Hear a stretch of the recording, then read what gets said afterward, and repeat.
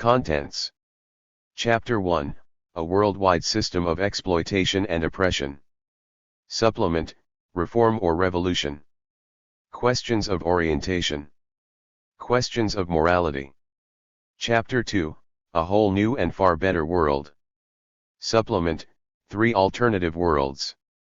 Chapter 3, Making Revolution.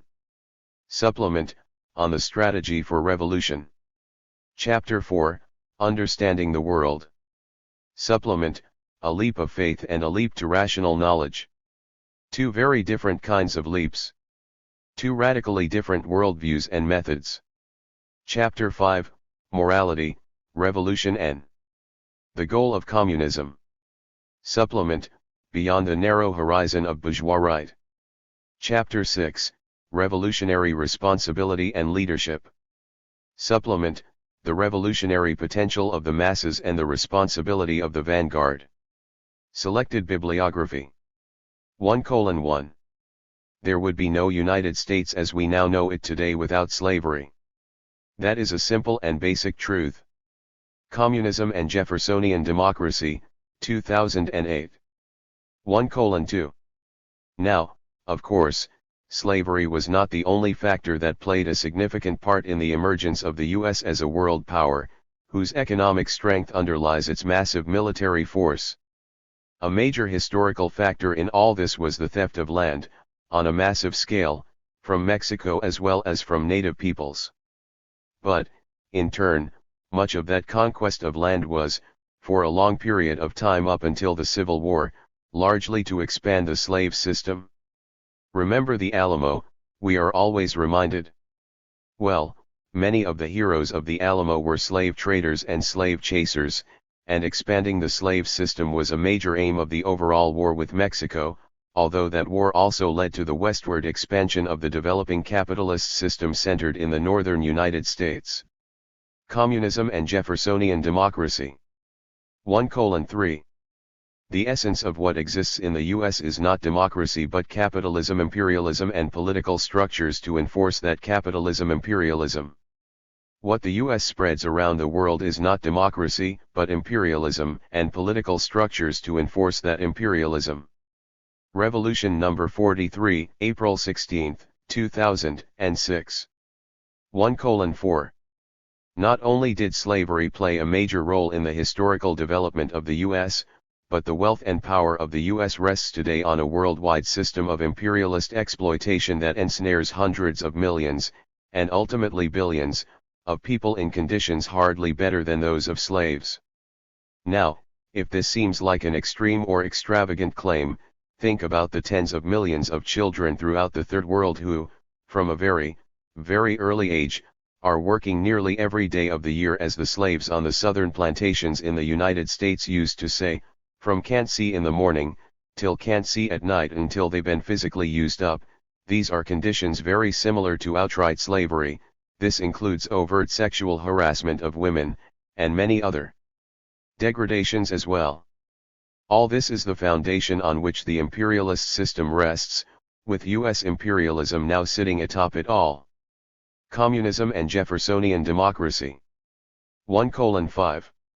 It is not uncommon to hear these days, from government officials and others, that only 1% of the population is in the U.S. military but that this 1% is fighting for the freedom of the other 99%. The truth, however, is this, that 1%, in the military, is in reality fighting for the other 1%, the big capitalist imperialists who run this country, who control the economy, the political system, the military, the media, and the other key institutions, and who dominate large parts of the world, wreaking havoc and causing great suffering for literally billions of people.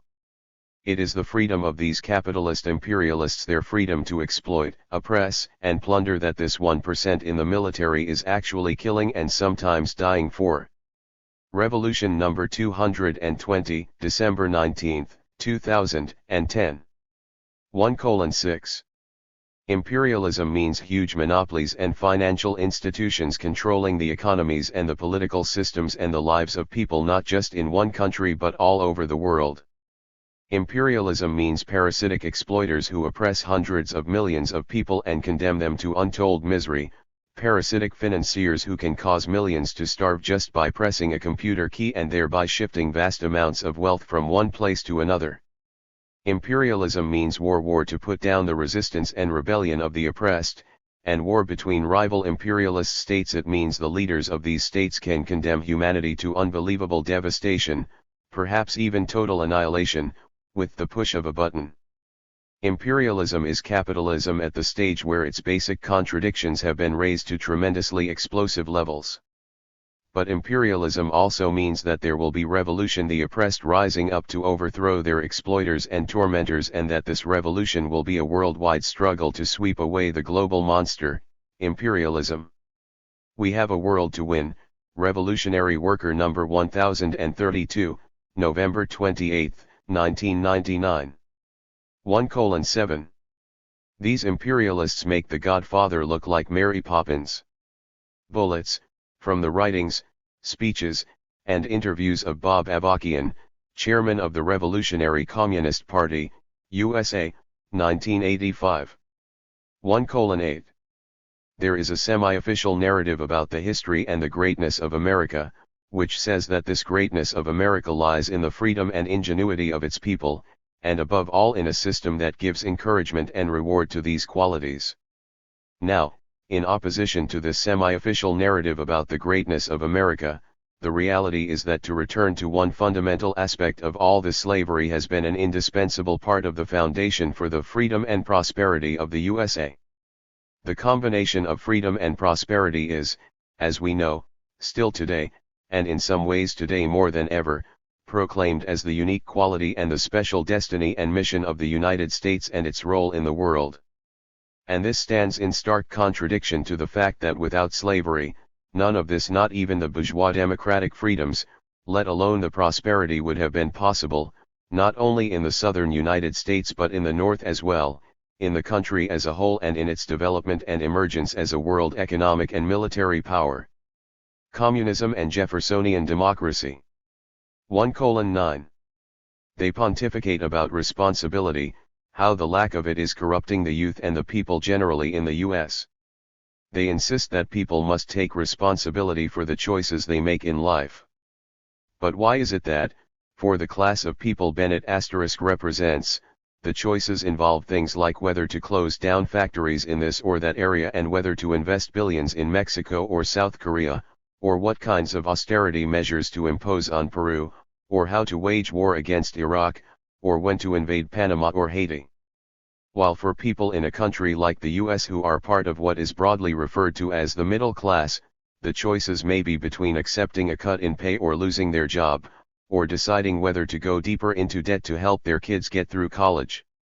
And for millions in the ghettos and barrios of the US, the choices involve things like trying to get a minimum wage job versus going on welfare, or turning to crime, or having to fight in one of those wars the ruling class decides to wage.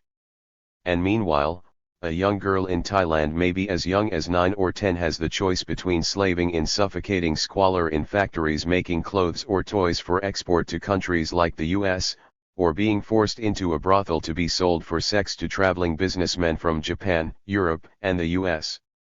It is the worldwide system of capitalist imperialism and its economic, social, and political relations of oppression that have shaped these different choices for different classes and groupings of people.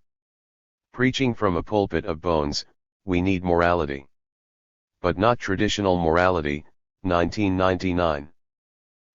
William Bennett is a major right-wing ideologue who has held high-level positions in Republican administrations. 110. Look at all these beautiful children who are female in the world. And in addition to all the other outrages which I have referred to, in terms of children throughout the slums and shanty towns of the Third World, in addition to all the horrors that will be heaped on them, the actual living in garbage and human waste in the hundreds of millions as their fate, laid out before them, yes, even before they are born, there is, on top of this, for those children who are born female, the horror of everything that this will bring simply because they are female in a world of male domination. And this is true not only in the Third World. In modern countries like the US as well, the statistics barely capture it, the millions who will be raped, the millions more who will be routinely demeaned, deceived, degraded, and all too often brutalized by those who are supposed to be their most intimate lovers, the way in which so many women will be shamed, hounded, and harassed if they seek to exercise reproductive rights through abortion, or even birth control, the many who will be forced into prostitution and pornography, and all those who, if they do not have that particular fate, and even if they achieve some success in this new world where supposedly there are no barriers for women, will be surrounded on every side, and insulted at every moment, by a society and a culture which degrades women, on the streets, in the schools and workplaces, in the home, on a daily basis and in countless ways. Unresolved contradictions, driving forces for revolution. Part 3, The New Synthesis and the Woman Question, the Emancipation of Women and the Communist Revolution, Further Leaps and Radical Ruptures, Revolution number 194, March 7, 2010. 111. Determination decides who makes it out of the ghetto. Now there is a tired old cliché, at its worst, on every level. This is like looking at millions of people being put through a meat grinder, and instead of focusing on the fact that the great majority are chewed to pieces, concentrating instead on the few who slip through in one piece, and then on top of it all, using this to say that the meat grinder works. The city game, and the city, no game. Revolution number 144, October 5, 2008. 112. If you want to talk about who owes whom, if you keep in mind everything the capitalists have accumulated through all the labor black people have carried out in this country and the privileges that have been passed out to people on that basis, there wouldn't even be a U.S. imperialism as there is today if it weren't for the exploitation of black people under the system.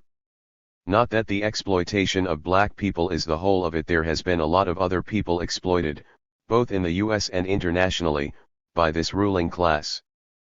But there wouldn't be a US imperialism in the way there is today if it weren't for the exploitation of black people under slavery and then after slavery in the sharecropping system and in the plants and other workplaces in a kind of caste-like oppression in the cities. Slavery, yesterday and today, Revolution number 78. February 11, 2007. 113. No more generations of our youth, here and all around the world, whose life is over, whose fate has been sealed, who have been condemned to an early death or a life of misery and brutality, whom the system has destined for oppression and oblivion even before they are born. I say no more of that. Revolution, why it's necessary, why it's possible. What it's all about. A film of a talk by Bob Avarkian. Available at revolutiontalk.net and in a DVD set from RCP Publications. 114. Now I can just hear these reactionary fools saying, well, Bob, answer me this. If this country is so terrible, why do people come here from all over the world? Why are so many people trying to get in, not get out? Why? I'll tell you why. Because you have fucked up the rest of the world even worse than what you have done in this country. You have made it impossible for many people to live in their own countries as part of gaining your riches and power. Revolution, a film of a talk by Bob Avarkian. 115. But then, you know, capitalism still has its needs internationally and within the US, so it brings in these waves of immigrants and exploits them and rewrites or blots out history and turns people against each other. It doesn't tell these immigrants, who see a lot of black people who've been pushed out of these jobs and are hanging on the corner, by the way, those people went through this whole process a couple of generations ago, now we've got them in a different position and we're bringing you in so we can exploit you because the dynamics have gone that kind of way and we've developed policy in relation to that. No. They don't tell them that.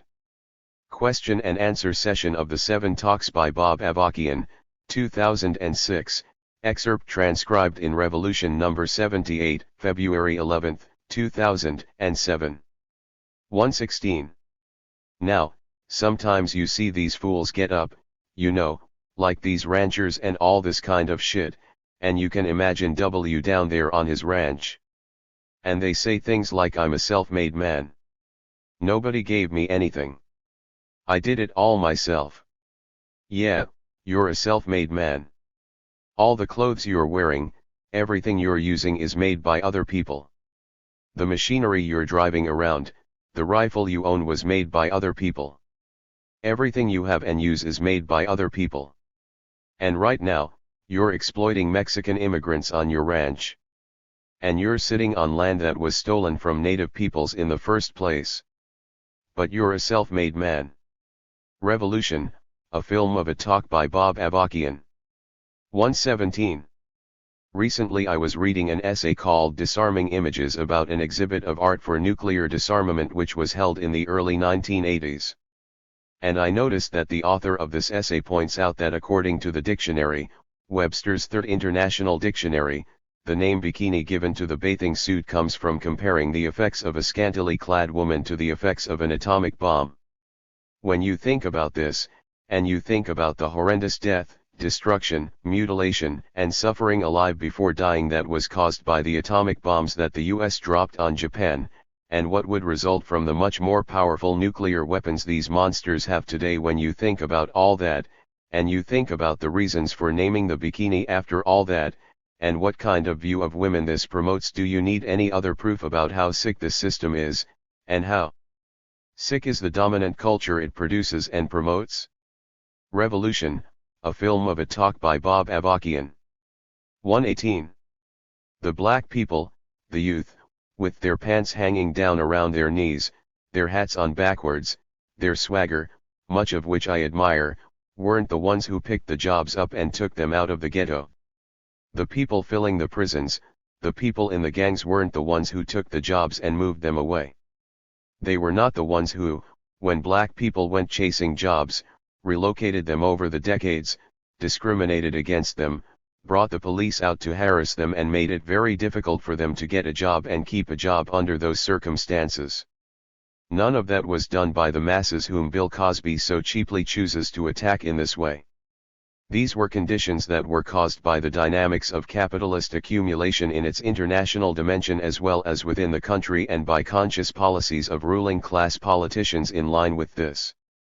Conservatism, Christian fundamentalism, liberalism, and paternalism, Bill Cosby and Bill Clinton, not all right but all wrong, from the 7 Talks by Bob Avarkian. 119. The bourgeoisie presides over a system in which people are compelled by necessity by the fundamental workings and dynamics of that system of capitalism to compete with each other in 1,000 ways, and this system too in 1,000 ways promotes and rewards selfishness and surviving, and if possible thriving, at the expense of others. Survivor, think what that television show is about and promotes. In the US, in particular, all this takes the form of extreme individualism and, along with that, a grotesque celebration of winners and denigration of losers. Nobody has any use for a loser, and to the winner go the spoils. At every turn, these values and this worldview serving the system of capitalism are promoted through the pervasive reach and influence of the media, and culture in general, which are controlled and dominated by the same ruling bourgeoisie. And if all that is not enough, the functioning of the system is backed up, after all, by the armed power of the state, embodying the rule of this same capitalist class, enforcing and reinforcing the workings of the system and how this impels, and in many ways compels, people to think only, or overwhelmingly, and before everything else, of self and the constant striving to gain advantage over others. And then, with all this in effect, the bourgeoisie and the political theorists and philosophers, as well as the various commentators, pundits, and other opinion makers who express the outlook of the bourgeoisie, relentlessly broadcast the brilliant revelation that, in this society, most people are selfish. And that is not all, they incessantly proclaim that this is some universal and unchangeable human character, or human nature, which makes it so that, lo and behold, the only possible system is the very one which generates and perpetuates this human nature. Birds cannot give birth to crocodiles, but humanity can soar beyond the horizon. Part 1, Revolution and the State, Revolution, 2011. 120. One example that I've cited before, is the question of the right to eat. Or why, in reality, under this system, there is not a right to eat. Now, people can proclaim the right to eat, but there is no such right with the workings of this system. You cannot actually implement that as a right, given the dynamics of capitalism and the way in which, as we've seen illustrated very dramatically of late, it creates unemployment. It creates and maintains massive impoverishment. Many people cannot find enough to eat and cannot eat in a way that enables them to be healthy, and in general they cannot maintain conditions that enable them to be healthy. So even right down to something as basic as the right to eat, people don't have that right under capitalism. If you were to declare it as a right, and people were to act on this and simply started going to where the food is sold as commodities and declaring we have a more fundamental right than your right to distribute things as commodities and to accumulate capital, we have a right to eat, and if they started taking the food, well then we know what would happen, and what has happened whenever people do this: looters, shoot them down in the street. Birds cannot give birth to crocodiles, but humanity can soar beyond the horizon. Part 1, Revolution number 218, November 28, 2010. 121. You can think of this in terms of politics and the state. If you didn't have, not only laws but a state apparatus of repression with the armed forces, the police, the courts, the prisons, the bureaucracies, the administrative function, if you didn't have that, how would you maintain the basic economic relations of exploitation and the basic social relations that go along with that? How would you maintain the domination of men over women, the domination of certain nationalities or races over others, if you did not have a superstructure to enforce that, or if that superstructure, the politics, the ideology and culture that is promoted, the morality promoted among people, were out of alignment with those social and, fundamentally, those economic relations? Once again, you wouldn't be able to maintain the order, stability, and functioning of the system. This is fundamentally why a system of this kind cannot be reformed. This goes back to the point that's in the revolution talk about systems, and how they have certain dynamics and rules. You can't just play any card you want in a card game or slap a domino down any time you want, anywhere you want, because the whole thing will come unraveled. And you can't have, as any significant phenomenon, cooperative economic relations in a system that operates on the dynamics of commodity production and exchange, in which labor power itself, the ability to work, is a commodity. A lot of reformist social democrats will talk in these terms: let's have real democracy in the superstructure, and then, they'll say, on that basis let's democratize the economy. What would happen if you tried to implement this democratization of the economic base?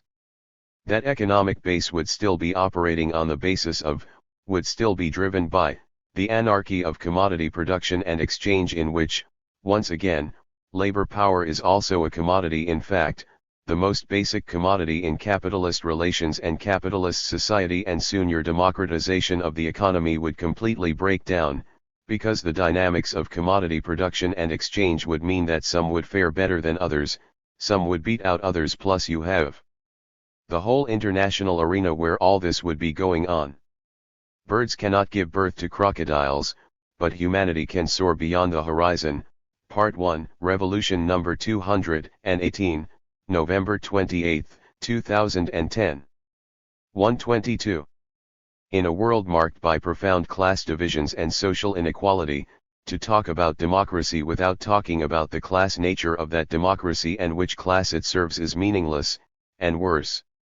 So long as society is divided into classes, there can be no democracy for all.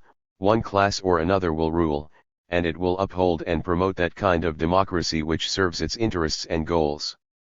The question is, which class will rule, and whether its rule, and its system of democracy, will serve the continuation, or the eventual abolition, of class divisions and the corresponding relations of exploitation, oppression, and inequality.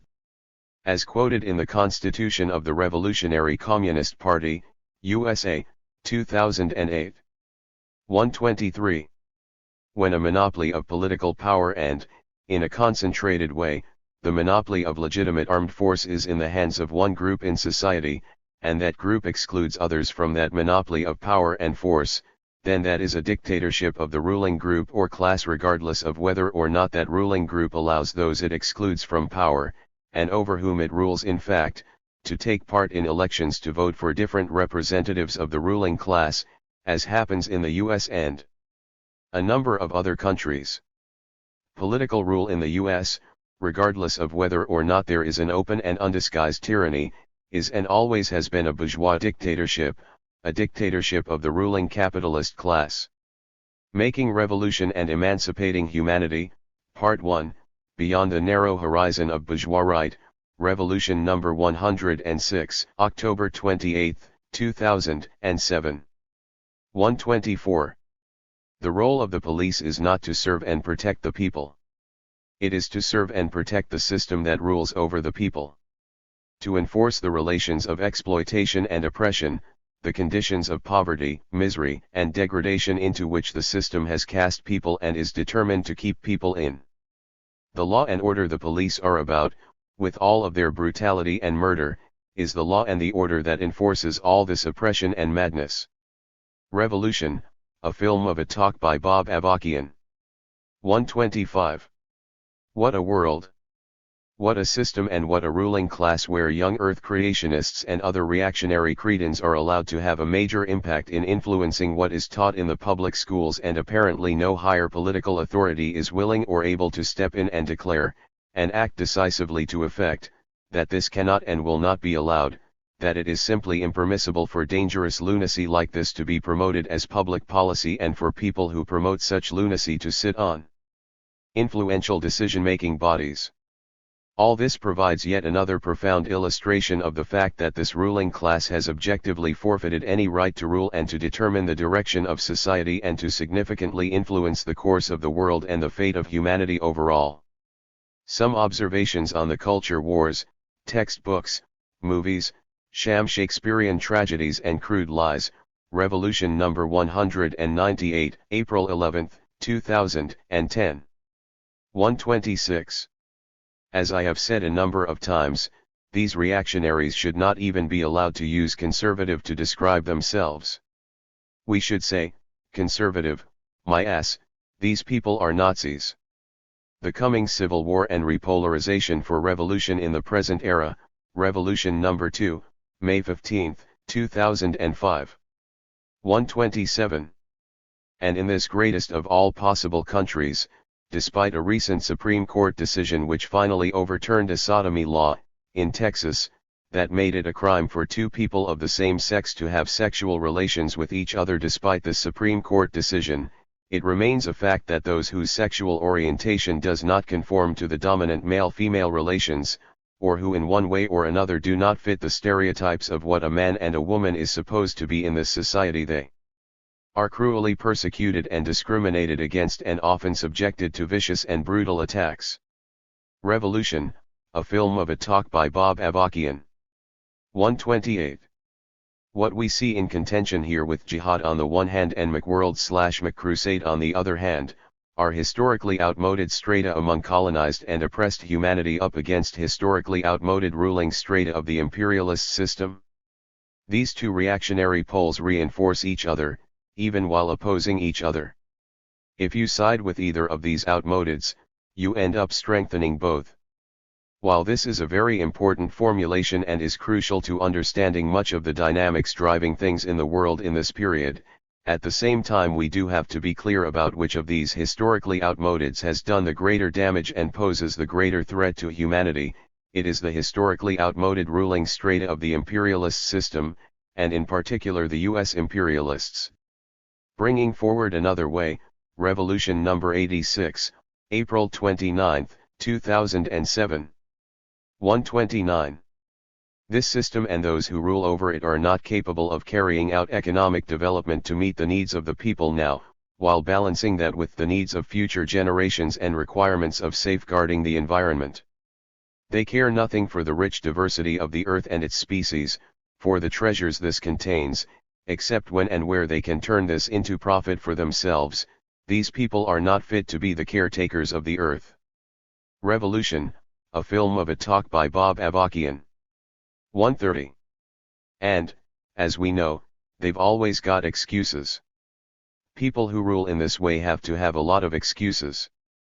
The ruling class and its apologists in this country will say, we had to do certain things, pulling off a coup and putting the butcher Pinochet in power in Chile, doing the same kind of thing in Guatemala and Indonesia, Iran, and other places because of a greater evil. You see, we were up against a greater evil, is a constant refrain of theirs. Today it's Islamic fundamentalism or Islamofascism. Previously it was other forms of totalitarianism and, of course, communism in particular. Well, leaving aside for the moment the distortions and slanders of what communism, the communist movement, and the experience of socialist states have actually been about, let's speak to this argument. Okay, then, what about the Philippines? You invaded the Philippines at the end of the 19th century, betrayed your promises to the people in the Philippines fighting for independence, waged a war of aggression to colonize the Philippines, massacred Philippine people in the hundreds of thousands and carried out unspeakable atrocities in the process, not just murdering people but parading around with the body parts of those who were killed, and all the rest that is so characteristic of your armed forces. Where was the Soviet Union then? Where was the People's Republic of China, when you did all this? They didn't even exist yet. Or let's go back a little further. What about the genocide against the native peoples? What about the enslavement of the African peoples, in the millions and millions, and all the consequences of that? Guess what?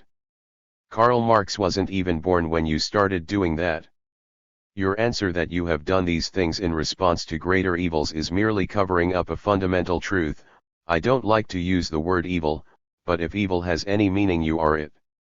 You and your system are the concentration in the modern world of the horrors of what humanity is put through, and the fundamental cause of the horrors that humanity is put through.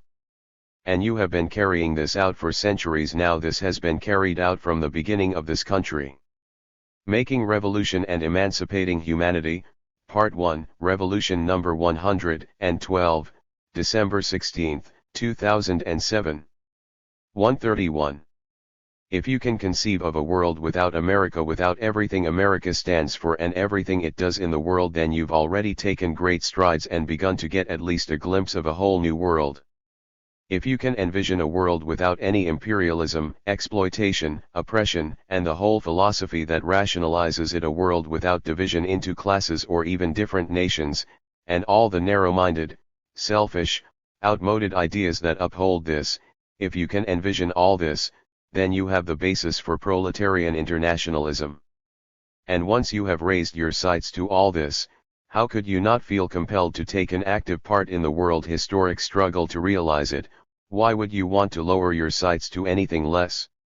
Revolution number 169, June 28, 2009. Supplement. Reform or Revolution? Questions of orientation. Questions of morality.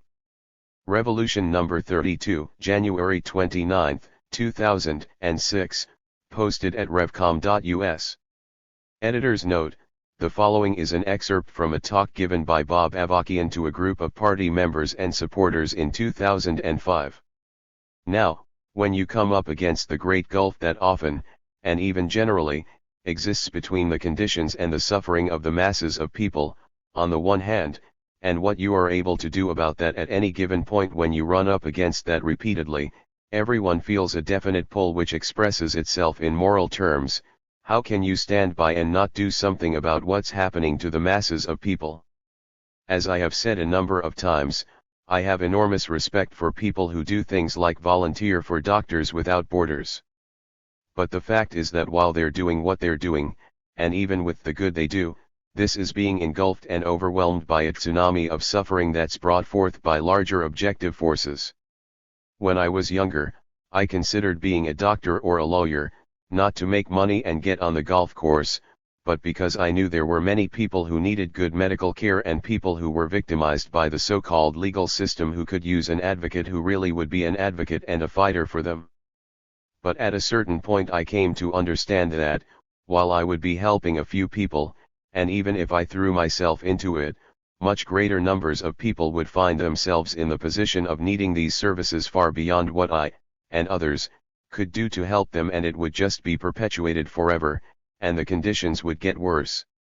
And once you understand this, you can't look yourself in the mirror and do anything less than what you understand, if you're going to be consistent and follow through on your own principles.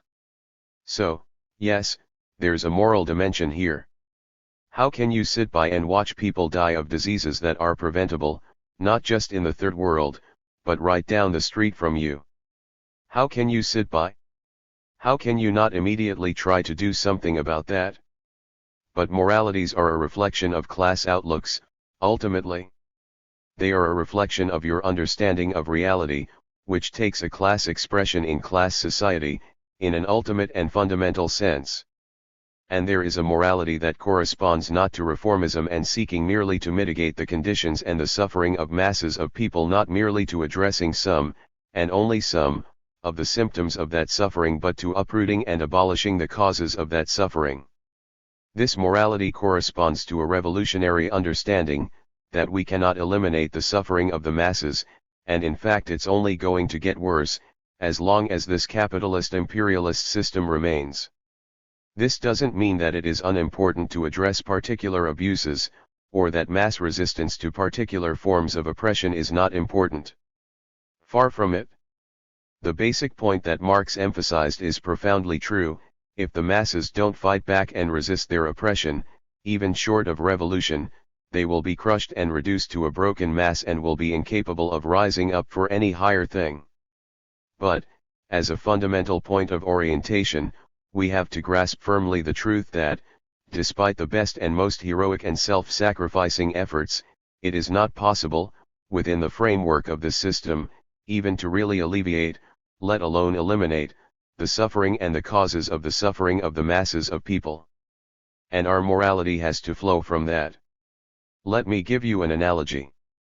Let's say you went back several centuries, somewhat like Connecticut Yankee in King Arthur's court. Let's say in this case you went back to the time of the plagues in Europe that wiped out huge swaths of the population. And the most people knew to do then was to try to quarantine and stay away from people infected with the plague. Then, looking at all these people dying of the plague, if you were a good-hearted person, perhaps you would take wet towels and put them on the foreheads of the people who were dying, or take some other steps to try to minimize their suffering to some degree. And maybe you would do what you could to keep the disease from spreading. But let's say that, as a person from the present time, you know that the plague could actually be cured, fairly easily, with antibiotics, if they were administered in time. And, further extending and elaborating the analogy, let's imagine that somehow there were antibiotics back in that time. Of course, in reality antibiotics did not exist, and the scientific understanding had not been developed to produce antibiotics until more recent times, but let's say that somehow these antibiotics also existed back then. Let's put into our scenario some other people who had also gone back in time from the present age and had taken with them a big stash of antibiotics, which could prevent the millions of deaths that were caused by the plague several centuries ago. But these other time travelers were monopolizing the ownership of these antibiotics and had organized and paid an armed force of thugs to guard the stash of antibiotics, and were refusing to distribute any of these antibiotics unless they could profit from it, by charging a price that most of the people could not afford. Now, knowing this, which way would people be better served? By continuing to put towels on the foreheads of the fevered people, or by organizing people to storm the compound where the antibiotics were being hoarded, seize the antibiotics and distribute them among the people? This is, by analogy, the essential difference between reform and revolution. And our morality flows from our understanding of this. Yes, it's very hard to see masses of people suffer and not be able to put a stop to the suffering, right at the time, and, yes, we should organize the masses to fight back against their oppression and the ways in which the system causes them to suffer, but if we really understand where the antibiotics are and who's hoarding and monopolizing them and turning them into machinery for profit, into capital, and what it is that's preventing the masses of people from getting to those antibiotics, then our responsibility is to lead the masses to rise up and seize those things and distribute them among themselves. Now, let me emphasize again, I can and do admire the morality of people who want to alleviate suffering. We should in no way denigrate or put down these people who do things like put water in the desert for immigrants crossing from Mexico. We should admire them and we should unite with them. But that cannot provide the fundamental solution to that particular problem, of the suffering of these immigrants and what drives them to leave their homelands in the first place, nor can it eliminate all the other ways in which masses of people, throughout the world, are oppressed and caused to suffer.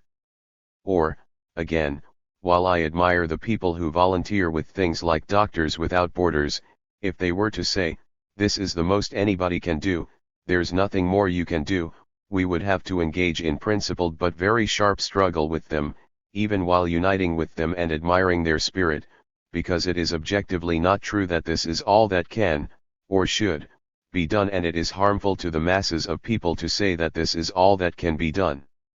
In fundamental and strategic terms, it is necessary to choose where the weight and the essence of your efforts is going to go, into fighting the effects and the symptoms, or getting to the cause and uprooting and getting rid of that cause. And that's why you become a revolutionary when you realize that you have to seek the full solution to this, or else the suffering is going to continue, and get worse. That's one of the main things that impels people toward revolution, even before they understand, scientifically, all the complexity of what revolution means and what it requires. And, as you become a communist and you increasingly look at the whole world, and not just the part of the world that you are immediately situated in, you see that the whole world has to change, that all oppression and exploitation has to be uprooted, everywhere, so that it can no longer exist anywhere. So we have to be on a mission to liberate those antibiotics, and not get diverted into thinking that the most and the highest good we can do is trying to lessen the misery, to mitigate the symptoms, rather than getting to the cause and bringing about a real and lasting cure. The question of reform versus revolution is not some petty notion of our thing versus somebody else's thing. It is a matter of what is really required to eliminate the horrendous suffering to which the great majority of humanity is subjected, day after day, and what kind of world is possible. Nor are we revolutionaries because it's a fashionable thing to do right now. In fact, it's not very fashionable at all. Back in the 60s, among certain sections of the people, black people and others, being a revolutionary was a legitimate avocation. What do you do? I'm a doctor. What do you do? I'm a basketball player. What do you do? I'm a revolutionary. Legitimate avocation. I was talking to another veteran comrade about this, and they pointed out that, in a certain sense, it was easier in those days to be a revolutionary because you had a lot of social approbation. There was a lot of approval coming from significant sections of society for being a revolutionary. Right now you don't get that much social approbation for being a revolutionary, and in particular a revolutionary communist. What the fuck, you crazy? That's a lot of what you get, as you know.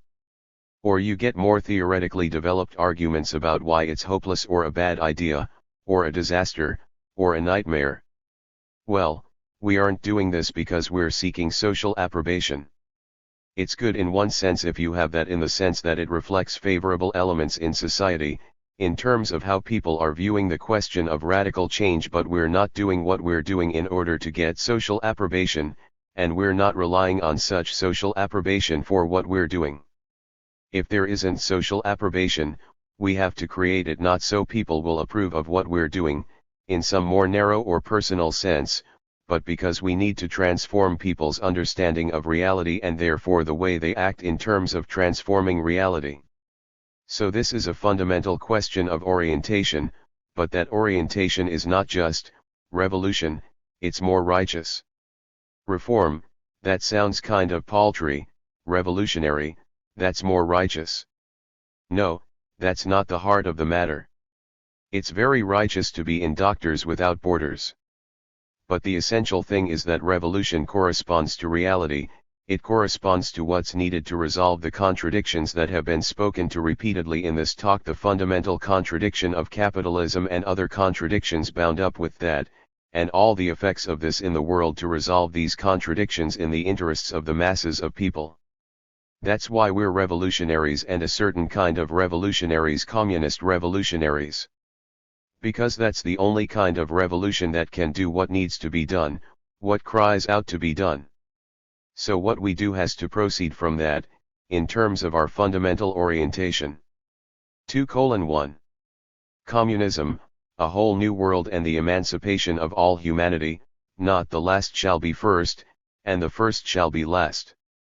Title of one of the 7 talks by Bob Avarkian, 2006.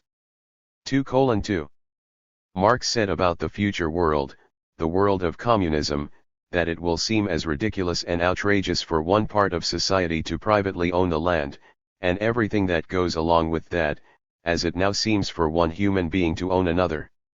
Communism will mean that we have reached the point where the very idea that the way society should advance is for a few to benefit and then to proclaim that to be in the general interest of the society, where that idea will seem so ridiculous and outrageous that in a certain sense, to put it simply, it couldn't get a hearing.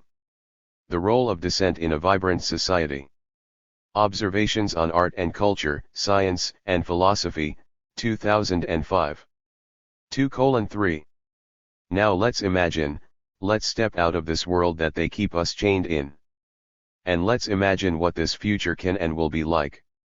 When we finally get to the final goal of communism, there won't be the relations of exploitation and oppression that are so commonplace and that mark all of society today, and that we are told over and over again are just the natural order of things and the way things have to be. As Karl Marx pointed out, the communist revolution leads to what we Maoists call the four alls, that is, the abolition of all class differences among people. The abolition or the end to all the production or economic relations underlying these class differences and divisions among people. The ending of all the social relations that go along with these economic or production relations.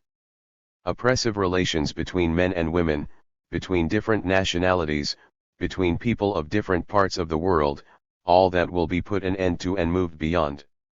And finally, the revolutionizing of all the ideas that go along with this whole way, this whole capitalist system, these whole social relations. In place of this, what will be the guiding principles in society consciously and voluntarily taken up by people, not forced on them, but consciously and voluntarily taken up as the basis for having abolished exploitation, oppression, and inequality? In its place will be collective and cooperative principles aiming for the common good, and at the same time, within that, individuals and individuality flourishing in a way that has never been possible before. Revolution, why it's necessary, why it's possible, what it's all about, a film of a talk by Bob Avarkian, excerpt transcribed in Revolution number 176, September 13, 2009. Film available at revolutiontalk.net and in a DVD set from RCP Publications. 2:4 It is only possible today to conjecture, and to dream, about what expressions social contradictions will assume in the future communist society and how they will be resolved. How will the problem be approached of combining advanced productive forces, which require a significant degree of centralization, with decentralization and local initiative? How will the rearing of new generations of people now carried out in atomized form, and through oppressive relations, in the family be approached in communist society? How will attention be paid to developing specific areas of knowledge, or to concentrating on particular projects, without making these the special preserve of certain people? How will the contradiction be handled of enabling people to acquire all-around skills and knowledge and at the same time meeting the need for some specialization? What about the relation between people's individual initiatives and personal pursuits on the one hand, and their social responsibilities and contributions on the other? It seems that it will always be the case that, around any particular question, or controversy, there will be a group and as a general rule a minority at first that will have a more correct, advanced understanding, but how will this be utilized for the overall benefit while at the same time preventing groups from solidifying into interest groups? What will be the relations between different areas and regions, since there will no longer be different countries, and how will the contradictions between what might be called local communities and the higher associations, all the way up to the world level, be handled? What will it mean concretely that people are truly citizens of the world, particularly in terms of where they live, work, and so on? Will they rotate from one area of the world to another? How will the question of linguistic and cultural diversity versus a world union of humanity be handled? And will people then, even with all their understanding of history, really be able to believe that a society such as we are imprisoned in now actually existed, let alone that it was declared to be eternal and the highest pinnacle humanity was capable of reaching? Again, these questions, and many, many more, can only be the object of speculation, and of dreaming, today, but even to pose such questions, and to attempt to visualize how they might be addressed in a society where class divisions, social antagonism, and political domination no longer exist is itself tremendously liberating for anyone without a vested interest in the present order. Democracy, can't we do better than that? 1986. 2:5. The first great step or great leap in the road to communism is seizing power from the capitalists. Without that none of this is possible. But seizing power from them opens that way to making the advance to communism. Socialism is the new society established after the seizure of power. Socialism is three things: a new economic system, a new political system, and a transition to the final goal of communism. Let's talk about what this will make possible right away, once power has been seized. Let's talk about the whole different nature of socialism as a society in which the masses of people are digging up the old rotten and putrid soil of capitalism and moving forward to the goal of a communist world. Revolution, a film of a talk by Bob Avarkian. Excerpt transcribed in Revolution number 176, September 13, 2009. 2:6. Let's talk about work and housing together. Look at all these neighborhoods which under the rule of the capitalist system have been allowed and even encouraged to rot. Look at the youth and others just hanging out on the street corner with nothing to do or no way to do anything that doesn't get them into one kind of trouble or another. Imagine changing all that because now we have the power over society. We go to these youth and we say, here, we're going to give you training. We're going to give you education. We're going to bring you materials. We're going to enable you to go to work to build some beautiful housing and playgrounds and neighborhoods here for yourself and those who live here. Imagine if we said to them, you can not just work, you can be part of planning all this, you can be part of figuring out what should be done for the benefit of the people to make this society better and to contribute to making a whole different and radically better world.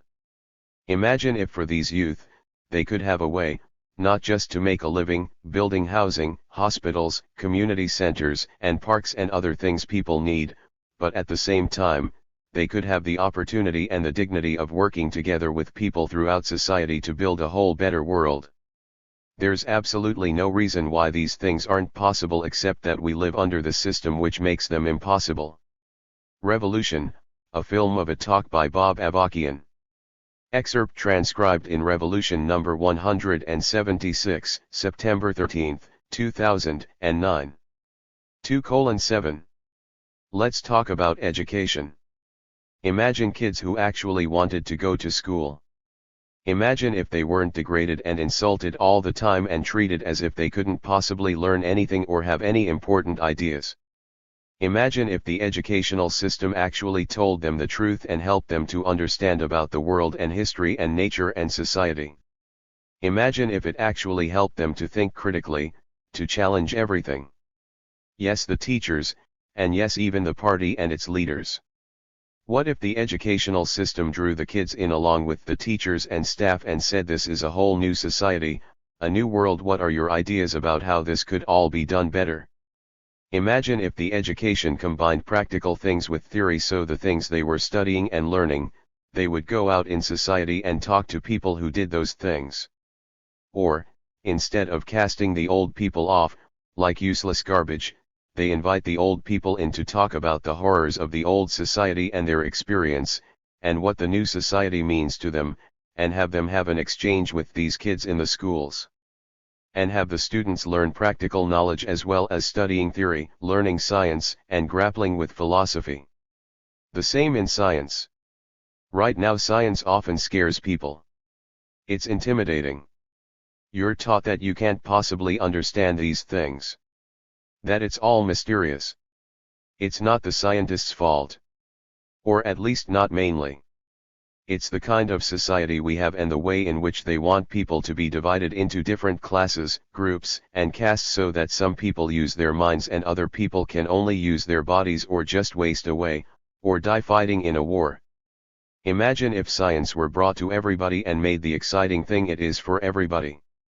Struggling to investigate and learn about the world and the way it works and all the different things both here on earth and in the far what the religious people call the heavens. Imagine if here in the realm of science, the scientists got together with the ordinary people, with the students in the schools, with the workers in workplaces, and talked to them about science, drew them into scientific experiments and investigation, got their ideas and found out the questions they wanted to know about the world, then worked out ways of people uniting together and cooperating to develop experiments and investigation in science that pursued these things. Imagine if science, like education and all these other parts of society, actually were serving to transform a society to get rid of oppression, exploitation, and inequality and to help the people throughout the world wage a revolutionary struggle to do the same. Revolution, a film of a talk by Bob Avarkian. Excerpt transcribed in Revolution number 176, September 13, 2009. 2:8. Let's imagine if we had a whole different art and culture. Come on, enough of this bitches and hoes and SWAT teams kicking down doors. Enough of this get low bullshit. And how come it's always the women that have to get low?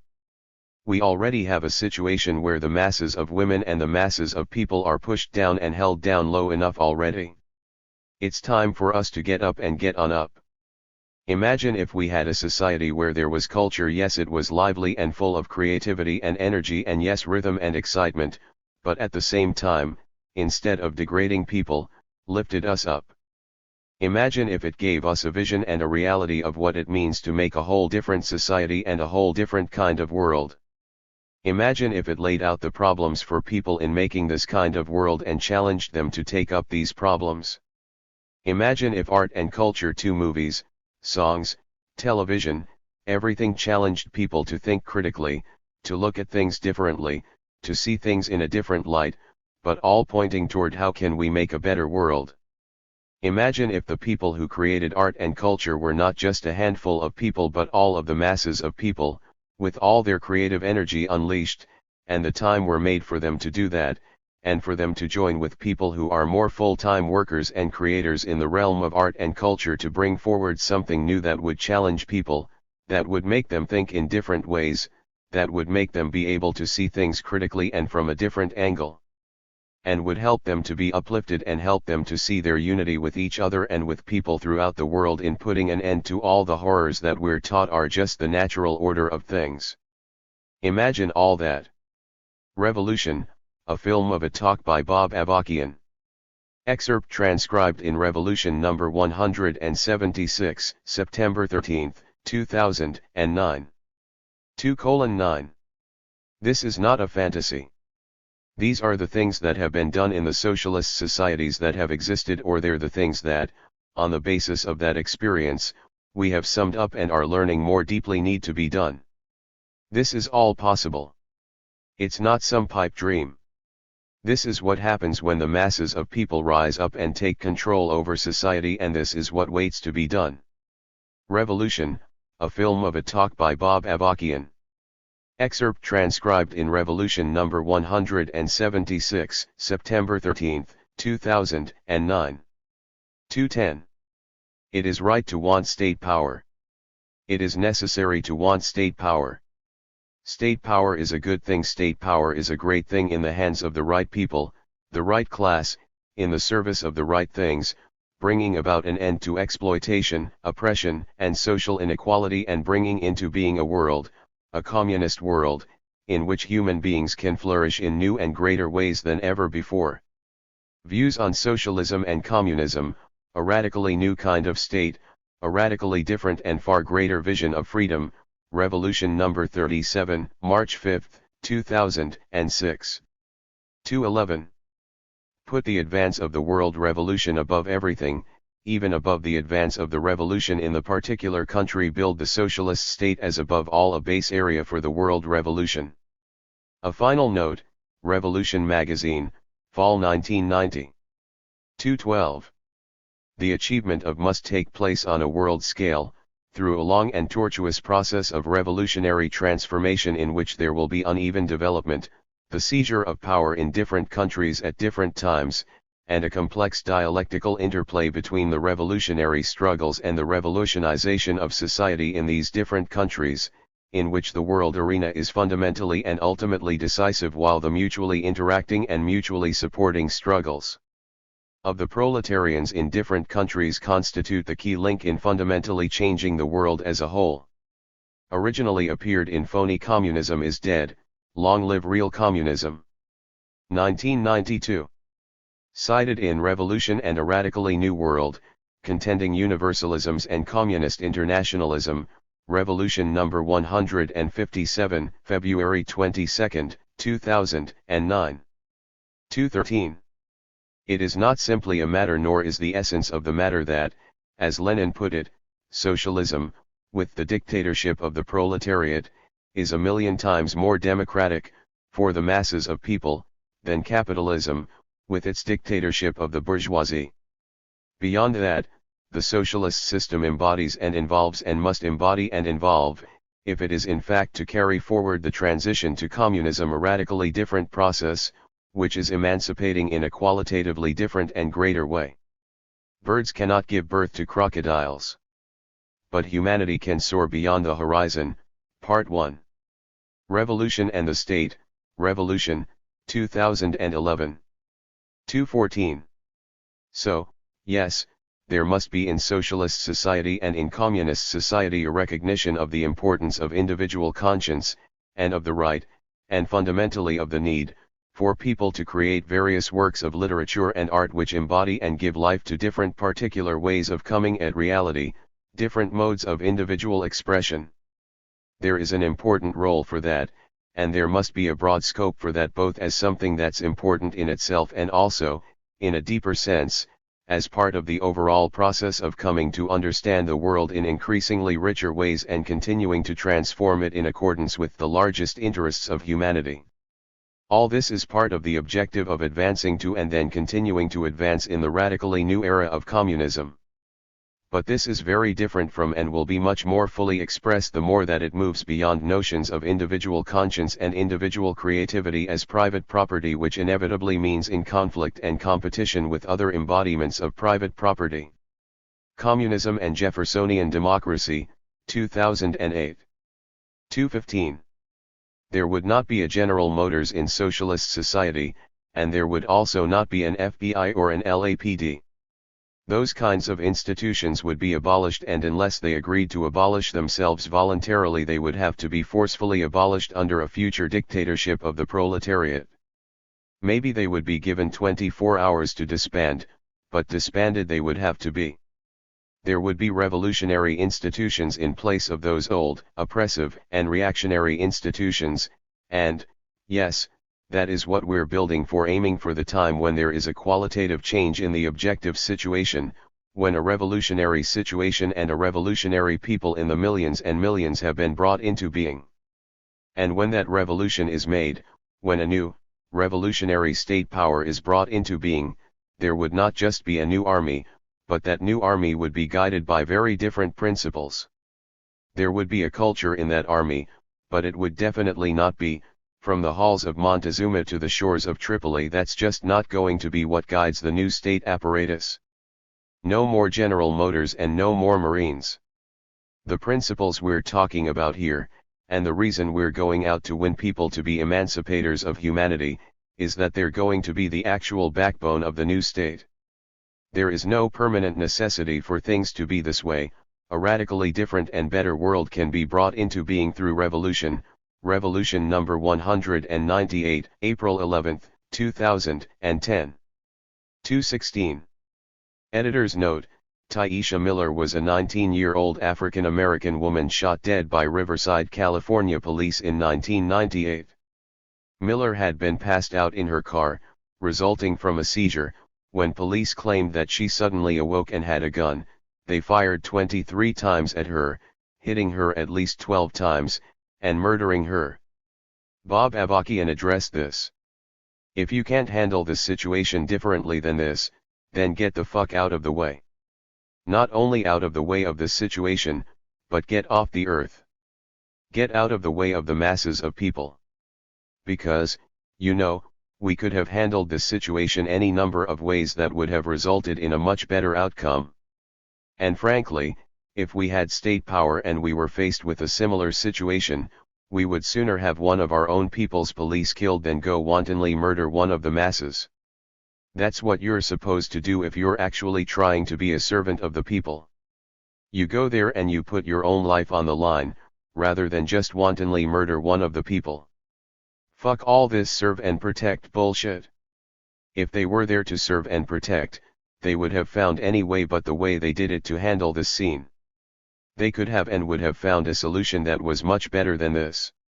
This is the way the proletariat, when it's been in power, has handled and would again handle this kind of thing, valuing the lives of the masses of people. As opposed to the bourgeoisie in power, where the role of their police is to terrorize the masses, including wantonly murdering them without provocation, without necessity, because exactly the more arbitrary the terror is, the more broadly it affects the masses. And that's one of the reasons why they like to engage in, and have as one of their main functions to engage in, wanton and arbitrary terror against the masses of people.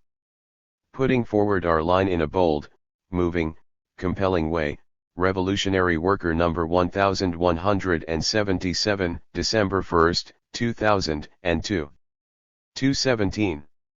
The aim of the class-conscious proletariat is to achieve the unity of the masses of people, on a revolutionary basis.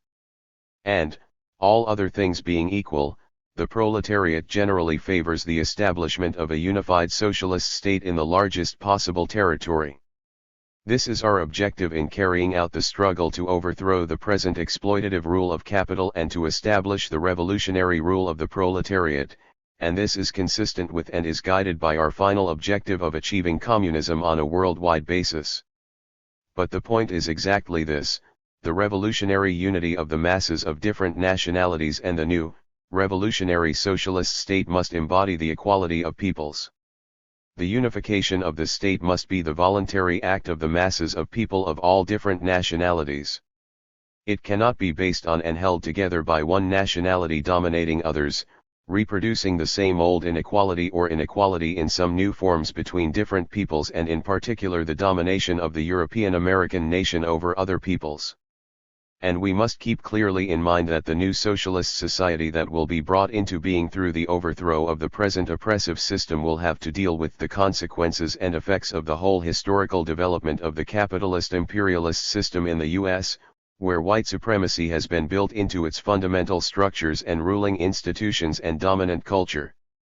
This will have to be taken into account in many different ways, including in terms of people wanting to live around other people of their race, within the new socialist society. In correctly handling this, it will be necessary and decisive to consistently apply the basic standard of supporting and promoting those things that help to overcome the whole history and legacy of national oppression in the U.S., while opposing those things that set back the struggle against white supremacy. From a 4-part series, The Oppression of Black People and the Revolutionary Struggle to End All Oppression, Revolution, February 2007. 218. Editor's note: here Bob Avakian recalls his visit to socialist China in 1971, before the death of Mao Zedong and the restoration of capitalism in that country. There were all these really exciting and uplifting things. We felt the whole spirit of serve the people that was popularized throughout the society, and we saw living examples of revolutionary transformations.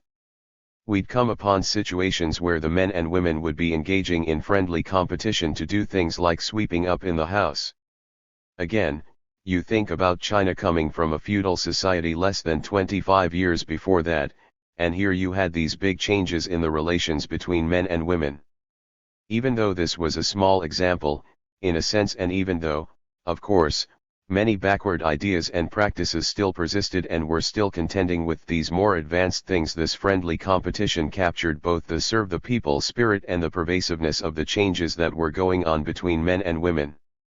We would have discussions in factories with workers who were reading Engels' Anti-Düring, which is a major theoretical work of Marxism, and who were reading other works of Marxist philosophy and debating all these big questions. In a number of factories we talked to members of what they called 3-in-1 leadership committees, or revolutionary committees, in which party members and administrative personnel from the factory, together with workers selected from the shop floor, made up the committee that led the whole factory. This was a very exciting development and a whole new thing even in the history of socialism, let alone in contrast with what goes on in capitalist society. We visited a hospital and saw how, as a result of the Cultural Revolution, they had actually instituted the practice of doing anesthesia with acupuncture. Our delegation went to 3 or 4 operations for things like stomach cancer, and it was very advanced medical practice, but they were also integrating traditional practices from Chinese culture into an overall system of medicine which for the first time was geared towards serving the ordinary people, and as a result of the Cultural Revolution was being spread throughout the countryside, where the vast majority of Chinese people lived. We talked to people on cultural teams. China was still a backward country. It was only a few decades from feudalism and domination by imperialism, a society where, for generations and centuries, the masses of people in the countryside were barely hanging on and millions were regularly starving, even in the better years. Things like movies and other cultural productions were known in the cities, although even those were overwhelmingly for the elite, well-to-do Chinese and foreigners, and virtually none of this existed in the countryside, before the revolution. We saw people who, on bicycles, were taking movie projectors to spread revolutionary culture, the culture of the new socialist society, in the countryside. We saw truly wondrous things. From Ike to Mao and beyond, My Journey from Mainstream America to Revolutionary Communist, a memoir by Bob Avarkian, 2005. 219. It is easy to have a society where a privileged intellectual elite has considerable freedom to grapple with ideas as long as they stay within certain confines and don't fundamentally challenge the existing order. The hard thing is turning all of this upside down without stifling the critical spirit, the wrangling over ideas and theories and so on. Because we have also seen from history that it might be quite easy to institute a kind of monolithic system where only a few ideas are allowed to be debated out and where there is not real critical thinking and dissent. And we have seen that, to the degree that this is a tendency in socialist society, it works against socialism, against the revolutionary transformation of society, against the advance to communism. The end of a stage, the beginning of a new stage. Revolution Magazine, Fall 1990. 220. In socialist society, there needs to be struggle, and criticism/self-criticism, but there also needs to be air for people to breathe, room for them to disagree, allowance for them to come to the truths that Marxism reveals in their own way, and allowance for Marxism itself to breathe and grow, to discard outmoded concepts and analyses and to deepen its reflection of reality, as the liberating science it is, in opposition to suffocating religious dogma. The end of a stage, the beginning of a new stage. 221. In socialist society we should not act as if the central authority is all-knowing and as if things will be fine if it relies on its authority to get masses to go along with things, rather than relying on the masses to grasp their own interests and act accordingly, with leadership and through lively, vigorous debate and struggle. We cannot rely on such authority when we don't have it, in the old society, and we should not try to rely on it when we do have it in the new society, or it won't last long either. The end of a stage, the beginning of a new stage. 222. Does this mean that I am calling for liberalism and bourgeois democracy after all, that I am opposing the dictatorship of the proletariat? No. I am not talking about whether the proletariat should exercise dictatorship but how it should exercise it. Everything I'm talking about must be carried out in the context that the proletariat has seized power and has consolidated its rule, that the proletariat, with the leadership of its vanguard party, is running society and is in overall control of not only the economy but politics, the media, culture, and so on. But dictatorship and control by the proletariat need not mean, and should not mean, that no opposition is allowed. The masses increasingly strengthening their mastery over society and their ability to transform it in their interests has everything to do with the points I am stressing here about dissent, about unity and diversity, about contradiction and struggle. The end of a stage, the beginning of a new stage. 223. Your attitude towards intellectuals has to do with the philosophical question of what you think we're trying to do, and what is it the proletariat represents. What is the godlike position of the proletariat, as I referred to it in strategic questions? On one level, you're sort of sitting on a hill watching this procession go by of the development of humanity. Some of it you can see more dimly and some more clearly. You look at this whole sweep and then at a certain point this group called the proletariat emerges from within the set of social relations that can take it to a particular place, to a whole different world. But you shouldn't refee the proletariat. Yes, it's made up of real people, but it's not a matter of individual proletarians but of the proletariat as a class, of its position in society and of where its interests lie, in the most fundamental sense, as a class. On another level, looking at the sweep of history, you see the role of intellectuals as well. Are they basically making trouble for us? This is how some people see it, and this has been a definite tendency, and real problem, in the history of our movement. But from the standpoint of a sweeping view of history, you look at this a different way.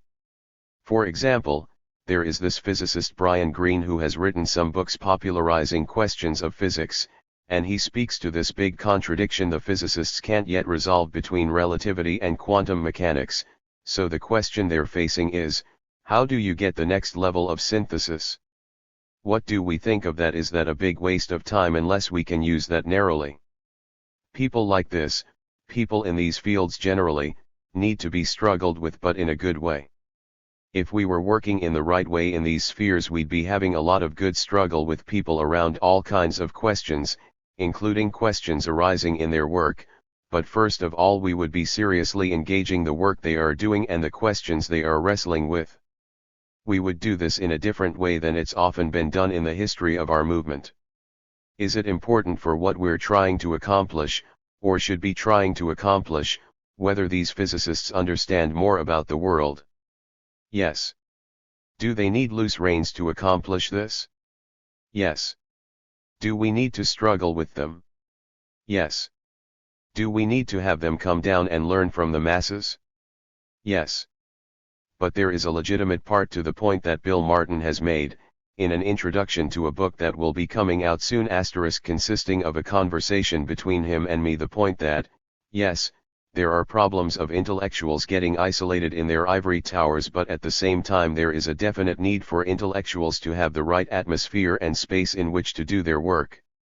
Bob Avarkian in a discussion with comrades on epistemology, on knowing and changing the world, Observations on Art and Culture, Science and Philosophy, 2005. This conversation between Bob Avarkian and Bill Martin has been published as the book Marxism and the Call of the Future, Conversations on Ethics, History and Politics. 224.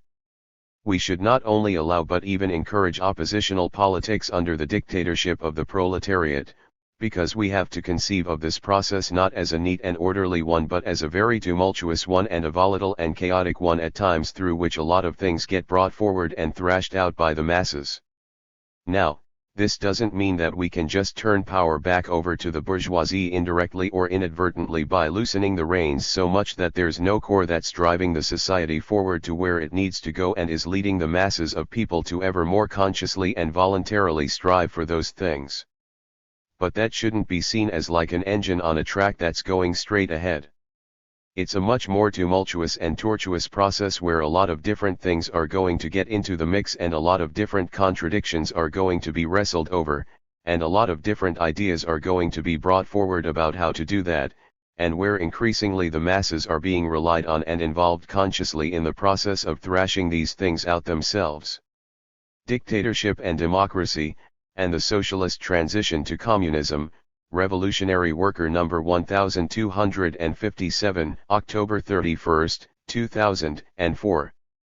225.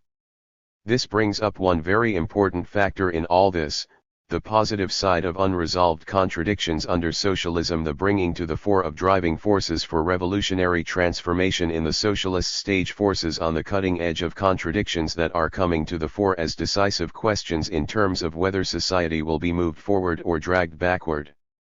A very important aspect of all this is the woman question, the struggle for the complete emancipation of women. This will be a decisive question giving rise to crucial struggle throughout the socialist period.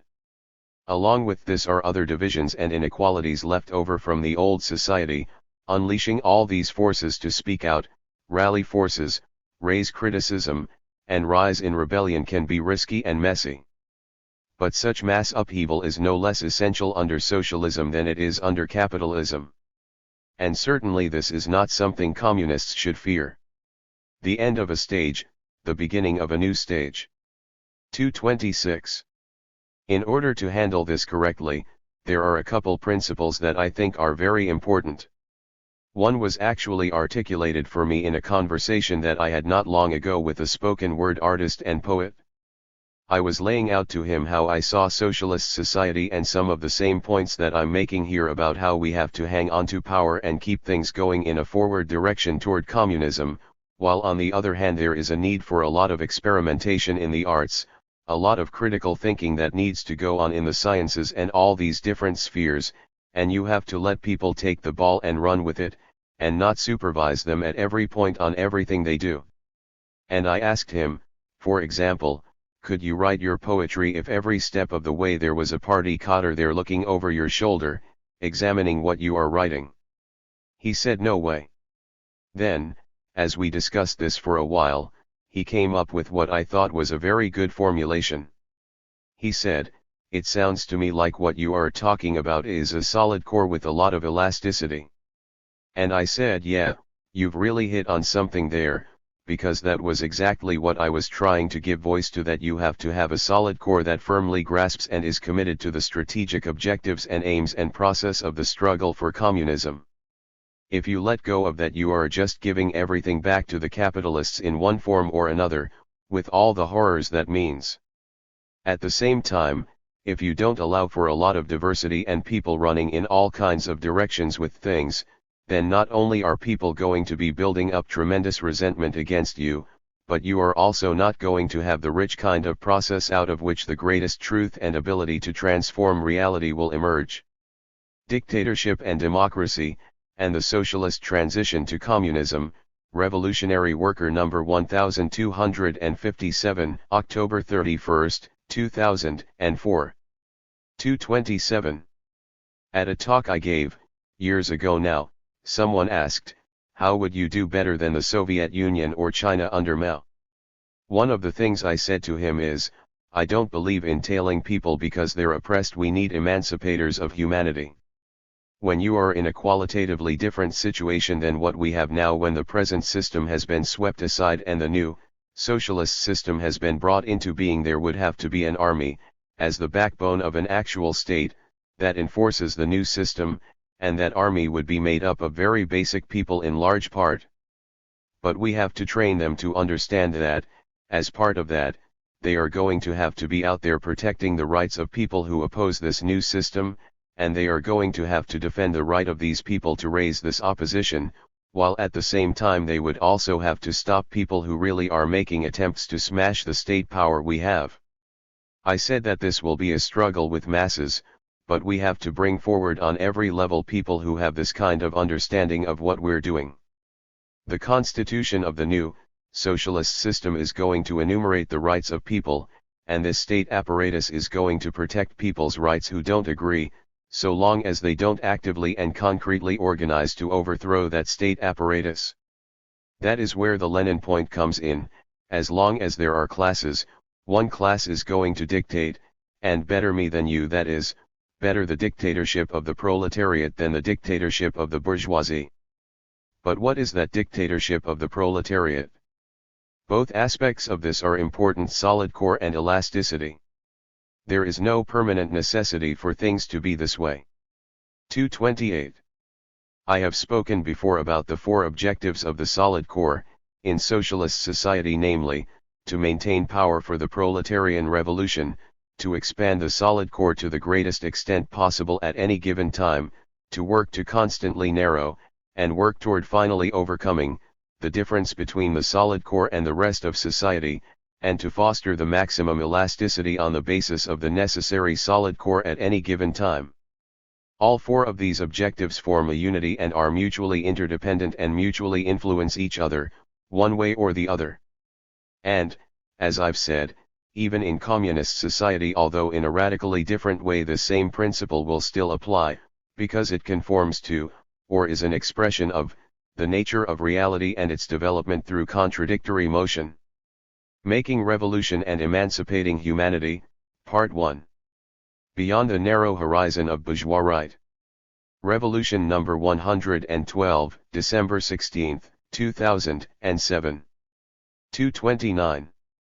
The challenge is one of developing and applying the correct principles and methods so that all of this develops in such a way that it serves the advance toward communism, toward a communist world, so that socialist society is a vital and vibrant society in which masses of people are, in a great diversity of ways, increasingly wrangling with and engaging all kinds of questions having to do with the nature and direction of society, and, through all this, not only is political power maintained in a way that serves the fundamental interests and needs of the masses of the people and the world revolution, but the advance is carried forward toward the eventual abolition of state power altogether and the emergence of a community of freely associating human beings all over the world, a communist world where, to quote Mao, human beings consciously and voluntarily transform themselves and the objective world.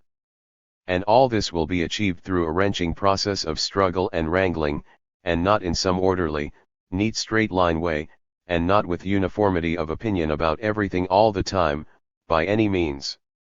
Dictatorship and Democracy, and the Socialist Transition to Communism, Revolutionary Worker number 1257, October 31, 2004. 230. This takes us back to the very important point from the end of a stage, the beginning of a new stage about unresolved contradictions under socialism. What is said there is another way of expressing the understanding that the struggle for the complete emancipation of women will be a crucial part of the final revolution. In other words, it will be a crucial component in propelling and driving forward not only the revolutionary struggle to overthrow the rule of capitalism imperialism but to continue the revolution, within the new, socialist society itself, in order to advance on the road toward the final aim of communism. The point is that, among the unresolved contradictions which will remain in socialist society, and which can be a driving force propelling that revolution forward, the continuing ways in which the emancipation of women will need to be fought for and fought through will be one of the most decisive aspects and expressions of that. Unresolved contradictions, driving forces for revolution, Part 3, the new synthesis and the woman question, the emancipation of women and the communist revolution, further leaps and radical ruptures, Revolution number 197, April 4, 2010. 231. Editor's note: over the past several decades, Bob Avakian has been developing a new synthesis of communism. Here he speaks to essential elements of this new synthesis.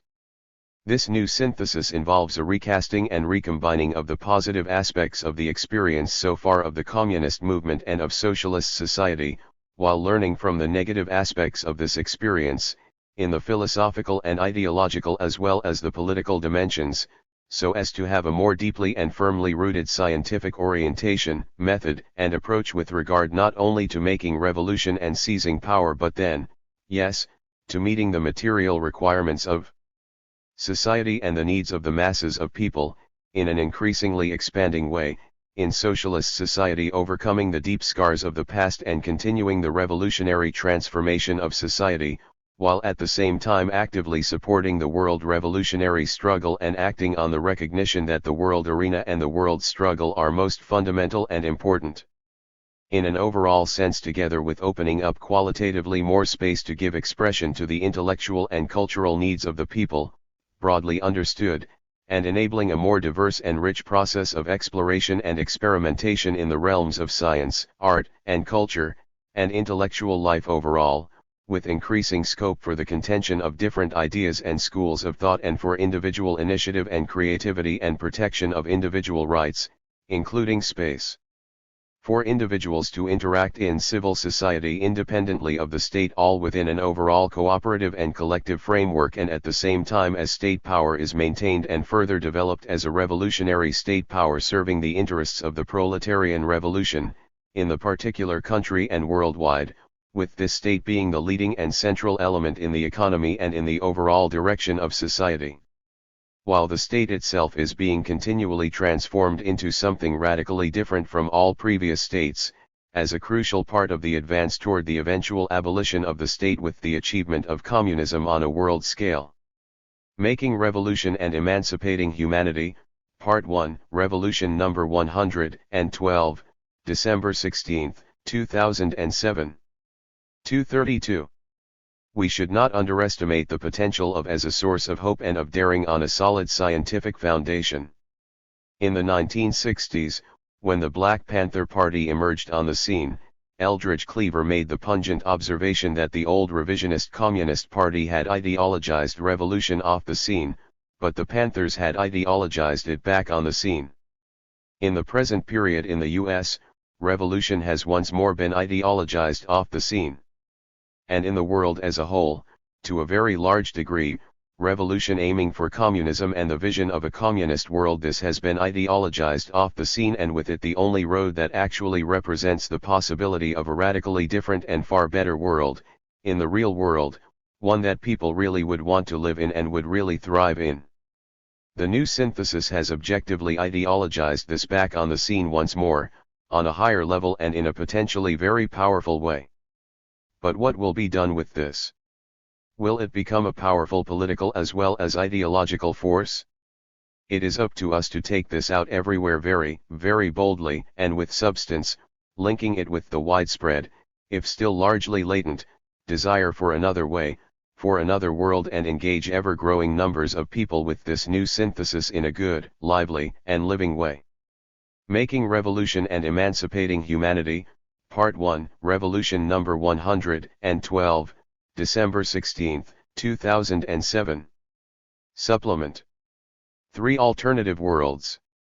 Editor's note: the following is from 3 Alternative Worlds in Bob Avakian's 2005 book Observations on Art and Culture, Science, and Philosophy.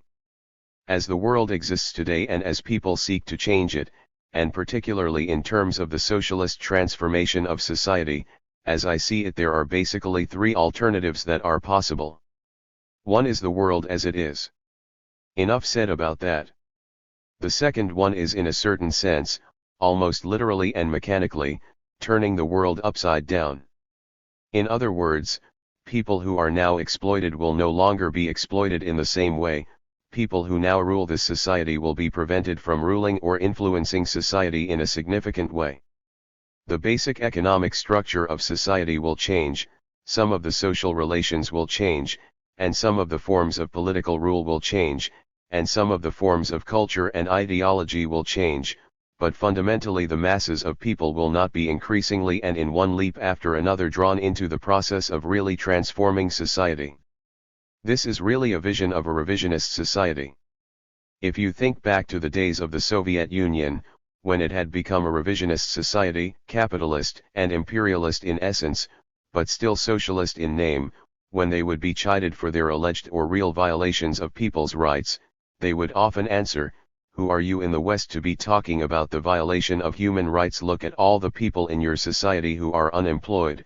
What more basic human right is there than to have a job?" Well, did they have a point? Yes, up to a point.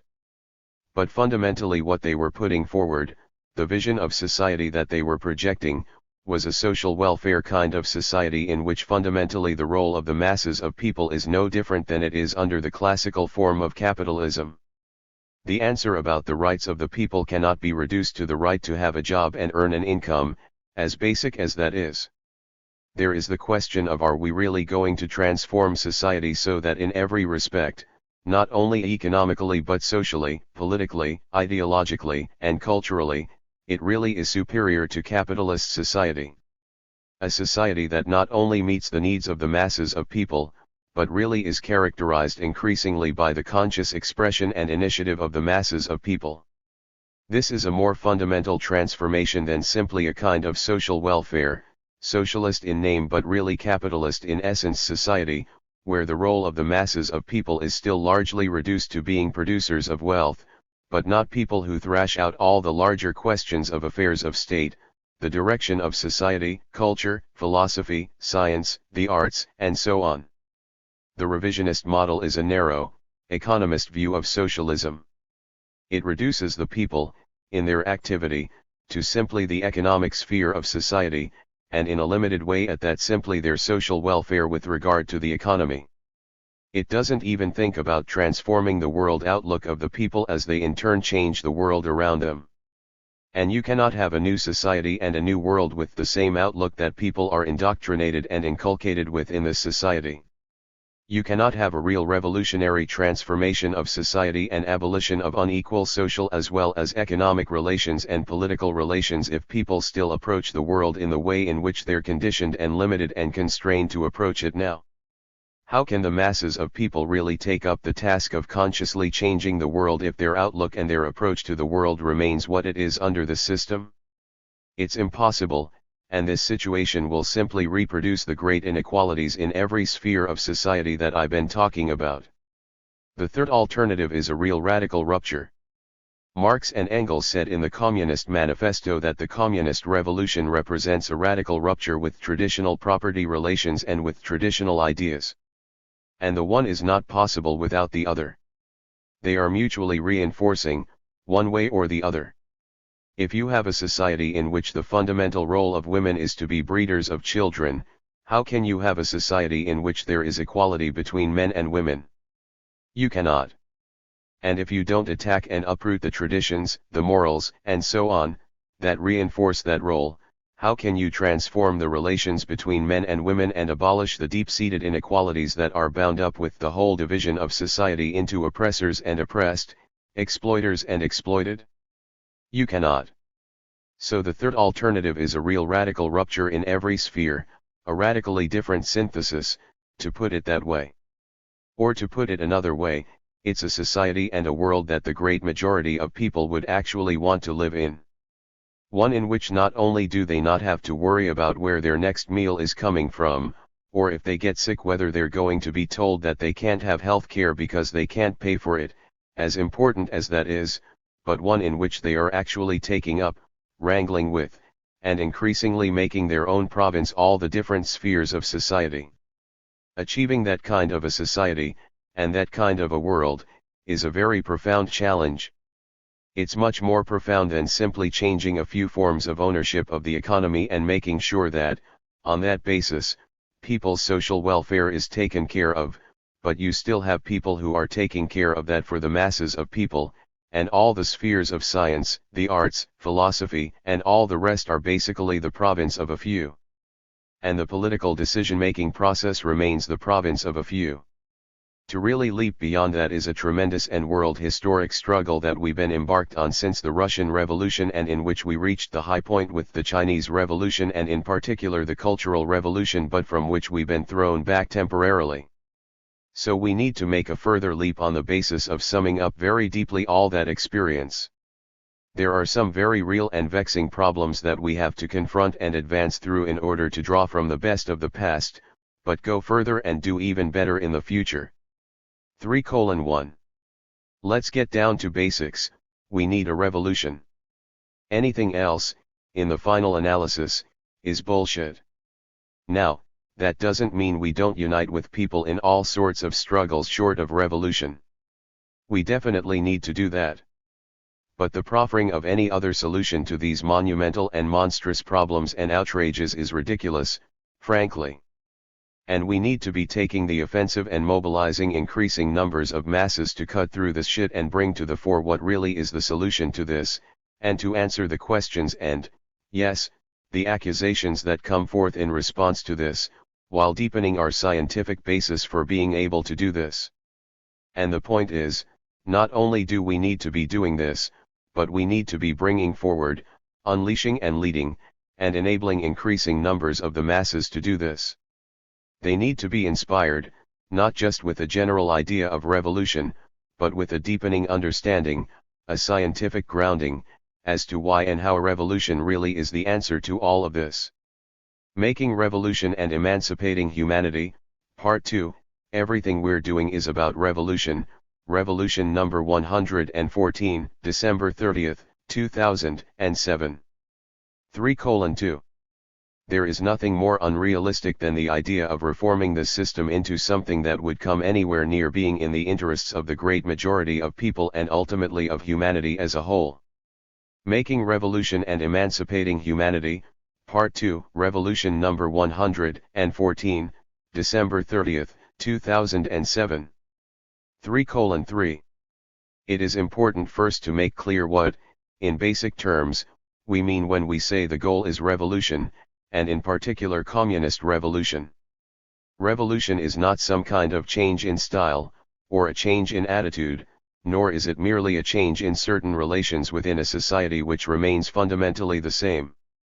Revolution means nothing less than the defeat and dismantling of the existing, oppressive state, serving the capitalist imperialist system and in particular its institutions of organized violence and repression, including its armed forces, police, courts, prisons, bureaucracies and administrative power, and the replacement of those reactionary institutions, those concentrations of reactionary coercion and violence, with revolutionary organs of political power, and other revolutionary institutions and governmental structures, whose basis has been laid through the whole process of building the movement for revolution, and then carrying out the seizure of power, when the conditions for that have been brought into being, which in a country like the US would require a qualitative change in the objective situation, resulting in a deep-going crisis in society, and the emergence of a revolutionary people in the millions and millions, who have the leadership of a revolutionary communist vanguard and are conscious of the need for revolutionary change and determined to fight for it.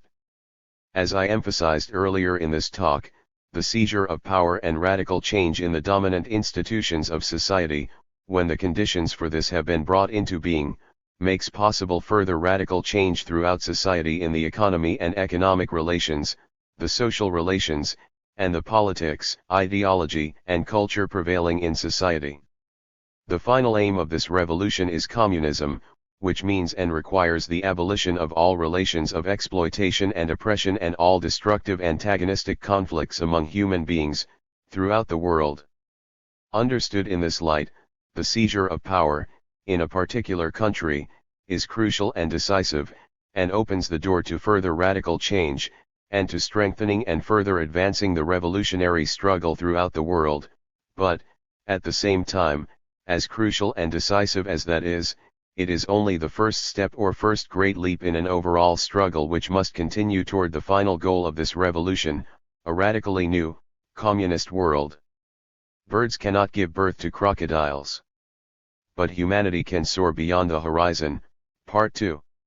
Building the Movement for Revolution, Revolution, 2011. 3:4.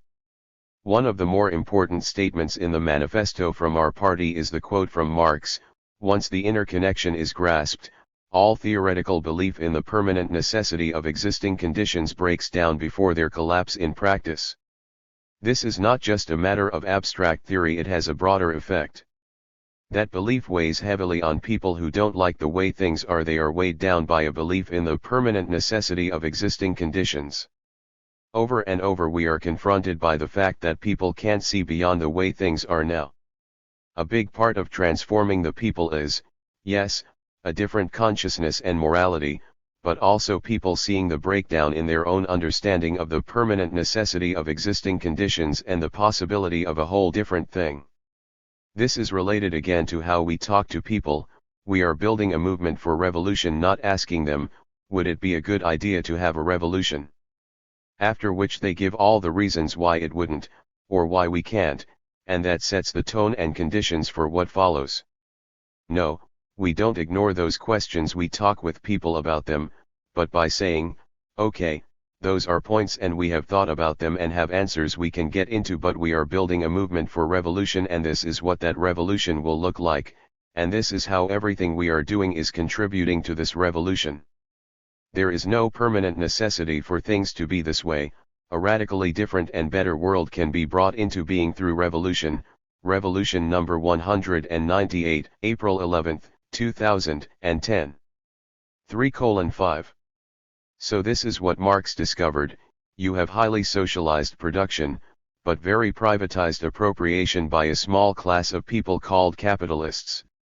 But in that contradiction lies the basis for the overthrow of the system, as that class that carries out socialized production becomes conscious of this contradiction and of all of its consequences, and rises up and rallies its allies, as it is led by a vanguard party that brings it the consciousness to do this, and it eventually overthrows the system and resolves this contradiction through a whole long complex process whereby, step by step, it socializes the appropriation of what is socially produced and distributes it increasingly according to the needs of the people, not according to the dictates of the accumulation of private capital. Dictatorship and democracy, and the socialist transition to communism. Revolutionary Worker number 1252, September 19, 2004. 3:6. If you conceive of revolution as someday the world is somehow going to be radically different and at that point we will do something to radically change it, no, that won't happen, but that's not what we're doing. We have to elevate our sights and lead consistently with the understanding that the world does not have to be this way, and we are building a movement for revolution. There is no permanent necessity for things to be this way.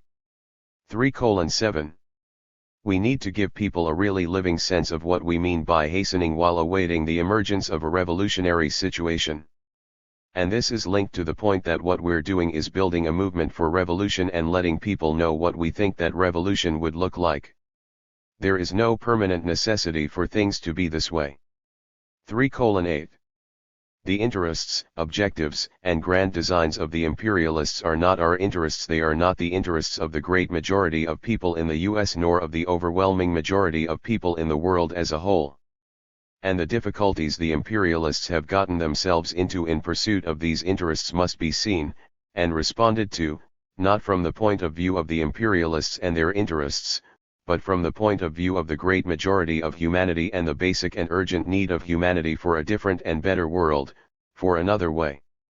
Bringing forward another way. Revolution number 83, March 25, 2007. 3:9.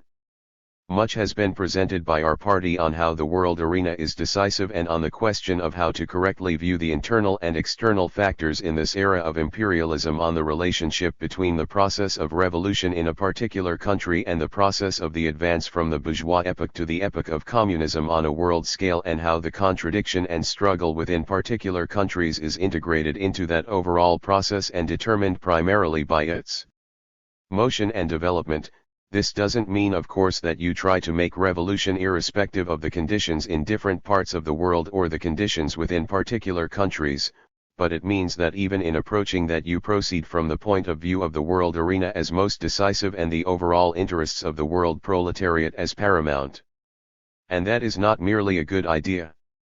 It has a very material foundation, which has been laid by the system of imperialism. Advancing the world revolutionary movement. Questions of Strategic Orientation, Revcom.us. 3:10. We can't be simple-minded if we're going to actually do what needs to be done, especially if we are going to make the kind of revolution we need to make. You have to look at what's been building in this society for quite a while now.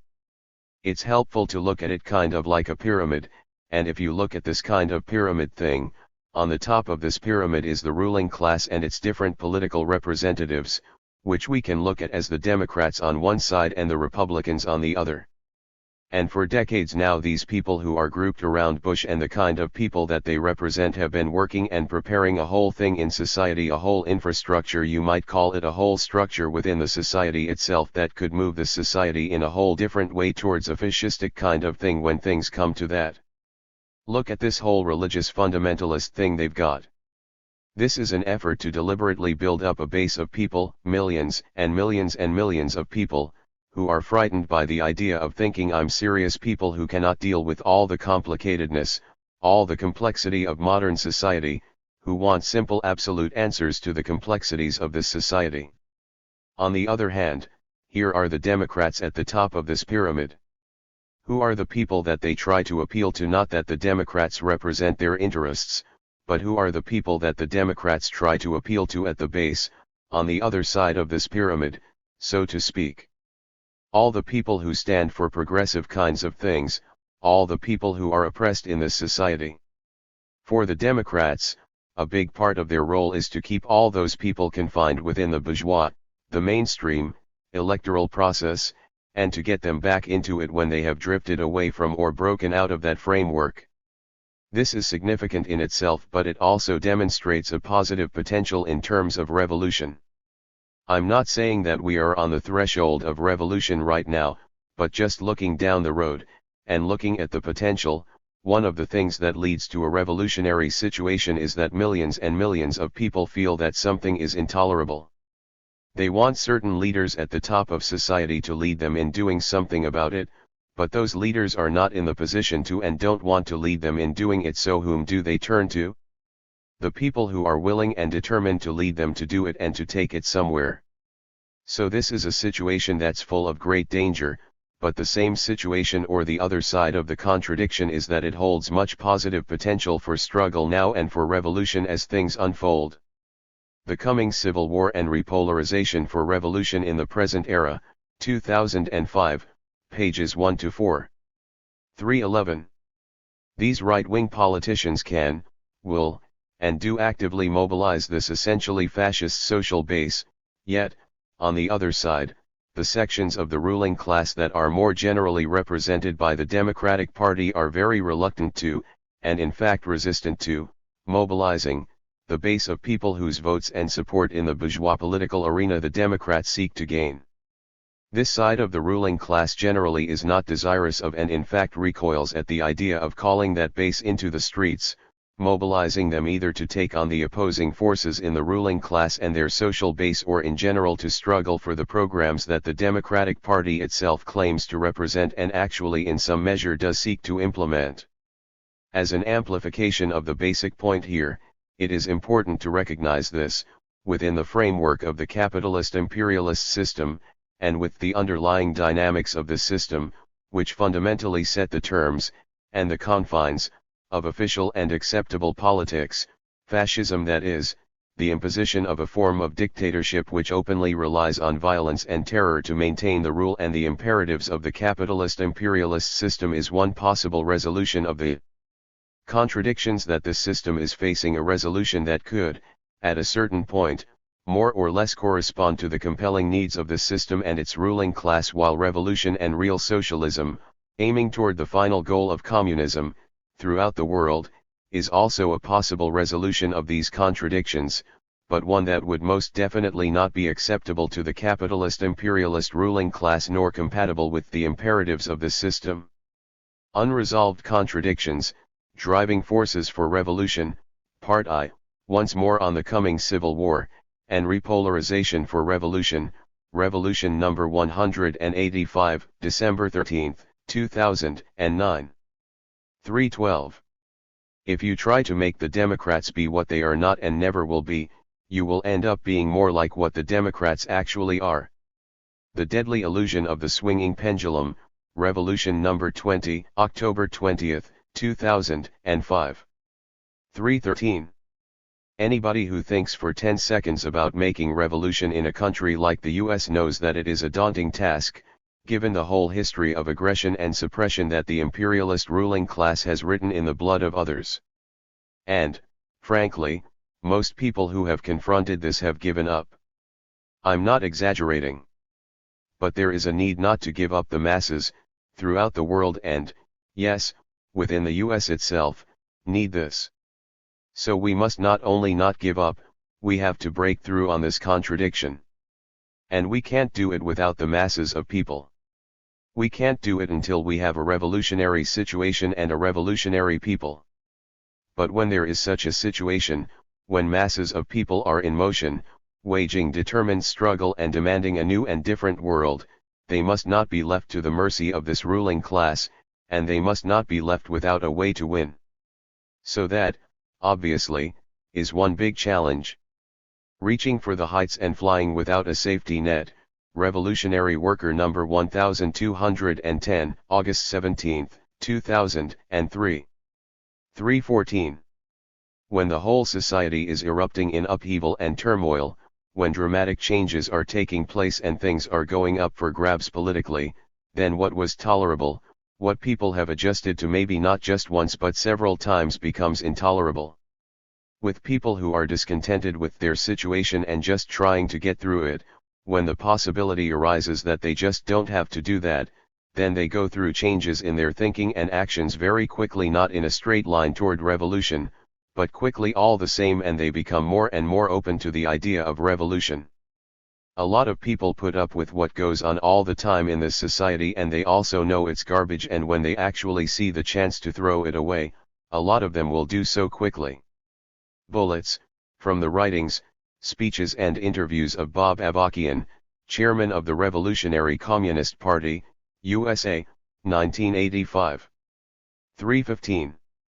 In the US you have many different nationalities of people, and one of the key factors in making a revolution in this country is going to be developing the struggle, including among white people, to take on and uproot the whole history of oppression of black people, Puerto Ricans, Chicanos, Native Americans, Asians, and so on. You are never going to make a revolution in this country without that being central and pivotal. But you're also never going to make a revolution without a vanguard that bases itself on a scientific approach to these questions and to every other decisive question, a vanguard in which everybody contributes and struggles with each other on the basis of striving to grasp that scientific approach, and on that basis battles out what is required to make revolution and to transform society and the world, to put an end to all oppression.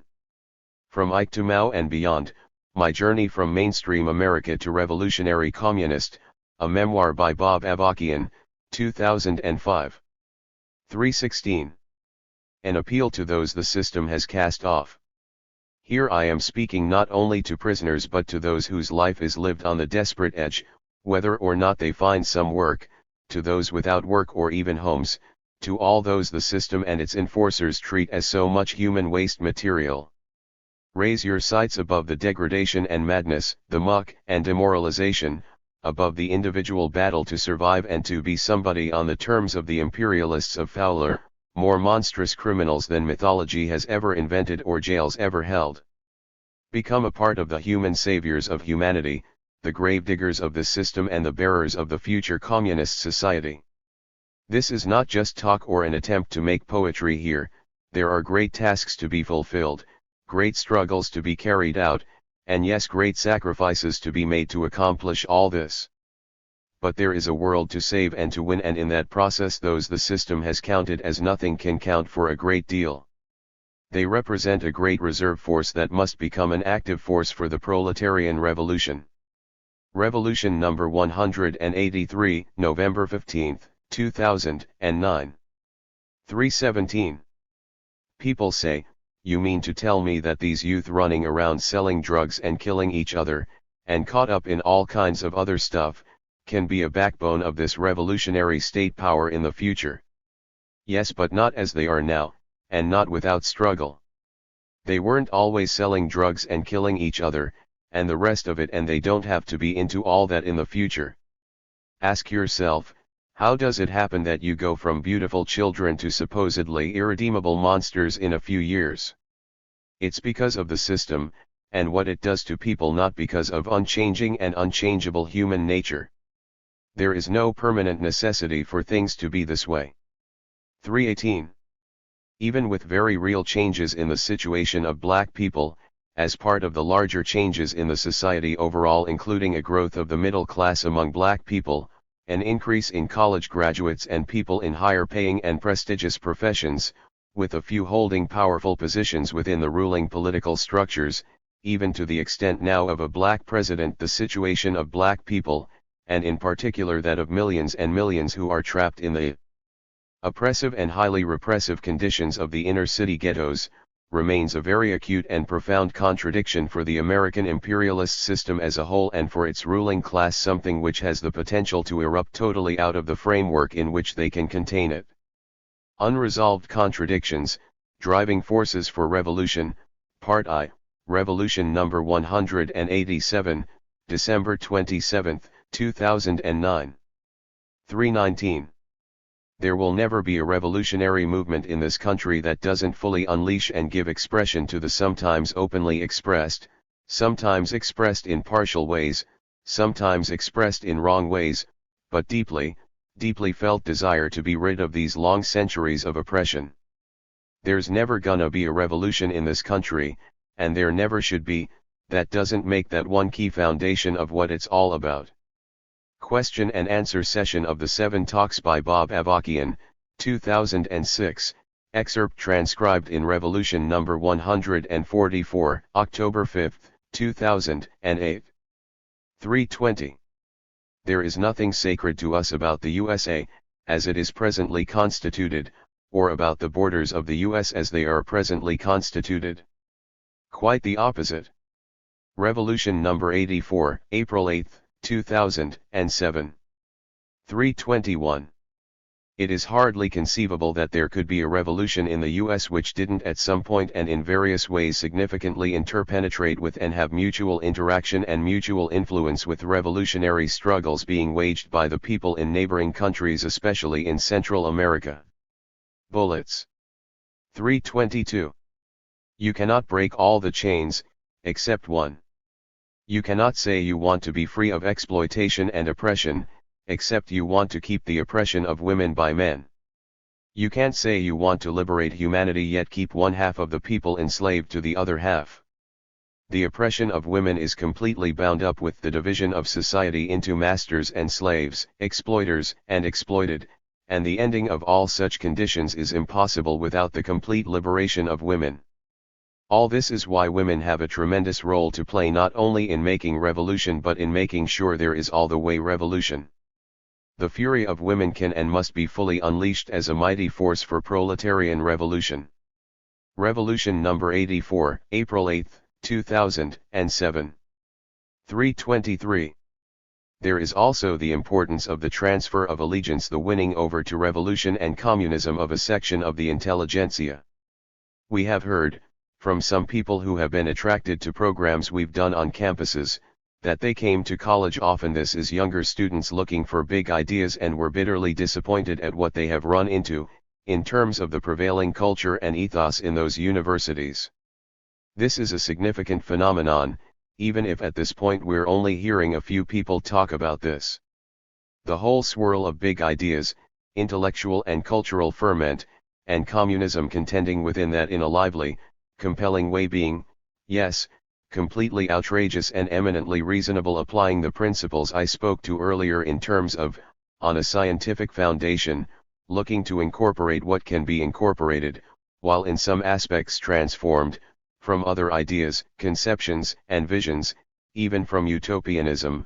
All this is very important in terms of being able to attract, and win to revolution and communism, youth among the intelligentsia, as well as people among the intelligentsia more broadly.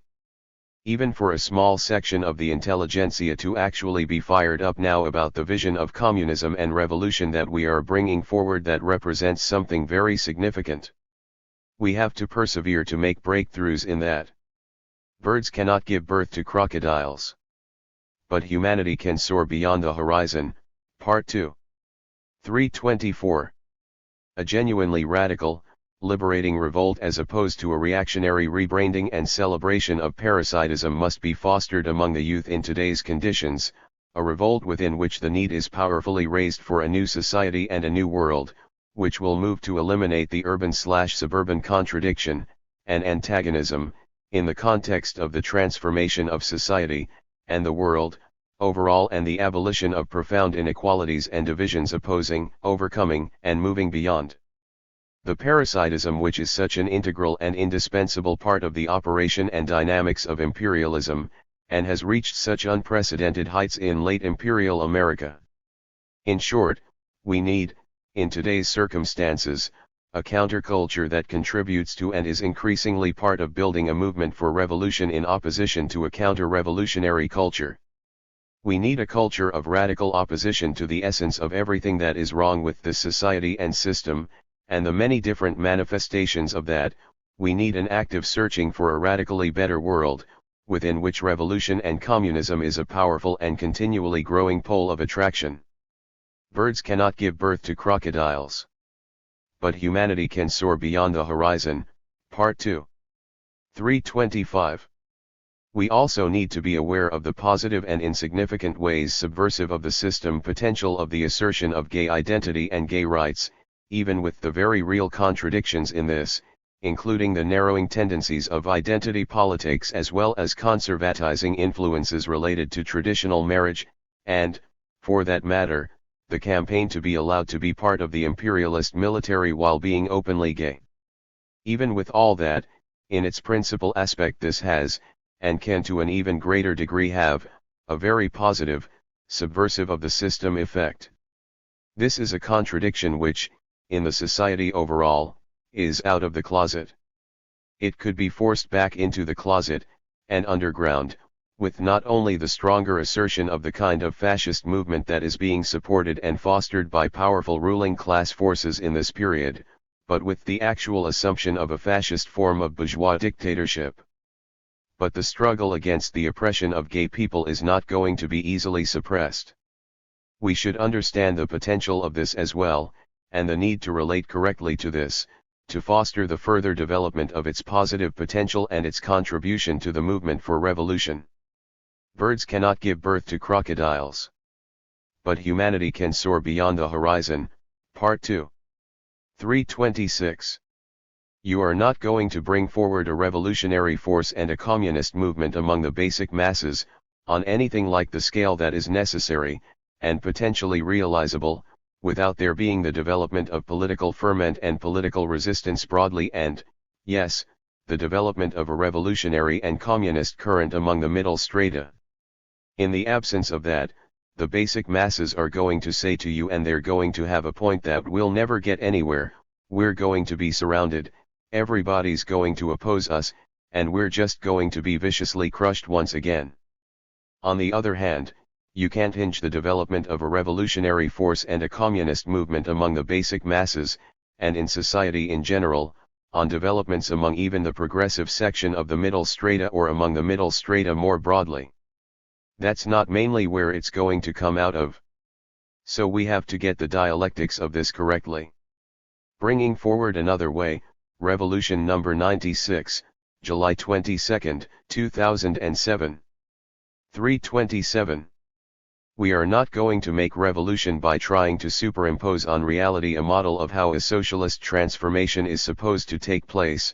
This has to do with the separation of the communist movement from the labor movement, and what are the implications of that in general and specifically in terms of revolution in a country like this. There is the reality that what we are about does have to be a proletarian revolution, in the sense of its grounding in the most fundamental and largest interests of the proletariat as a class, advancing human society to communism and emancipating all humanity. But this is not a revolution that is going to be made solely by even real proletarians, those in what Lenin referred to as the lower and deeper sections of the working class, and it is certainly not going to be made in some sort of stereotypical classical form by the working class. In fact, most of the forces who will most actively carry out the fight for the seizure of power, and even those actively involved to a large degree in revolutionary work before the conditions emerge to wage the struggle for the seizure of power, will very likely be mainly not proletarians in the strict sense. The most bedrock force for revolution will include lower and deeper sections of the proletariat, certainly, to again use Lenin's phrase. It will include many immigrants among them. And there is a particular role which we need to explore further in terms of the youth among the immigrants. But it will also be, and perhaps will largely be, basic masses, particularly those concentrated in the inner cities, many of whom are not strictly speaking part of the proletarian class, who will make up this most bedrock force. So this underscores again why we have to have a living scientific approach, and a living scientific method, in relation to transforming reality. Birds cannot give birth to crocodiles. But humanity can soar beyond the horizon. Part 2. 328. It is true that we cannot, by our mere will, or even merely by our actions themselves, transform the objective conditions in a qualitative sense into a revolutionary situation. This cannot be done merely by our operating on, or reacting back on, the objective conditions through our conscious initiative. On the other hand, nobody can say exactly what the conscious initiative of the revolutionaries might be capable of producing, in reacting upon the objective situation at any given time, in part because nobody can predict all the other things that all the different forces in the world will be doing. Nobody's understanding can encompass all that at a given time. We can identify trends and patterns, but there is the role of accident as well as the role of causality.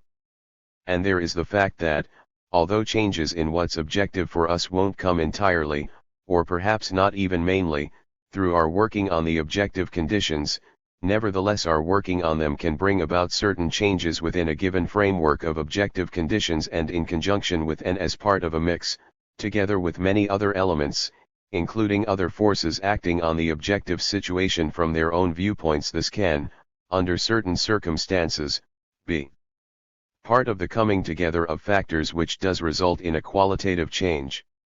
And, again, it is important to emphasize that nobody can know exactly how all that will work out.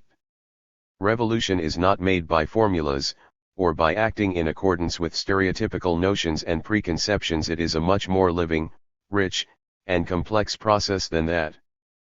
But it is an essential characteristic of revisionism to decide and declare that until some deus ex machina, some godlike external factor intervenes, there can be no essential change in the objective conditions, and the most we can do, at any point, is to accept the given framework and work within it, rather than constantly straining against the limits of the objective framework and seeking to transform the objective conditions to the maximum degree possible at any given time, always being tense to the possibility of different things coming together which bring about an actual qualitative rupture and leap in the objective situation.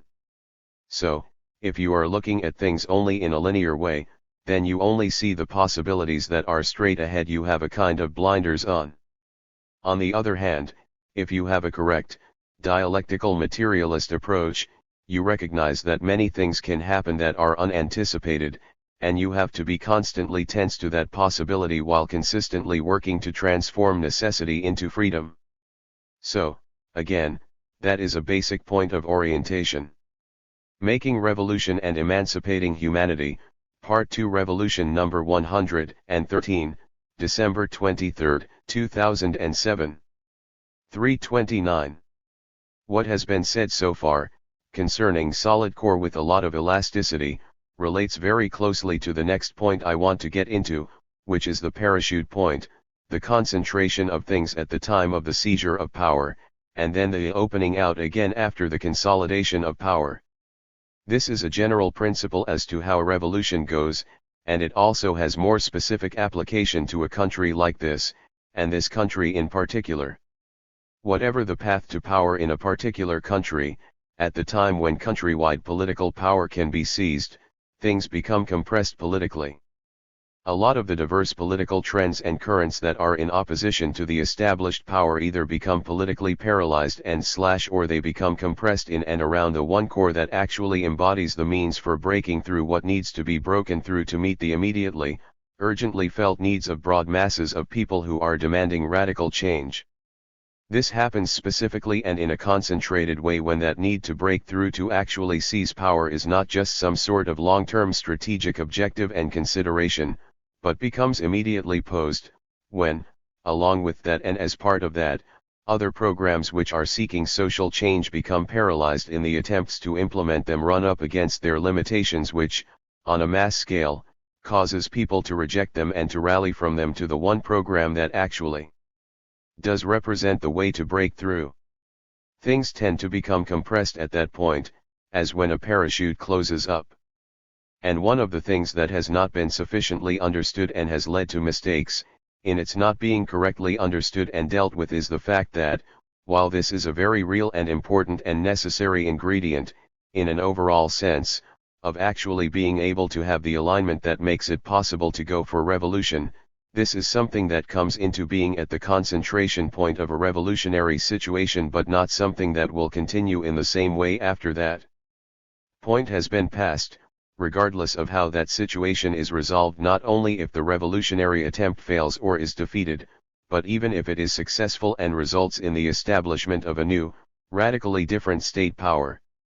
Even then, after that situation has passed, and as things go forward in the new society, the parachute will open back up and spread out.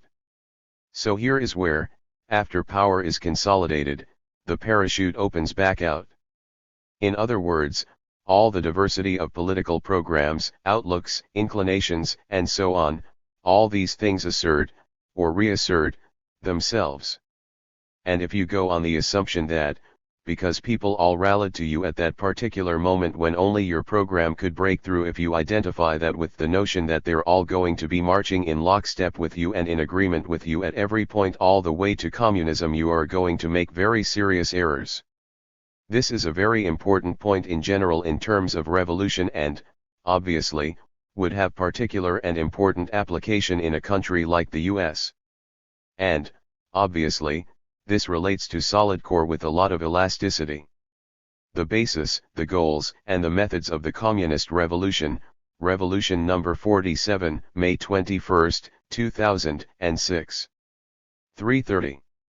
Some principles for building a movement for revolution.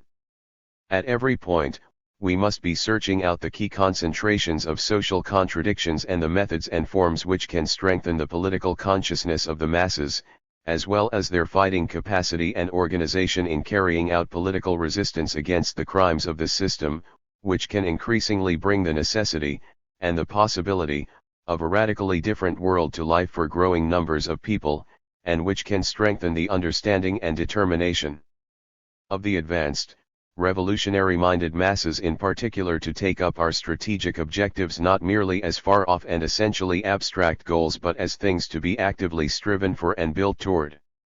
The objective and orientation must be to carry out work which, together with the development of the objective situation, can transform the political terrain, so that the legitimacy of the established order, and the right and ability of the ruling class to rule, is called into question, in an acute and active sense, throughout society, so that resistance to the system becomes increasingly broad, deep, and determined, so that the pole and the organized vanguard force of revolutionary communism is greatly strengthened, and so that, at the decisive time, this advanced force is able to lead the struggle of millions, and tens of millions, to make revolution.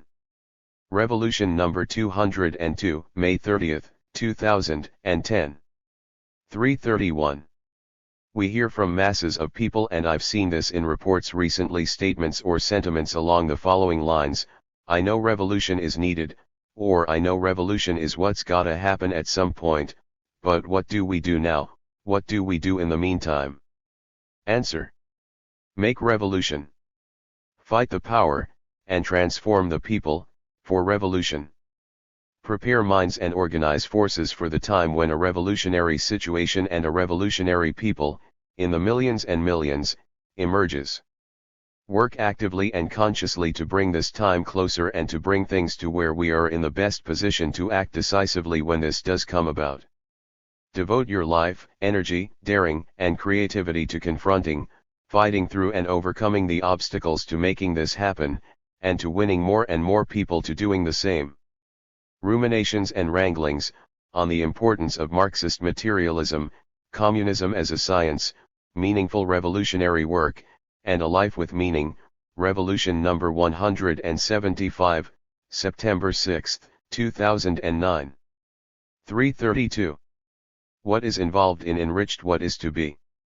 Dunism is sharply and scientifically exposing the system, bringing to light the causes and reasons for the oppression that different sections of the people suffer and the outrages that masses of people detest, showing, in a living way, how all this is rooted in and has as its source the system of capitalism, imperialism, which perpetuates and enforces this on a daily basis and in horrific dimensions, illustrating, through the application of a scientific, dialectical materialist method, how different sections of the people tend to respond to different events in society and the world, and how this relates to their position within the overall production and social relations, bringing forward and setting before all, and boldly struggling for, our revolutionary and communist orientation and convictions, and mobilizing people, yes, to fight back against oppression, but to do so on the basis and with the orientation and aim of building a movement for revolution toward the goal of sweeping aside the capitalist imperialist system,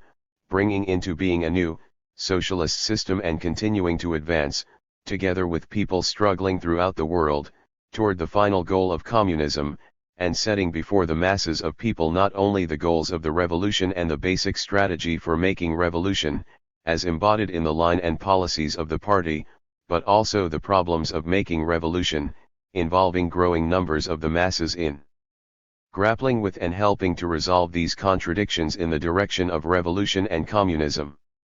Unresolved contradictions, driving forces for revolution, Part I, Revolution number 188, January 10, 2010. 333.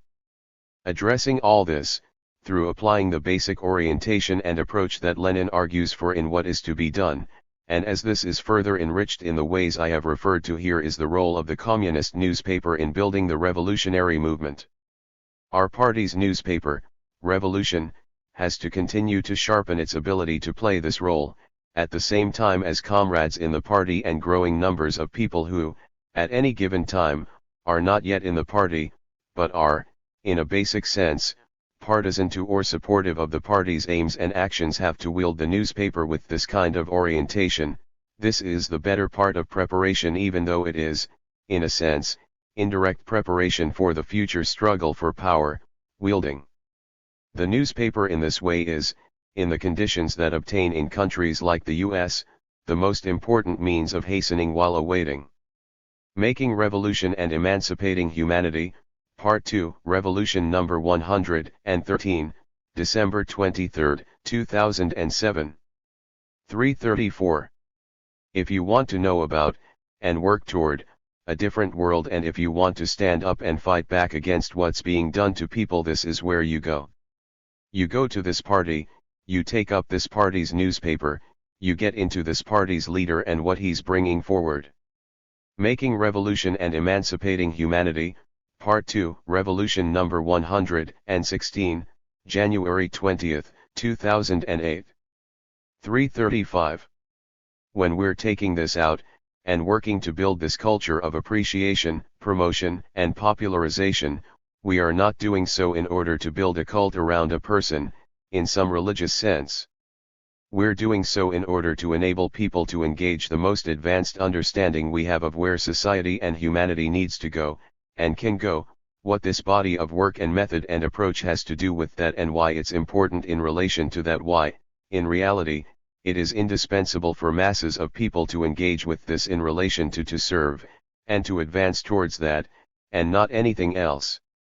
Even the aspect, which is secondary but not unimportant, the aspect of the person Bob Avakian, is important only in the framework of, and on the basis of, being a revolutionary communist leader, the leader of a communist vanguard party which is capable of leading people toward the goal of revolution and ultimately communism, which has to continue developing its ability to do this, but has a basic foundation for actually leading people toward that goal. That is the point of all this. Making revolution and emancipating humanity, Part 2, Revolution number 115, January 13, 2008. 336. The notion of unchanging human nature is completely erroneous, and the idea that people are naturally selfish is nothing but another tautology. As Marx and Engels pointed out in the Communist Manifesto, this amounts to nothing other than saying that, with the domination of the bourgeois mode of production, the dominant thinking and ways of acting will be in accordance with the dictates of the bourgeois mode of production.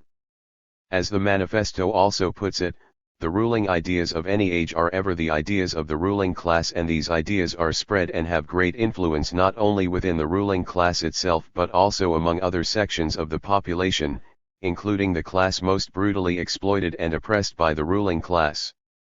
But, as spoken to earlier, from era to era in human history, and even within the confines of the era of capitalist rule, when there are upsurges of mass struggle, people undergo great changes in their ways of thinking and of relating to each other.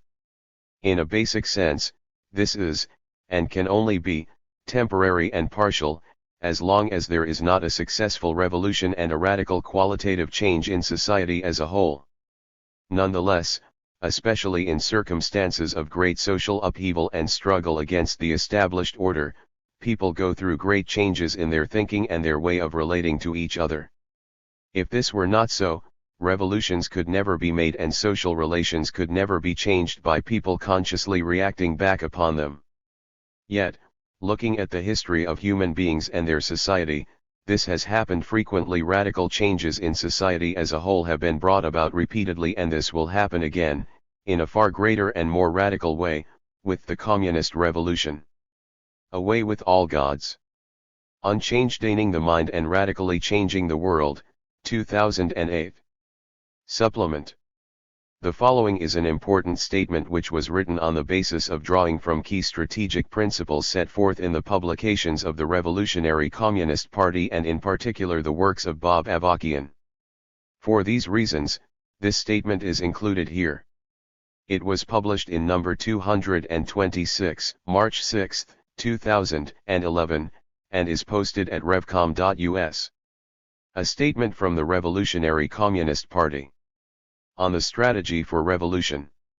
Under the system of capitalism, so many in this society and so much of humanity are forced to endure great hardship and suffering, exploitation, injustice and brutality, while wars and the ongoing destruction of the natural environment threaten the very future of humanity.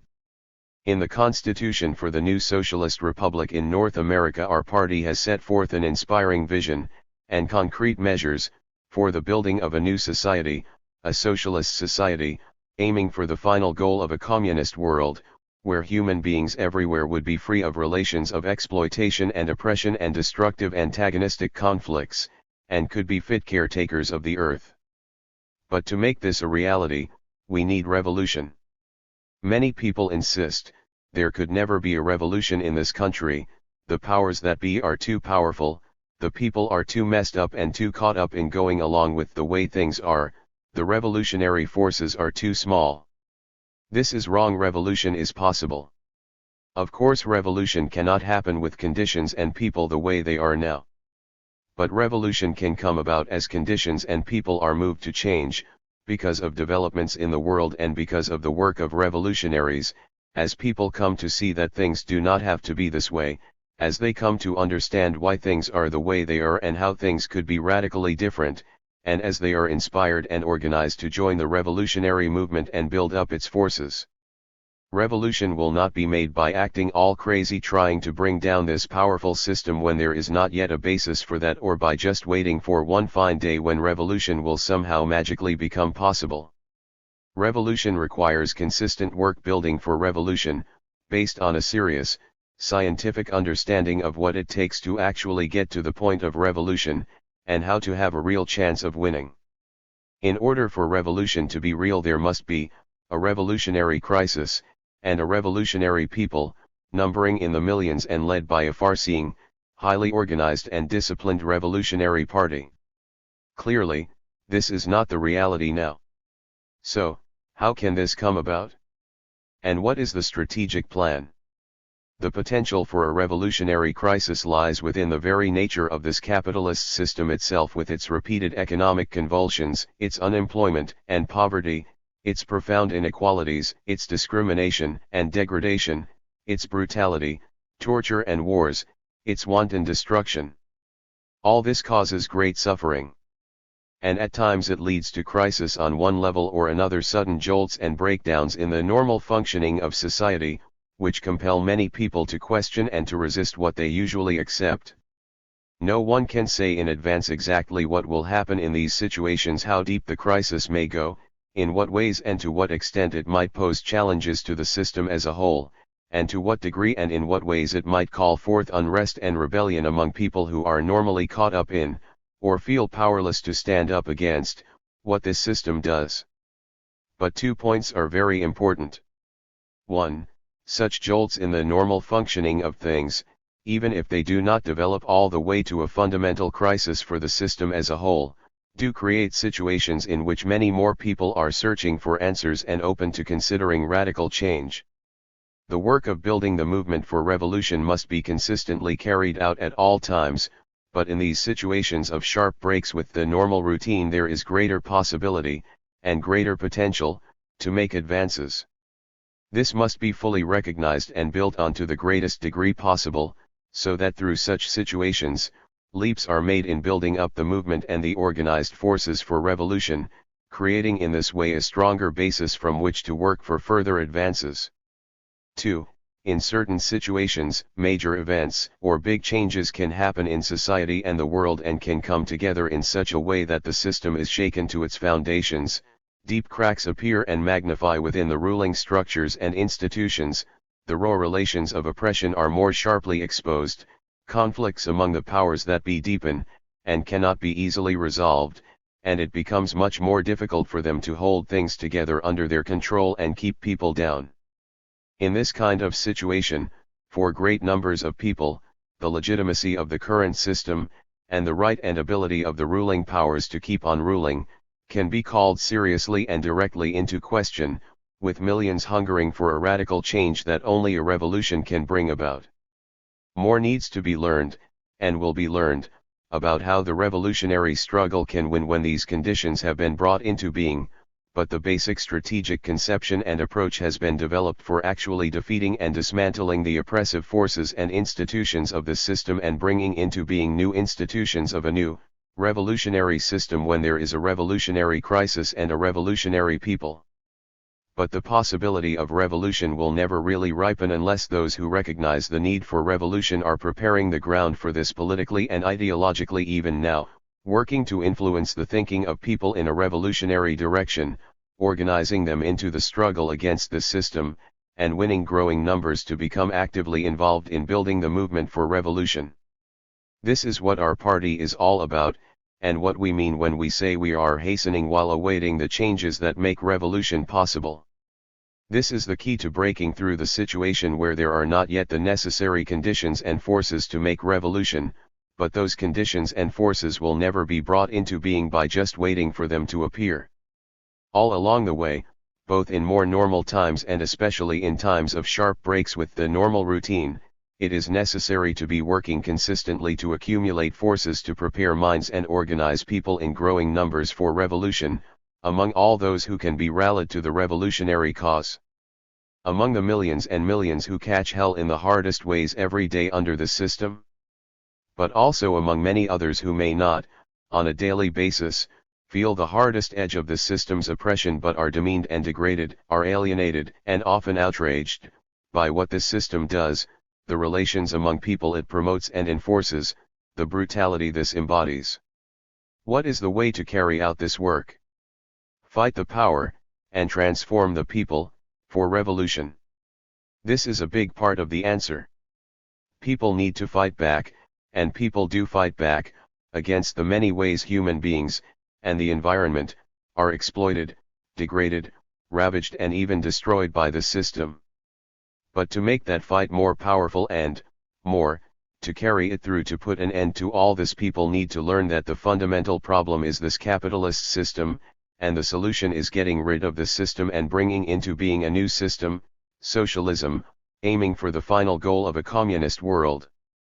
Fight the power, and transform the people, for revolution is a key part of our strategic approach, which provides a way for the party to unite with and give leadership to people to change themselves as they take part in the struggle to change the world, to lift their heads and broaden their vision, to recognize what kind of world is possible, what their real interests are, and who their real friends and real enemies are, as they rise up against the system, to take up a revolutionary viewpoint and revolutionary values and morals as they join with others to resist the system's crimes and build up the basis for the ultimate all-out revolutionary struggle to sweep the system away and bring in a whole new way of organizing society, a whole new way of being, to become emancipators of humanity. For all this to happen, and for the revolution to have a real chance of winning, leadership is essential. And there is such leadership. But there is also much work to do. To support and strengthen our party as the overall leadership of this revolution. The more our party's revolutionary viewpoint and strategy is spread and gains influence throughout society, the more that people come to understand and agree with what the party is all about, and join its ranks on that basis, the more the party's reach extends to every corner of the country, the greater its organizational strength and its ability to withstand and to lead people forward in the face of government repression aimed at crushing resistance and killing off revolution, the more the basis for revolution will be prepared and the more favorable the chance of winning. To learn from the chairman of our party, Bob Avarkian, spread the knowledge and influence of his path-breaking leadership, and defend and protect this rare and precious leader. Bob Avarkian has dedicated his life since the 1960s to the cause of revolution and communism. While providing practical leadership to the party and the revolutionary movement, he has deeply studied and summed up the world historical experience of the communist revolution and the socialist societies it has brought into being, the great achievements and the serious problems and errors, and has studied many other fields of human experience and knowledge. He has advanced the science of communism and made decisive breakthroughs in the theory, method, and strategy of revolution and the final goal of communism throughout the world. It is crucial for growing numbers of people to know about and study his talks and writings, to defend and protect him, to take up the leadership he is providing, which opens new pathways for revolution. To much more fully wield our party's newspaper, Revolution. This plays a pivotal role in carrying out our strategy. Through publishing works of Bob Avarkian, and through many different articles, interviews, letters, graphics, and other features, Revolution enables people to really understand and act to radically change the world. It gives people a living picture and scientific analysis of what is going on in the world, and why. It exposes the true nature of the system, and shows how major events in society and the world are concentrations of the basic contradictions of this oppressive and putrid system. It brings alive the need and possibility for revolution and a whole new society and world. It heightens the ability of growing numbers of people, in all parts of this country, to act politically in a unified way, and to wrestle with and help find solutions to the problems of our movement, on the basis of a growing revolutionary consciousness. It is the key instrument in developing an organized political network, among the most oppressed and other sections of the people, which can have a growing impact on the political scene and the society as a whole, building up the forces of revolution and influencing ever broader numbers of people. It provides a foundation and a means for extending the reach of the revolutionary movement and building up bases for this movement in neighborhoods, where people work and go to school, and wherever people come together, and especially where they resist and rebel against the system. All this can enable the revolutionary movement, with the party at the core, to confront and overcome the very real obstacles in its path, to advance and grow, through ongoing work, and through a series of critical leaps in times of sudden breaks and ruptures with the normal routine, to prepare the ground, and accumulate forces for revolution and have a real chance at winning. It is how thousands can be brought forward and oriented, organized, and trained in a revolutionary way, while beginning to reach and influence millions more, even before there is a revolutionary situation, and then, when there is a revolutionary situation, those thousands can be a backbone and pivotal force in winning millions to revolution and organizing them in the struggle to carry the revolution through. For those who have hungered for, who have dreamed of, a whole different world, without the madness and torment of what the system brings every day, those who have dared to hope that such a world could be possible, and even those who, up to now, would like to see this, but have accepted that this could never happen, there is a place and a role, a need and a means, for thousands now and ultimately millions to contribute to building this movement for revolution, in many different ways, big and small, with ideas and with practical involvement, with support and with questions and criticisms. Get together with our party, learn more about this movement and become a part of it as you learn, acting in unity with others in this country, and throughout the world, aiming for the very challenging but tremendously inspiring and liberating and, yes, possible goal of emancipating all of humanity through revolution and advancing to a communist world, free of exploitation and oppression. 4:1. Oppressed people who are unable or unwilling to confront reality as it actually is, are condemned to remain enslaved and oppressed. Away with all gods. Unchanging the mind. And radically changing the world, 2008. 4:2.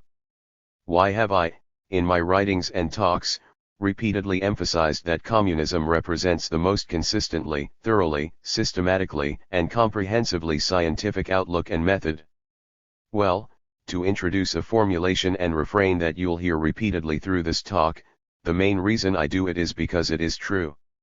And it is important.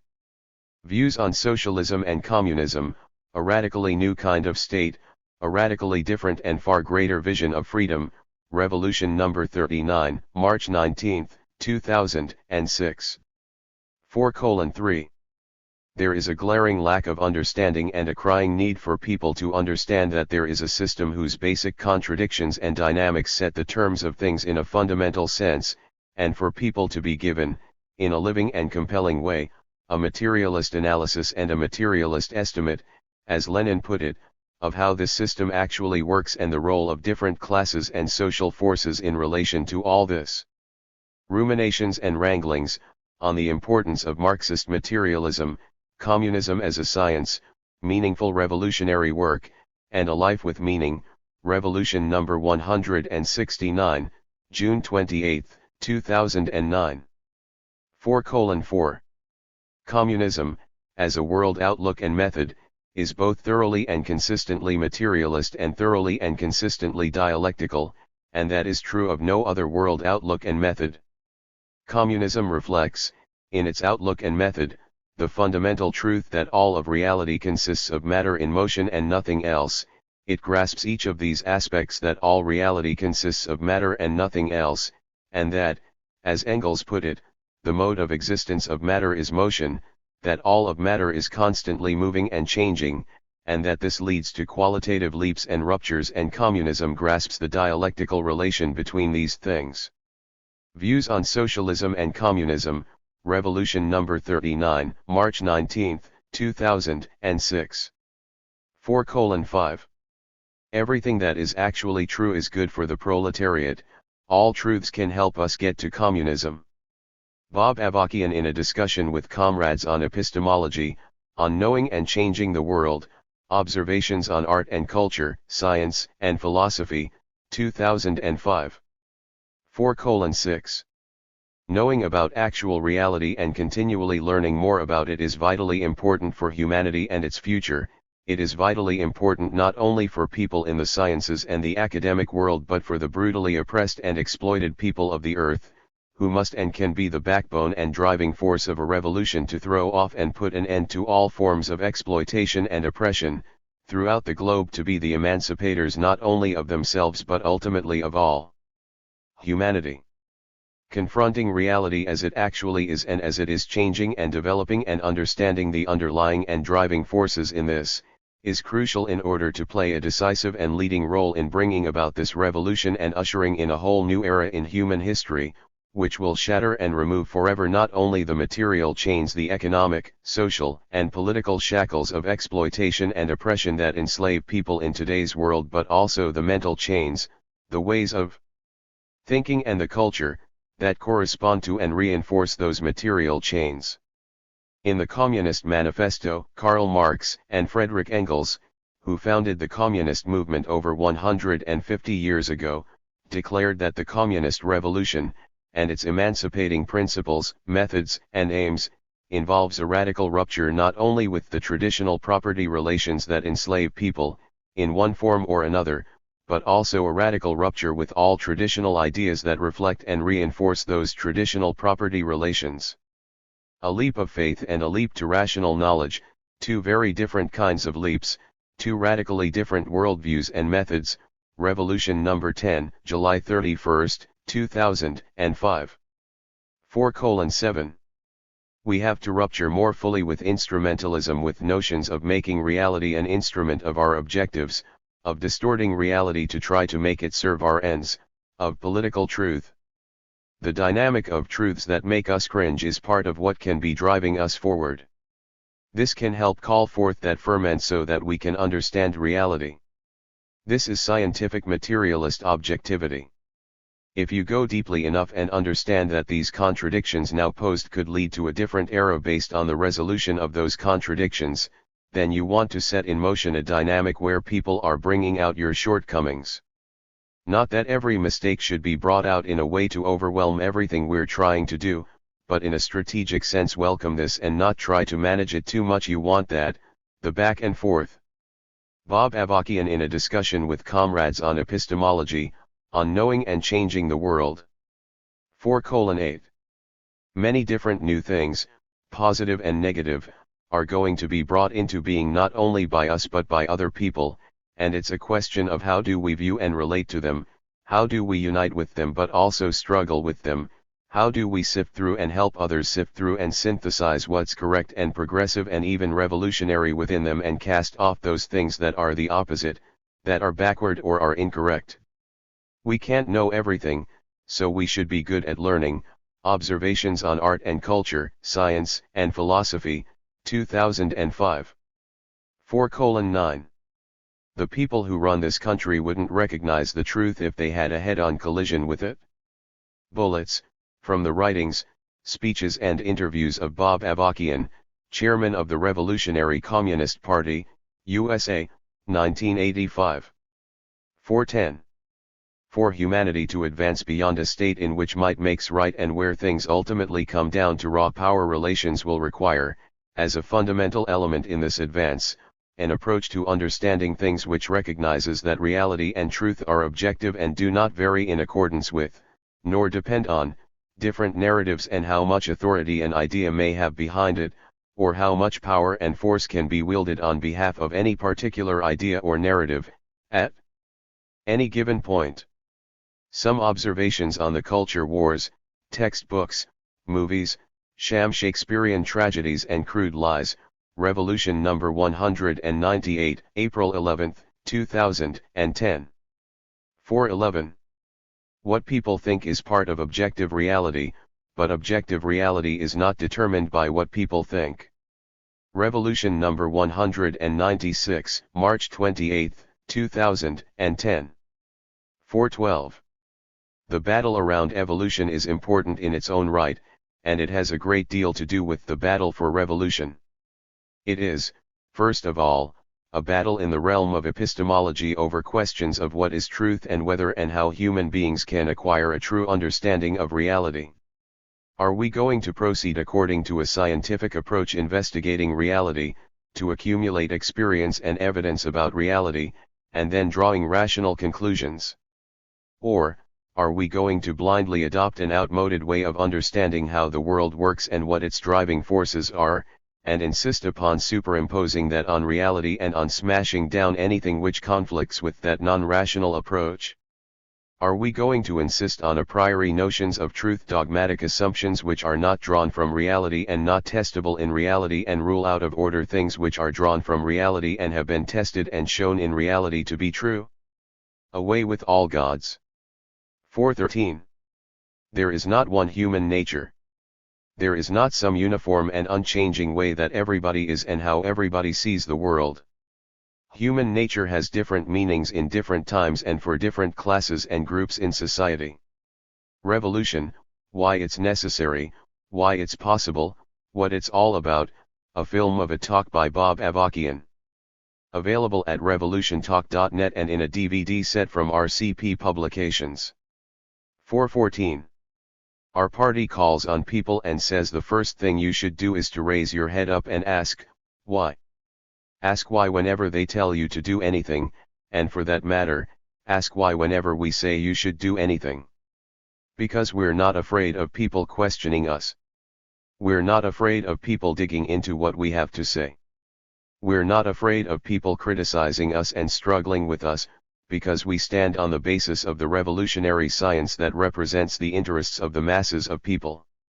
And if our grasp of that science is not complete, if our grasp of that science is wrong in this or that particular aspect, or if the way in which we're applying it doesn't correspond fully to the interests of the masses of people, then we're not afraid. In fact, we insist that people come forward and call us out and question us and struggle with us and criticize us. That's the only way that we're ever going to be able to bring that revolutionary science to the masses of people, and for them to take it up and wield it as a weapon to win their own emancipation. Bullets. 4:15. The truth will not set us free, in and of itself, but we will not get free without the truth. Away with all gods. 4:16. What is the role of religion and is it really harmful? A lot of people say, all right, maybe it's not true, but what harm does it do?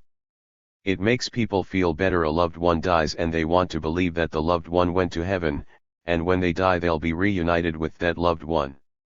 Or something terrible happens in someone's life, and she wants to take comfort and solace in the belief that there is some larger purpose, directed by some God, that makes this have meaning in some form. How can that do any harm? Well, let's paraphrase Stevie Wonder's song Superstition. When you believe in things and they don't exist and you suffer, superstition's in your way. You do suffer when you believe in things that you not only don't understand, but that, by definition, you can't understand.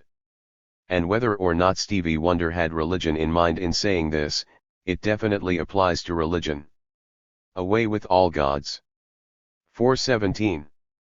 The notion of a god, or gods, was created by humanity, in its infancy, out of ignorance. This has been perpetuated by ruling classes, for thousands of years since then, to serve their interests in exploiting and dominating the majority of people and keeping them enslaved to ignorance and irrationality. Bringing about a new, and far better, world and future for humanity means overthrowing such exploiting classes and breaking free of and leaving behind forever such enslaving ignorance and irrationality. Away with all gods. 4:18. Let's call this what it is a slave mentality, with which people are being indoctrinated. All this, thank you Jesus, is a slave mentality. Away with all gods. 4:19. As for my friends, today there's all this nonsense about how black people are just inherently religious, and that's a whole thing that gets me pissed off. It's just bullshit. These are socially conditioned things. A lot of my black friends and a lot of people who influenced me later in life, like the Panthers, were going through the same thing I'd gone through, and recognized that these religious ideas and institutions are human inventions and not very good ones. So some of my friends were still religious, but many of them were going through the same general kind of emancipating experience that I was in, casting off religion. From Ike to Mao and beyond, My Journey from Mainstream America to Revolutionary Communist, a memoir by Bob Avarkian, 2005. 4:20. Every religion in the world believes that every other religion is superstition. And they're all correct. Revolution number 84, April 8, 2007. 4:21. This is an analogy that I have found helpful. Reality is like a fire, like a burning object, and if you want to pick up that burning object and move it, you have to have an instrument with which to do it. If you try to do it barehanded, the result is not going to be good. That's another way of getting at the role of theory in relation to the larger world that needs to be transformed, in relation to practice, and in particular revolutionary practice, to change the world. Bringing forward another way, Revolution number 93, June 24, 2007. 4:22. Theory and line are abstractions from reality which, the more correct they are, the more they can guide us in changing the world in accordance with its actual nature and its actual motion.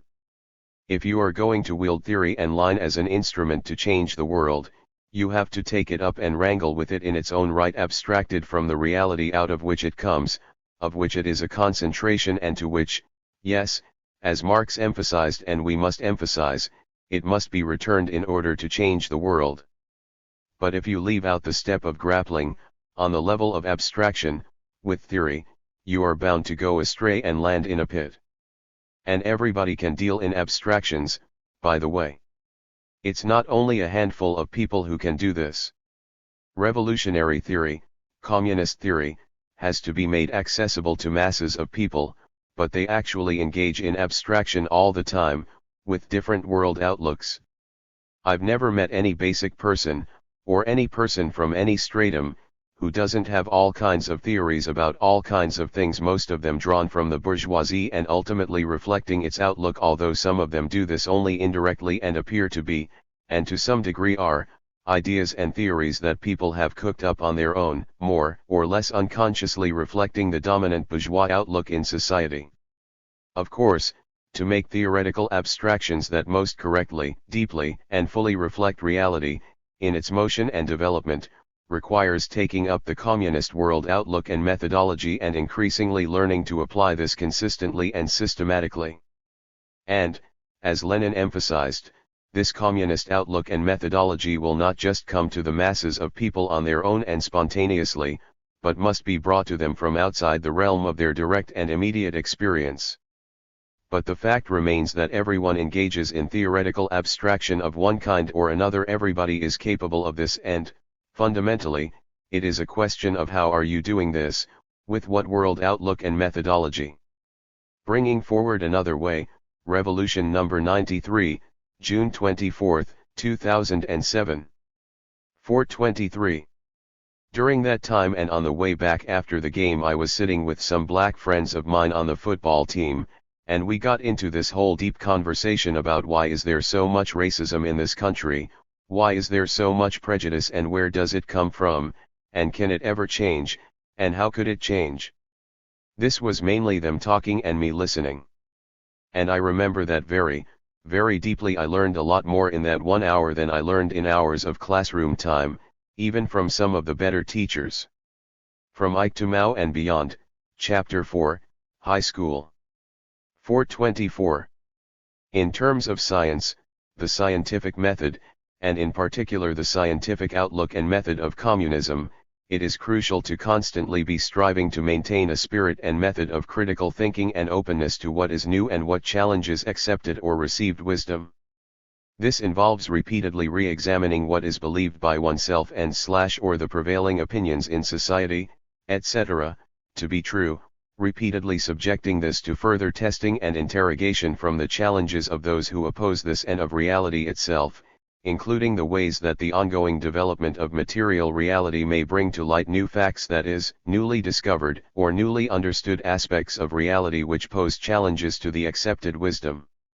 However, it is very important to emphasize, this does not mean falling into agnosticism and relativism, denying objective truth and in particular acting as if everything must be called into question, as if nothing is known or can be counted on as being true, whenever new discoveries, or new theories or hypotheses, call into question certain ideas previously determined or thought to be true.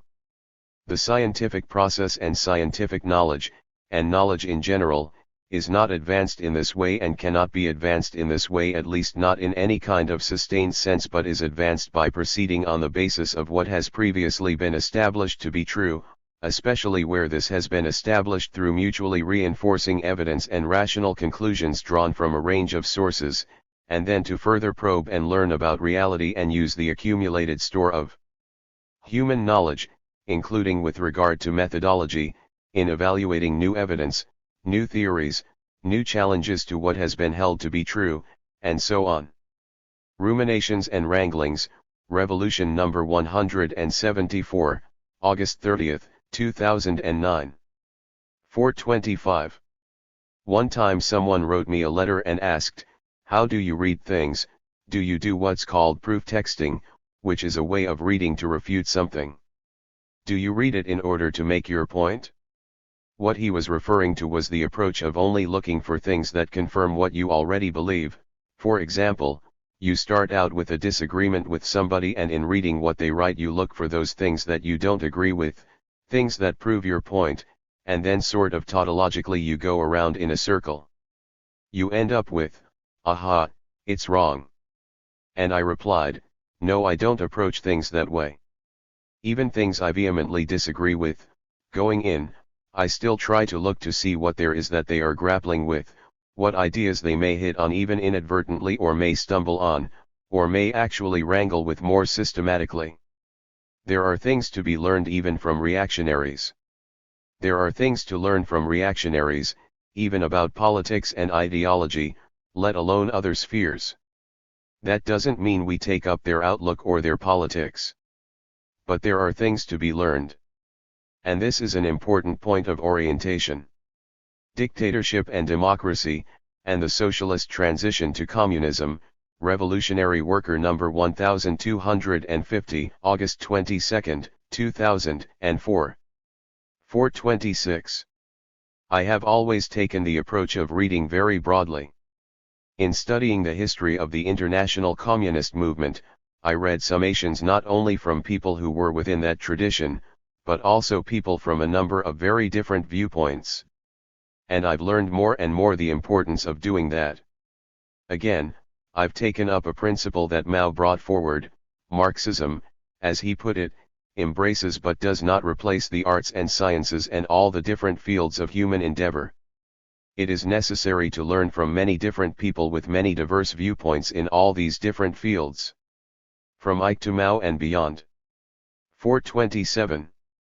It is not easy to learn very broadly without losing your bearings, and it is not easy to hold on to the correct basic approach and method without getting dogmatic and mechanical about it and failing to learn everything you can from many different people with many diverse viewpoints and experiences. This is a real challenge, which requires the correct orientation, and hard work in contrast to dogmatism, which, as Mao also emphasized, is the province of lazy bones. From Ike to Mao and beyond. 428. At the same time, while I remain firmly convinced that the fundamental principles of dialectical materialism, as I have touched on them here, including that all reality consists of matter in motion, and that all levels and forms of matter involve internal contradiction, are valid and have not been refuted, or called into question, by what has been learned in physics, or other fields, it also remains true, without lapsing into an agnostic orientation as if we cannot draw definite conclusions about, and proceed on the basis of, these fundamental principles, we could all benefit, and must continue to learn, from further exploration and grappling with questions concerning the basic character of reality. This, if approached with a consistently scientific outlook and method, will serve to strengthen our ability to grasp, apply, and further enrich dialectical materialism. Crises in Physics, Crises in Philosophy and Politics, Revolution number 161, April 12, 2009. Also in Demarcations, a journal of communist theory and polemic, issue number 1, summer-fall 2009. 429.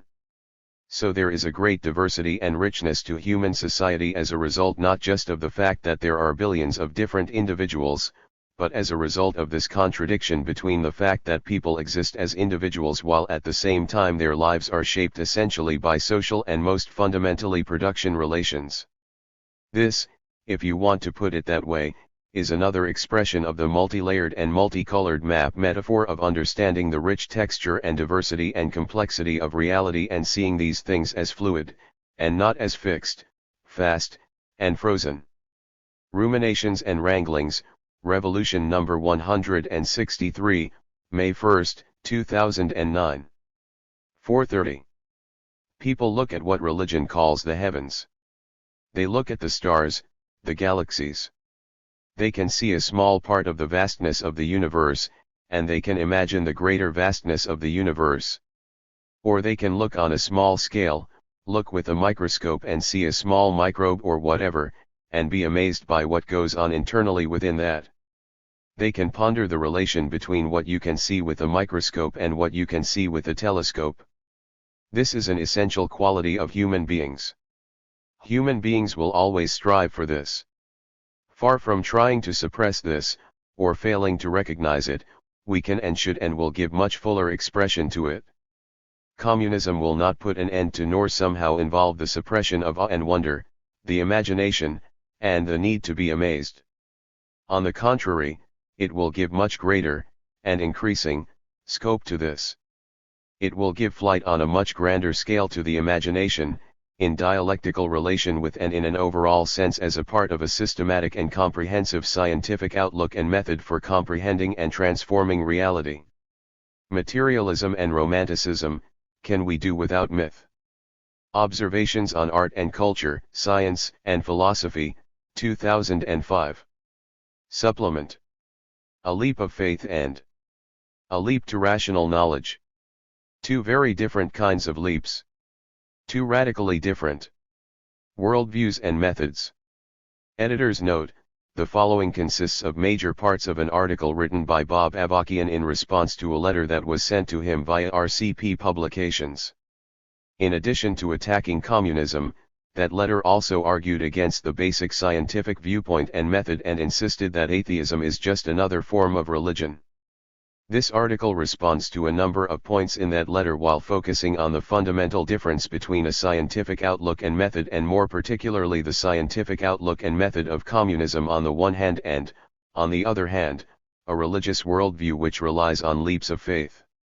The article in its entirety can be found in Revolution No. 10, July 31, 2005, and is posted at revcom.us.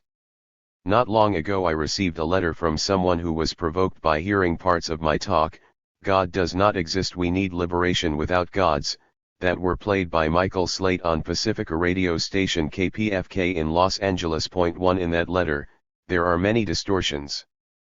But what I want to focus on here, because it is a very important point of distortion which not only characterizes this letter but is much more broadly promoted, particularly by religious fundamentalists, and is the source of considerable confusion and misunderstanding, is the insistence that communism is actually just another form of religion, and that in fact not only communism but all scientific thinking involves just as much a leap of faith as does religion. In this article, I will discuss how this is completely wrong and will examine the crucial differences between religion and leaps of faith, on the one hand, and science and the scientific method including communism, with its thorough, systematic, and comprehensive scientific outlook and method on the other hand. This claim that communism is just another form of religion is concentrated in the following from this letter. I hope you're not offended that I call your atheism faith. I'm sure you realize atheism is a faith system too. And since you've pinned your hope on its truthfulness, we can call it your religion. How about that? Bob Avarkian is a religious man. You probably realize what most evolutionists don't, since no one was there to record the Big Bang. It too is just as much a leap of faith as the biblical version of creation. But no worries, you can always make your case stronger by stating forcefully, evolution is a fact. The heart of the matter here, and what is fundamentally wrong in the viewpoint of the writer of this letter, is the attempt to distort what is involved in the application of a scientific method and approach, in the process of scientific investigation and analysis, and in the drawing of scientifically based conclusions. More specifically, what is fundamentally wrong is the attempt to say that the actual leaps that are involved in arriving at rational knowledge of things, including through the application of the scientific method, somehow amount to the same thing as leaps of faith that are characteristic of religion. In fact, these are profoundly and radically different kinds of leaps, and digging into the difference will not only further expose the confusion and outright distortions and misrepresentations in this letter, and in the method of thinking of its author, but much more importantly can help clarify the fundamental difference between a scientific and a religious approach to reality and to changing or not changing reality, including human society. The leap from perceptual to rational knowledge. As Mao Zedong pointed out in his important philosophical works, such as On Practice, in the gaining of knowledge by people, there are two basic stages. The first is the stage of perceptual knowledge, and the second stage is that of rational knowledge. And arriving at the second stage, of rational knowledge, not only involves and requires building on what is learned through the first stage, but also making a leap in systematizing what is perceived, identifying the patterns in what is perceived and the essential character and basic identity of things that lie beyond the outward appearance of things. Getting into this further, and using some examples from everyday life, can help illustrate this fundamental point. It can make more clear the fundamental difference between the actual acquiring of rational knowledge, through a leap from perceptual knowledge to rational knowledge, and a religious leap of faith which does not, and cannot, lead to rational knowledge.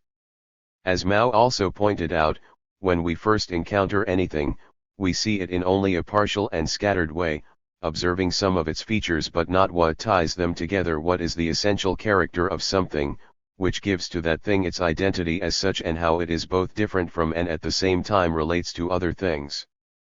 This is the stage of simply perceiving something, of perceptual knowledge. For example, many people who are not into football have commented that, in looking at a game of football, it just appears that a lot of very bulked up guys, wearing a lot of strange equipment, are running around and violently banging into and jumping in piles on each other. But, if you watch football for a while and persevere in attempting to grasp what is actually going on, you can begin to see the patterns involved, and the rules and laws that actually govern and give shape and identity to what is happening. Football fans are familiar with the basic nature and essential character of the game, with its rules and laws, and can readily offer all kinds of opinions and judgments about what is going on, based on an understanding of all this. But, of course, when such fans first started watching football themselves, they were not familiar with all this, and it seemed to them, too, to be a bunch of random, arbitrary, and disjointed activity. So what is involved in moving from that to an understanding of the nature of this game and its governing rules and laws is a matter of accumulating more and more perceptual knowledge and then making a leap, putting this together and systematizing it, analyzing it, and making a synthesis of what is at the heart of it, what are the key patterns involved and what ties it all together and gives this game its character as football.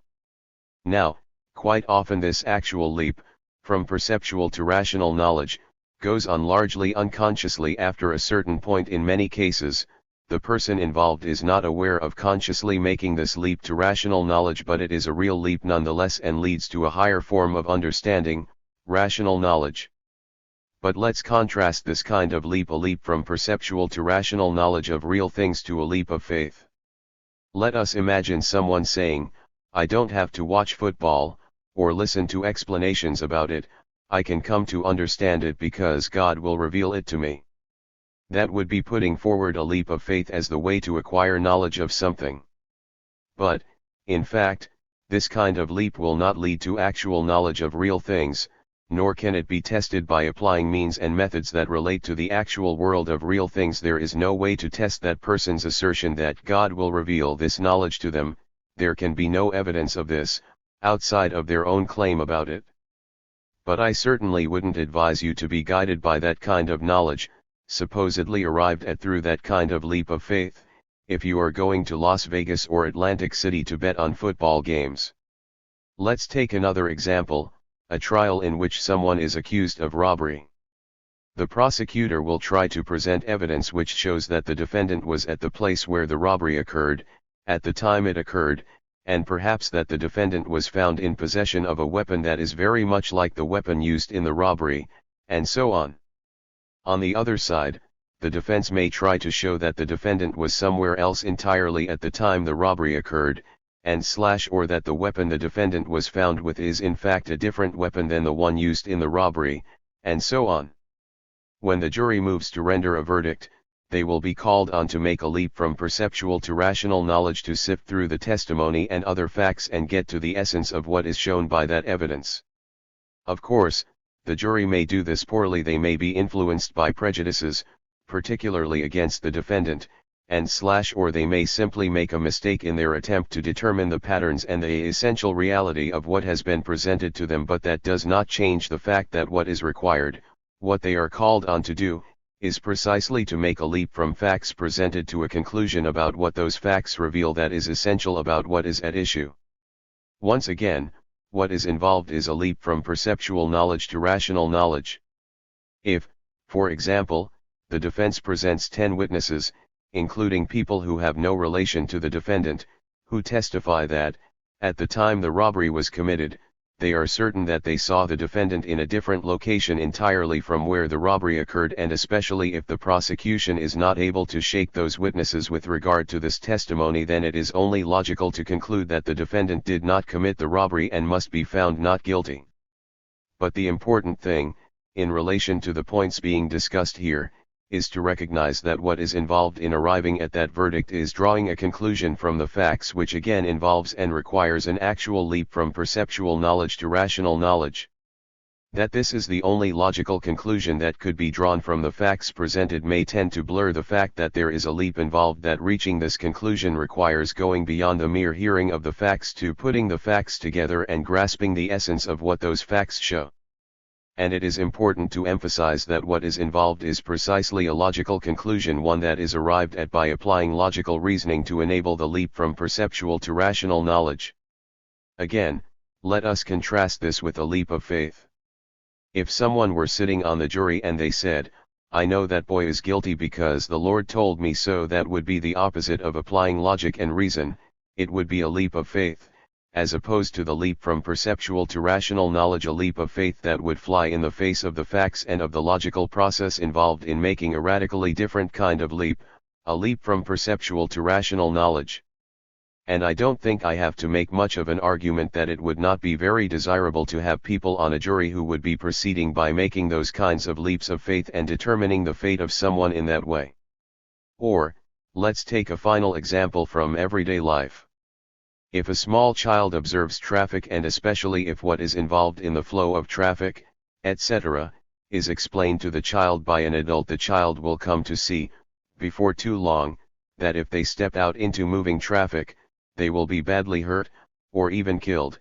They will have gone from seeing what at first appears to be the random movement of vehicles, without a definite pattern and character, to understanding what the pattern and the essential character of this movement of vehicles is. And when it is safe, and not safe, to cross the street. Here again what is involved is the kind of leap from perceptual to rational knowledge that we have seen illustrated in previous examples.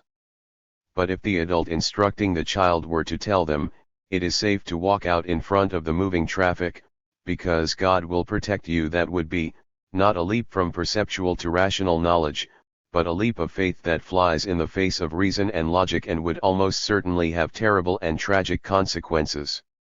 Scientific knowledge and the scientific method.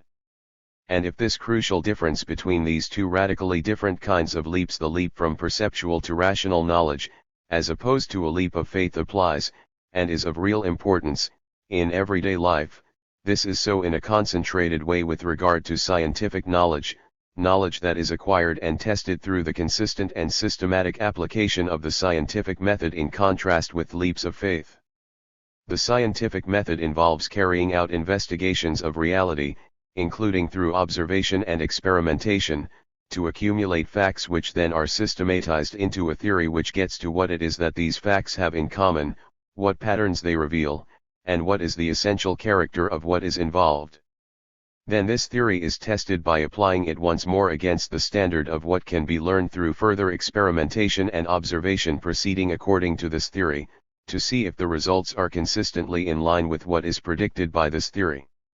If, in the application of this scientific method, results are obtained, things are observed, or results produced through experiments, and so on, that contradict the theory, if, for example, things can be shown to happen which this theory predicts could not happen, then it must be concluded that the theory is wrong, or at least that it contains flaws. If, however, after repeated testing, from a number of different directions and over a whole period of time, the results continue to be consistently in line with what is predicted by the theory, and no results or observations lead to facts which are in contradiction to the theory, or cannot be explained by it, then it can be concluded that this theory is correct. But, even in achieving the status of a generally accepted scientific theory, any particular theory must not only be subjected to repeated testing, but it must also be subjected to review by other scientists, particularly those with knowledge and expertise in the particular field of science that the theory relates to, and if it passes that review, if none of these scientists can show that the theory is flawed, or simply wrong, if there are no results which can be shown to contradict the theory, and its predictions about reality, then the theory will acquire general acceptance in the scientific community as a valid and true explanation of reality. Now, it is true that the development of scientific theories generally involves the formulation of initial conjectures and preliminary hypotheses about things. In other words, in a sense, scientists often make informed guesses about the way something in reality might be, even before they can provide proof of this. But, first of all, even these preliminary hypotheses are themselves based on previously accumulated, and verified, evidence about the way reality actually is, as opposed to leaps of faith and religious declarations about things, which we are simply expected to believe without any concrete evidence or the prospect of ever being able to obtain such evidence. Secondly, scientists take their preliminary hypotheses and systematically test them in the real world, and only on that basis are new scientific facts generated, which can then contribute to the development of generally accepted scientific theories. Of course, scientists can, do, and have made mistakes. This has happened not only with individual scientists but at times even with the scientific community in general and those who are regarded as experts and authorities in various fields of science. Scientists are, after all, human beings with limitations. They live in and are part of society, and they are influenced in various ways by the ideas which prevail in society at a given time. At the same time, as further knowledge is acquired, as further experimentation and observation goes on, not only in direct relation to a particular theory but in science, and indeed in the world at large, any particular theory will be subjected to continued testing and review, and it may turn out that new things that are learned call into question parts, or in some cases even all, of a particular theory, and then the theory will have to be modified or even completely discarded. But the crucial point is this: the scientific method provides the means for continuing to investigate reality and continuing to learn more about it, and on that basis to correct mistakes that are made. The understanding of reality that is gained, through the leap from perceptual to rational knowledge, becomes, in turn, the basis, the foundation, from which further perceptual knowledge that is accumulated is analyzed and synthesized to make further leaps of this kind. So the acquiring of knowledge by individuals and by society and humanity overall is not a one-time thing, but an ongoing process. This applies to everyday life, and it applies in a concentrated way with regard to the conscious and systematic application of the scientific method. This relates to another point Mao emphasized: beyond the leap from perceptual knowledge to rational knowledge, there is a further leap from rational knowledge to practice, in the course of which material reality is changed and further perceptual knowledge is gained, laying the foundation for a further leap to rational knowledge, and on, and on.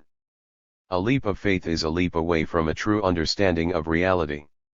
In opposition to this, a religious worldview which insists on a reliance on faith and leaps of faith instead of investigation and analysis of the real world and the leap from perceptual to rational knowledge, such a religious worldview cannot lead to a true understanding of reality, and in fact is bound to lead away from such an understanding in fundamental ways. Of course, not all people who are religious are scriptural literalists who insist on an acceptance of the Bible as the declared word of a supposed all-powerful and all-knowing supernatural being and therefore the absolute truth.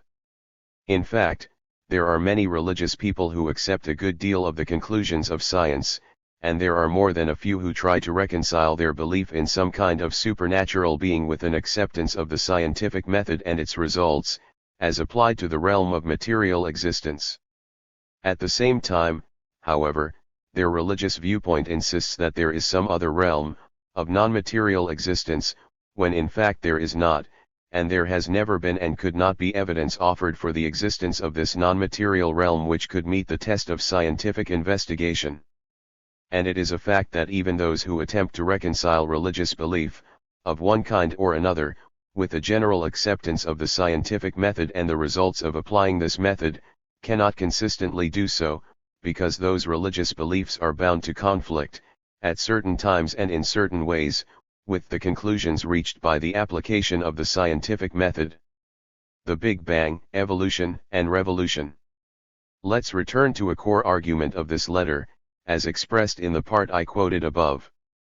Let's take what has been said here contrasting the scientific method with the religious worldview, and contrasting in particular the leap from perceptual to rational knowledge with leaps of faith, and apply this to examples the writer of this letter emphasizes, evolution and the Big Bang.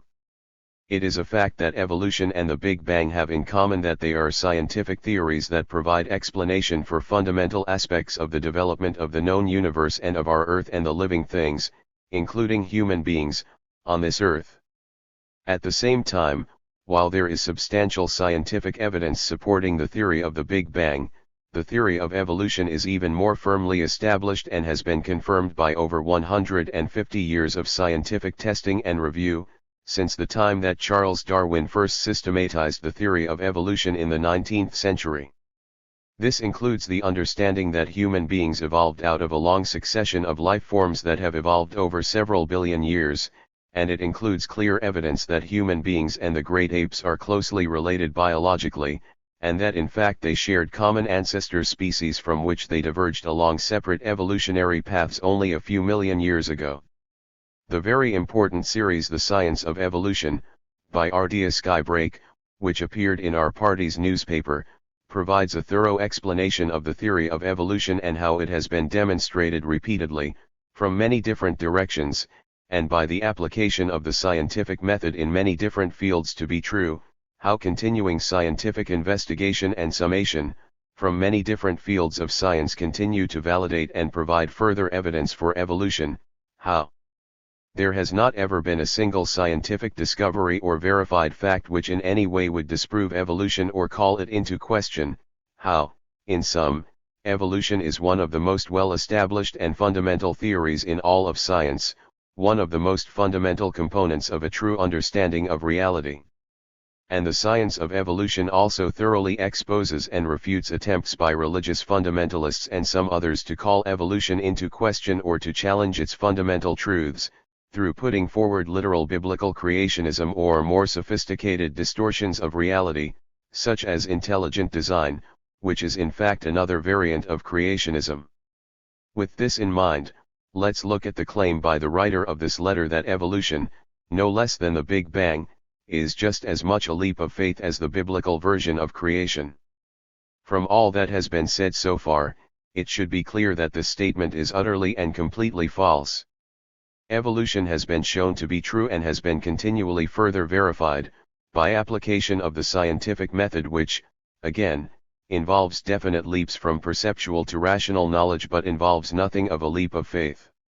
In fact, leaps of faith are alien to, and are in direct conflict with and violation of, the scientific method, and if it can be shown that, as opposed to a logical leap from perceptual to rational knowledge, a scientific theory actually involved a leap of faith which by definition could not be substantiated, or even tested, by scientific methods, that theory would immediately be understood to be invalid according to the standards of science and the scientific method.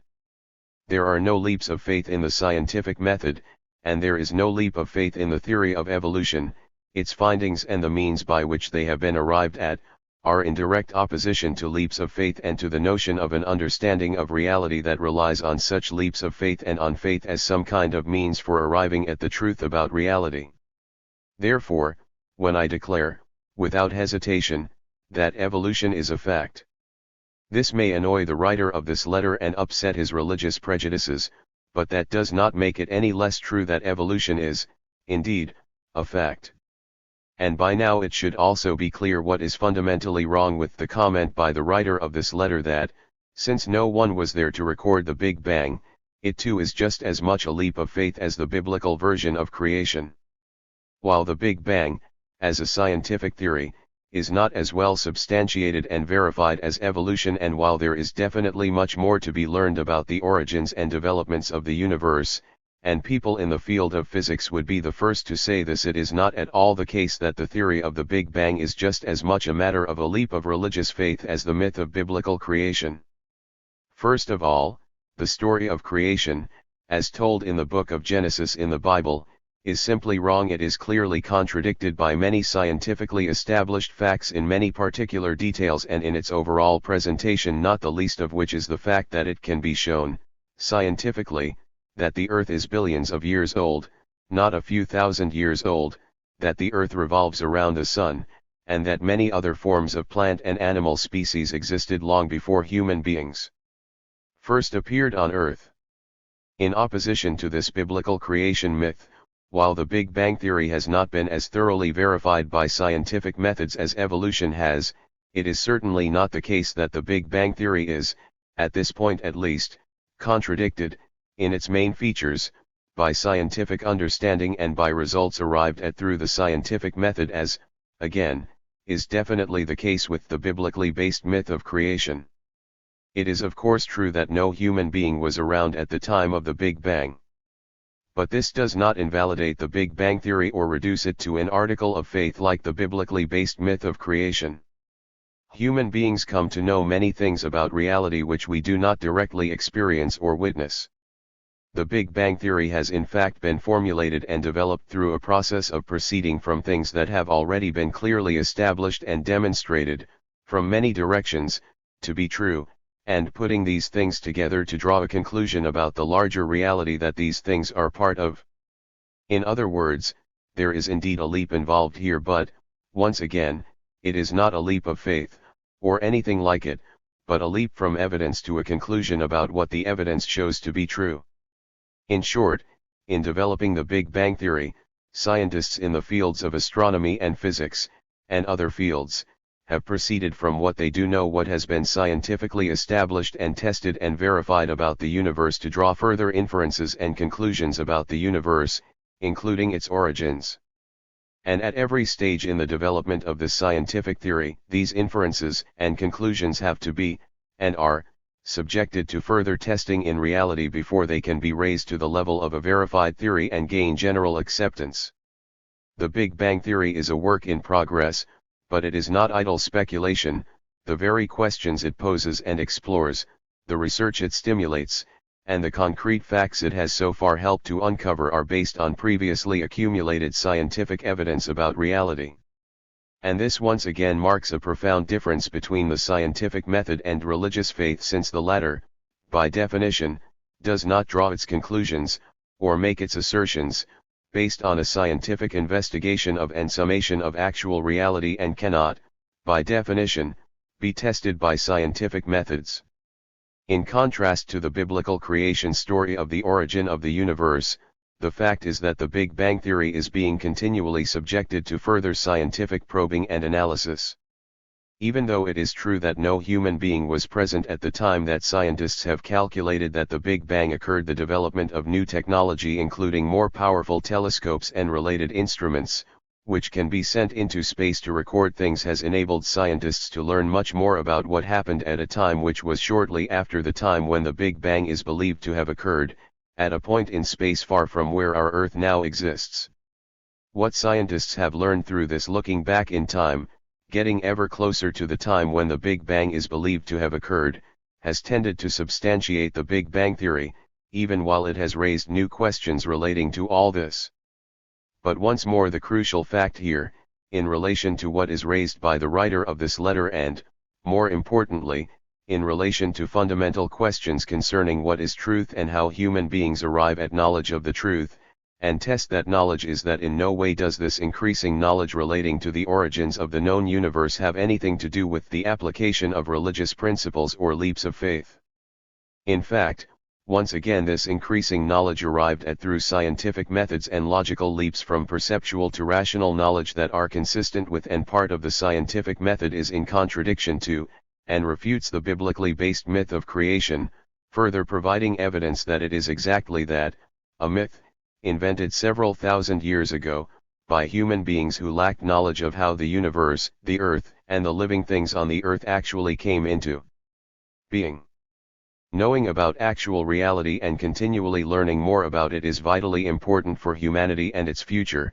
It is vitally important not only for people in the sciences and the academic world, but for the brutally oppressed and exploited people of the earth, who must and can be the backbone and driving force of a revolution to throw off and put an end to all forms of exploitation and oppression, throughout the globe, to be the emancipators not only of themselves but ultimately of all humanity.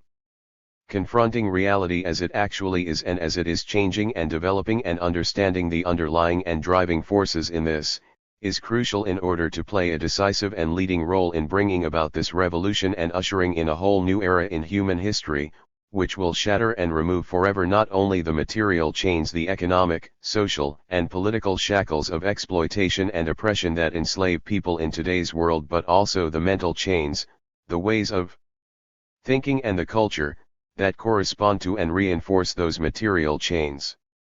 In the Communist Manifesto, Karl Marx and Friedrich Engels, who founded the communist movement over 150 years ago, declared that the communist revolution, and its emancipating principles, methods, and aims, involves a radical rupture not only with the traditional property relations that enslave people, in one form or another, but also a radical rupture with all traditional ideas that reflect and reinforce those traditional property relations. The struggle in the realm of epistemology, the theory of knowledge and how it is acquired by people, the theory of what is true and how people come to know the truth, is a crucial arena in the overall battle for the emancipation of the oppressed and exploited majority of humanity, and ultimately of humanity as a whole. Grasping the defining characteristics and the importance of the scientific method and, most of all, the most consistent, systematic, and comprehensive scientific approach to reality, the communist world outlook and method, which can embrace without replacing or suffocating the many fields of human knowledge and endeavor, and can give expression to the richest process of learning about reality and transforming it in the interests of humanity, is of vital importance for this emancipatory struggle. Understanding the profound difference between the attempt to impose faith-based notions on reality and, in opposition to that, pursuing a scientific understanding of reality, including of religion and its origins and effects, understanding the radical difference between leaps of faith and the ongoing acquisition of knowledge through continual leaps from perceptual knowledge to rational knowledge. This is a crucial part of carrying forward the struggle to achieve the two radical ruptures that mark the communist revolution as the leap to a whole new, liberating era in human history. Notes: 1. Audio files of the talk "God Does Not Exist, We Need Liberation Without Gods" are available online at bobaviakian.net. 2. This series has now been published as a book, Ardea Skybreak, The Science of Evolution and the Myth of Creationism, Knowing What's Real and Why It Matters, Insight Press, 2006. 5:1. The basis for communist morality is contained, in a concentrated way, in what Maoists refer to as the Four Alls. This is drawn from the summary by Marx of what the communist revolution aims for and leads to: the abolition of all class distinctions, the abolition of all the relations of production on which these class distinctions rest, the abolition of all the social relations that correspond to these relations of production, and the revolutionizing of all the ideas that result from these social relations. Preaching from a Pulpit of Bones, We Need Morality But Not Traditional Morality, 1999. 5:2. One of the main accusations from those who oppose communism is that communists believe the ends justify the means, that anything is permissible so long as it can be said to be helping to move things toward the attainment of communism, eventually. This is not only untrue, it is an inversion of the truth. It is a principle of communism that the means must be consistent with and must flow from the ends. It is often necessary, and desirable, for communists to struggle for goals that are short of the final aim represented by the Four Alls, since this can contribute to the ultimate achievement of those Four Alls, but it is never acceptable for communists to uphold or fight for things, or to use means and methods, that are in basic opposition to that final aim.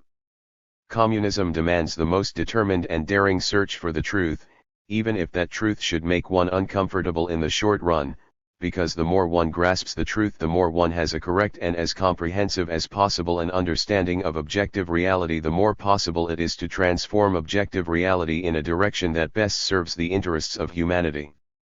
Preaching from a Pulpit of Bones. 5:3. The whole point of principle is that you have to fight for it when it is not easy to do. There is no need for principle if the only time it is applied is when it doesn't matter. Methods and Principles. Observations on Art and Culture, Science and Philosophy, 2005. 5:4. Western morality and, for that matter, the dominant morality in all parts of the world, Wherever society is marked by class division and exploitation, patriarchy and other forms of oppression has always been a rationale and justification for oppression. Preaching from a pulpit of bones. 5:5. The Bible Belt in the U.S. is also the lynching belt. Away with all gods. Unchanging the mind. And radically changing the world, 2008. 5:6. Editor's note, here Bob Avarkian talks about the 1960s. Between the anti-war protesters and the war planners in the Pentagon, between the Black Panthers and J. Edgar Hoover, between Black, Latino, Asian, and Native peoples on the one side and the government on the other, between the women who rebelled against their traditional roles and the rich old men who ruled the country, between the youth who brought forward new music, in the broadest sense, and the preachers who denounced them as disciples of the devil and despoilers of civilization, the battle lines were sharply drawn. And through the course of those tumultuous times, those who were rebelling against the established order and the dominating relations and traditions increasingly found common cause and powerful unity. They increasingly gained and deserved the moral as well as political initiative, while the ruling class dug in and lashed out to defend its rule, but increasingly, and very deservedly, lost moral and political authority. Preaching from a pulpit of bones. 5:7. American lives are not more important than other people's lives. Bringing forward another way, Revolution number 88, May 13, 2007. 5:8. Internationalism. The whole world comes first. Bullets, from the writings, speeches, and interviews of Bob Avarkian, chairman of the Revolutionary Communist Party, USA, 1985. 5:9. We have to win people to be communists, and then actively take up the process of recruiting them. We need to recruit communists, people who are prepared and determined to dedicate their lives to revolution and the final aim of a communist world, to being emancipators of humanity, to contributing as much as they can, in an organized and disciplined way, to that cause. Making revolution and emancipating humanity, Part 2, Everything We're Doing is About Revolution, Revolution number 116, January 20, 2008. 5:10. Here I want to bring up a formulation that I love, because it captures so much that is essential. Soon after September 11, someone said, or wrote somewhere, that living in the US is a little bit like living in the house of Tony Soprano. You know, or you have a sense, that all the goodies that you've gotten have something to do with what the master of the house is doing out there in the world. Yet you don't want to look too deeply or too far at what that might be, because it might upset everything, not only what you have, all your possessions, but all the assumptions on which you base your life. Bringing forward another way, Revolution number 87, May 6, 2007. 5:11. There is a place where epistemology and morality meet. There is a place where you have to stand and say, it is not acceptable to refuse to look at something or to refuse to believe something because it makes you uncomfortable. And, it is not acceptable to believe something just because it makes you feel comfortable. Bringing forward another way, Revolution number 87, May 6, 2007. 5:12. After the Holocaust, the worst thing that has happened to Jewish people is the State of Israel. Revolution number 63, October 1, 2006. 5:13. The fact remains that your life, whether shorter or longer, is going to be devoted to one kind of objective or another. It is going to be shaped by larger forces that are independent of your will, but then there is the question of how, yes, each individual as well as in a different, larger dimension, social classes respond to the way in which the contradictions that are shaping things confront and impinge on them. And there is conscious volition and conscious decision in terms of what people do with their lives, in relation to what they see as necessary, possible, and desirable. Ruminations and wranglings, on the importance of Marxist materialism, communism as a science, meaningful revolutionary work, and a life with meaning, Revolution number 164, May 17, 2009. 514.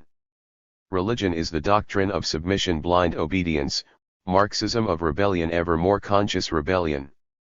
Communists are rebels. A letter from RCP Chairman Bob Avarkian to his parents on philosophy, religion, morals, and continuous revolution, 1980. 515. Never underestimate the great importance of ideology. We have a very negative example of this with the Islamic fundamentalists. The way in which they are proceeding to do what they're doing has a very powerful ideological component to it. How do people respond to the conditions that they find themselves in? What course or road do they take, and what do they respond to, in the face of those conditions? This is not predetermined. There is not just one way that people respond, automatically and regardless of influences on them. And even the level on which people sacrifice depends on their ideological orientation to a very significant degree. Bringing forward another way, Revolution number 98, August 19, 2007. 516. Let us be clear, female children, and children in general, should not be seen and treated as the property of their parents, and their father in particular. That is not the world we are aiming for, not a world worth living in. This is the way it has been for thousands of years, and this has been embodied in and promoted by religious scripture and tradition, but this is not how we want the world to be, and not how it needs to be. Yes, children need discipline. But they don't need to be beaten with a switch or a rod in order to be disciplined, and to have a sense of purpose. They need to be led, inspired, and yes, at times, taken firmly in hand as part of an overall vision and goal of bringing into being a radically different and much better world. And, as they become older and more conscious of this objective, and capable of acting consciously to contribute to it, they can increasingly become a part of that process. But even before they are capable of being consciously a part of this, the principles that apply to bringing such a world into being should apply, in a fundamental sense, in relating to children, your own and others. Away with all gods. 517. It is necessary to be boldly saying to people, we don't need the church, we don't need the switch, we don't need the rod, and, no, we don't need the gangs and the drugs, we need revolution. Away with all gods. 518. In many ways, and particularly for men, the woman question and whether you seek to completely abolish or to preserve the existing property and social relations and corresponding ideology that enslave women is a touchstone question among the oppressed themselves. It is a dividing line between wanting in and really wanting out, between fighting to end all oppression and exploitation and the very division of society into classes and seeking in the final analysis to get your part in this. Revolution number 158, March 8, 2009. 519. While, again, there is certainly more to be learned about this, it can be said that, with regard to the sphere of sexuality, in some significant ways for the communist movement overall, and specifically for our party, the question of homosexuality has been emblematic of the weakness of the communist movement and socialist states historically from the time of Engels, with his unfortunate remarks denigrating homosexuality, up through the Chinese Revolution. This, in a significant way, has concentrated a weakness of the communist movement on the question of sexuality more generally, including specifically how this relates to the status, and the struggle for the complete liberation, of women. The need and the basis for a further leap and radical rupture. So, while again there is definitely more to be learned through further investigation, study, analysis, and synthesis, all this does, I believe, establish that there is a need for a further radical rupture, to lay a firmer foundation for really achieving the four alls in their fullest dimension. This has not been given full expression or been fully recognized in the history of the communist movement, including in the history of our party, until very recently when we have begun to seriously address questions from a different and much more radical standpoint. The change in the position of our party on the question of homosexuality is, in very significant measure, a result of what has developed into the new synthesis, and specifically the method and approach embodied in that new synthesis. It represents a breaking with a lot of trends and tendencies within the communist movement which, to no small degree, have been suffocating of the kind of radical theory and radical movement that communism actually should be and must be. But, in a real sense, this constitutes a beginning, which we need to build on and go much further with on the basis of a scientific approach and the scientific synthesis of what I referred to earlier as the visceral and the theoretical. Unresolved contradictions, driving forces for revolution, Part 3, the new synthesis and the woman question, the emancipation of women and the communist revolution, further leaps and radical ruptures, Revolution number 196, March 28, 2010. Until the late 1990s, the Revolutionary Communist Party, while opposing discrimination based on sexual orientation, regarded homosexuality as a negative social phenomenon, and something which should be struggled against ideologically, in a way similar to religion. In the latter part of the 1990s, as an important part of making further radical ruptures with certain backward views and political positions which actually embodied aspects of traditions chains including within the international communist movement historically, the RCP began a process of study and analysis, which led to a fundamental change in its position on this question. For a basic statement on this change in position, and the process of critical examination and analysis which led to this change, see on the position on homosexuality in the new draft program, published by the RCP in 2001. 520. The situation cannot be allowed to continue where the alternatives with major social impact within this society are self-indulgent individualism, on the one hand, or, on the other hand, religious fundamentalism and subordination and sacrifice of the self to the collective juggernaut of imperialist conquest and plunder, as for example in the U.S. military, and where, in one form or another, a culture and morality serving the interests of the most monstrous exploiters and oppressors and a system which does indeed, without the slightest bit of exaggeration, crush lives and mangle spirits on a massive scale, throughout the world, while having the audacity to present itself as the best of all possible systems and a shining example for the world has virtually unchallenged hegemony. The point is that there is a real need and a real basis to be bringing forward, fighting for and, yes, living, even now a radically different philosophy and a radically different culture and morality. And besides the realms of culture and morality there is a need, as has been emphasized before, for a fierce battle in the ideological/epistemological realm, particularly against relativism and its pernicious effects. Again, we see now a situation that is too much like that described in the poem by William Butler Yeats, the worst are full of passionate intensity and absolutist certainty, we might add while the best lack all conviction. This has to be radically taken on and radically changed. Birds cannot give birth to crocodiles, but humanity can soar beyond the horizon. Part 2, Building the Movement for Revolution, Revolution, 2011. 521. Do black people need to take responsibility? Responsibility for what? Responsibility for revolution definitely. We all need to take responsibility for making revolution to emancipate all of humanity from this whole system of oppression. In the wake of the election, a basic point of orientation, to the masses, with Revolution number 149, November 30, 2008. 522. The death of Willie Mobile Shaw * is a terrible and bitter loss. Willie wanted his life to be about something beyond the dog-eat-dog and the murderous madness the system brings down on people, and catches them up in 1,000 ways every day. He joined the revolution, became a communist and dedicated his life to the liberation of all people who are oppressed by the system, not just people of one race, or in one neighborhood, but men and women of all races, nations, and languages, all over the world. Most of them Willie had never met, but he came to see that they shared a common fate and could bring a much better future into being. Willie's life is proof that those this rotten system tries in every way to drag down can rise up, that those the system treats as less than human can become the liberators of all humanity.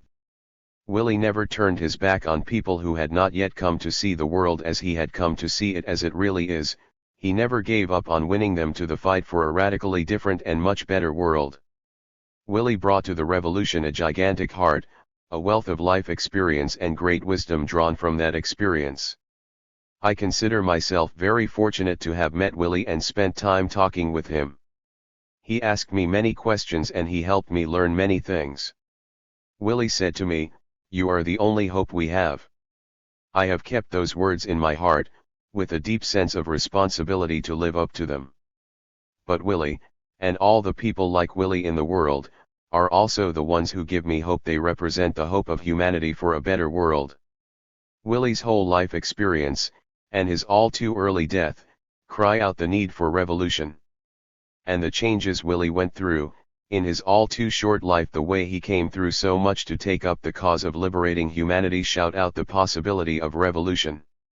As our hearts ache over the loss of Willie, let us keep in our hearts, and let us learn all we can, from the beautiful human being that Willie Mobile Shaw was, and the way in which, in dedicating his life to revolution and communism, he truly made it count, in the greatest way possible. Statement by Bob Avarkian, chairman of the Revolutionary Communist Party, on the occasion of the death of Willie Mobile Shaw, Revolution number 27, December 18, 2005. Willie Mobile Shaw grew up and lived his whole life in the Nickerson Gardens housing project in Watts, Los Angeles. After working with revolutionaries there for a period of time, he joined the Revolutionary Communist Party, USA. The hardship of his life conditions led to his having a serious illness, and he died on November 24, 2005 due to complications following surgery. 523. If you have had a chance to see the world as it really is, there are profoundly different roads you can take with your life. You can just get into the dog-eat-dog, and most likely get swallowed up by that while trying to get ahead in it. You can put your snout into the trough and try to scarf up as much as you can, while scrambling desperately to get more than others. Or you can try to do something that would change the whole direction of society and the whole way the world is. When you put those things alongside each other, which one has any meaning, which one really contributes to anything worthwhile? Your life is going to be about something, or it's going to be about nothing. And there is nothing greater your life can be about than contributing whatever you can to the revolutionary transformation of society and the world, to put an end to all systems and relations of oppression and exploitation and all the unnecessary suffering and destruction that goes along with them. I have learned that more and more deeply through all the twists and turns and even the great setbacks, as well as the great achievements, of the communist revolution so far, in what are really still its early stages historically. From Ike to Mao and beyond, My Journey from Mainstream America to Revolutionary Communist, a memoir by Bob Avarkian, 2005. 524. In the final analysis, as Engels once expressed it, the proletariat must win its emancipation on the battlefield. But there is not only the question of winning in this sense but of how we win in the largest sense. One of the significant, if perhaps subtle and often little noticed ways in which the enemy, even in defeat, seeks to exact revenge on the revolution and sow the seeds of its future undoing is in what he would force the revolutionaries to become in order to defeat him. It will come to this: we will have to face him in the trenches and defeat him amidst terrible destruction, but we must not in the process annihilate the fundamental difference between the enemy and ourselves. Here the example of Marx is illuminating. He repeatedly fought at close quarters with the ideologists and apologists of the bourgeoisie, but he never fought them on their terms or with their outlook. With Marx his method is as exhilarating as his goal is inspiring. We must be able to maintain our firmness of principles but at the same time our flexibility, our materialism and our dialectics, our realism and our romanticism, our solemn sense of purpose and our sense of humor. For A Harvest of Dragons, on the crisis of Marxism and the power of Marxism, now more than ever, 1983. Supplement. Beyond the Narrow Horizon of Bourgeois Right. Editor's note: the following is an excerpt from Part 1 of Bob Avarkian's talk Making Revolution and Emancipating Humanity. It speaks to key principles concerning the morality and outlook, as well as the goals, of communism. I want to begin by returning to a point that we continue to speak to, and for very good reasons, both because of its great importance and because it is still so little grasped and acted upon. This is the whole question of getting beyond the present narrow horizons imposed on society and on people and their thinking. Now, I am aware that in his latest CD, Modern Times, Bob Dylan has a song Beyond the Horizon. But what we are talking about is something entirely and radically different. It is the narrow horizon of bourgeois right, and the need for humanity to leap beyond that horizon. I want to get more, or we want another world. I was moved, or provoked, to speak to this again in reading some reports recounting the responses of different people, youth in particular, to watching the DVD of my 2003 talk Revolution, why it's necessary, why it's possible, what it's all about. I want to begin with a comment of one youth who watched this DVD, and said he really liked it. I agree with everything in there, and I really liked the vision of the future society, but, he went on, if I invent something, I want to get more for it. Here we come right up against the question of making a leap beyond the narrow horizon of bourgeois right. What do we mean by bourgeois right? This refers to the concept of right which essentially corresponds to commodity relations in which people confront each other as owners of things which are to be exchanged, and more specifically, relations in which the appearance of equality covers over profound inequalities, relations which are grounded in the exploitation and oppression of the many by a relative handful. In its most fundamental terms, this is grounded in a relationship where a small number of people dominate ownership not only of the wealth of society, but more fundamentally the means to produce wealth, and a large number of people own little or none of these things, and so must sell their ability to work to those who do own them. Once again, this exchange of the ability to work for a wage appears to be an equal exchange, but in reality it involves and embodies a profoundly unequal relation, in which those without capital are forced into a subordinate position, forced to work for and, in the process of working, creating more wealth for those who do own and control capital. This fundamental relation of inequality, of domination and exploitation, is extended into and embodied in all the relations of capitalist society. Take, for example, the concept of equality before the law. This is supposed to mean that the same laws are applied, in the same ways, to everyone, regardless of what their station in life is, how much money they have, and so on. Experience shows, however, that this is not how things work out in reality. People with more money have more political influence, and those with a great deal of money have a great deal of political influence and power, while those with less money, and especially those with very little, also have no significant political influence, connections with political power, and so on. And this plays out, repeatedly, in legal proceedings, right down to the way in which those presiding over legal procedures look very differently at different kinds of people who become involved in legal proceedings. But what is even more decisive is the reality that the laws themselves reflect and reinforce the essential relations in society, and most fundamentally the economic relations of capitalism. This, for example, is why it is perfectly legal for capitalists to lay off thousands of people, or to refuse to hire them in the first place, if these capitalists cannot make sufficient profit by employing them, or if they can make more profit by employing, and exploiting, people in some other place. But it is illegal for people who have been denied employment in this way to take the things they need without paying for them. All this, and the many ways in which this finds expression in society, in the relations between groups and individuals, in the laws and institutions, and in the thinking of people, is what is meant in referring to bourgeois right. To dig further into what this means, let's return to the example of someone wanting more if they invent something. This is hardly an uncommon view. It is spontaneous thinking that is very common when living in a society like this, where everything is ultimately and very often not so ultimately measured in the very narrow, constricting terms of the cash nexus, and gets expressed crudely in what's in it for me. So this youth could see the sweep of all that is presented in that revolution talk, and agree with it, but, then, there was one little sticking point: if I do something special, I want something in exchange for it, I want the chance to get something more for me. Well, we have to examine, how do things actually work when and where people get more? And, for that matter, how do things actually work when and where people invent something in the first place? What is it that happens most of the time when someone invents something, and then someone ends up getting more out of it? Usually, it's not the person who does the inventing who gets more or gets most of the profit from this, but instead the people who have control of capital and who can turn the invention into a commodity and into capital. Because that's what has to happen in order for someone to get more out of something that is invented.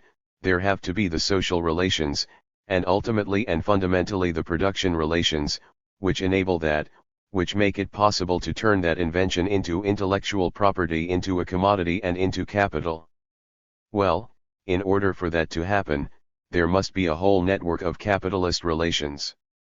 Otherwise, on what basis are you going to get anything and, specifically, get more than others if there is not a whole network of commodity relations and of capital which is undergirding and is the basis on which the whole society is functioning? And this whole network of commodity relations, and of capital, is in reality a network of exploitation. That is what has to be in operation in order for someone, and most likely not the inventor, but a class of people, a class of capitalists, to get more out of it. It is those who already control large amounts of capital, and who have a dominant position in the capitalist economy, who are most likely to benefit the most to get more than others. And what happens if we have a whole network of capitalist relations? What kind of world do we then have? We have the same world that's being dissected and indicted in the revolution talk on the DVD, the same world that drove this person to say, in the first place, I really liked what is said in that talk. You don't like this world. But if you don't want this world, then you cannot want the things that define this world and that are the underlying and driving forces in this world.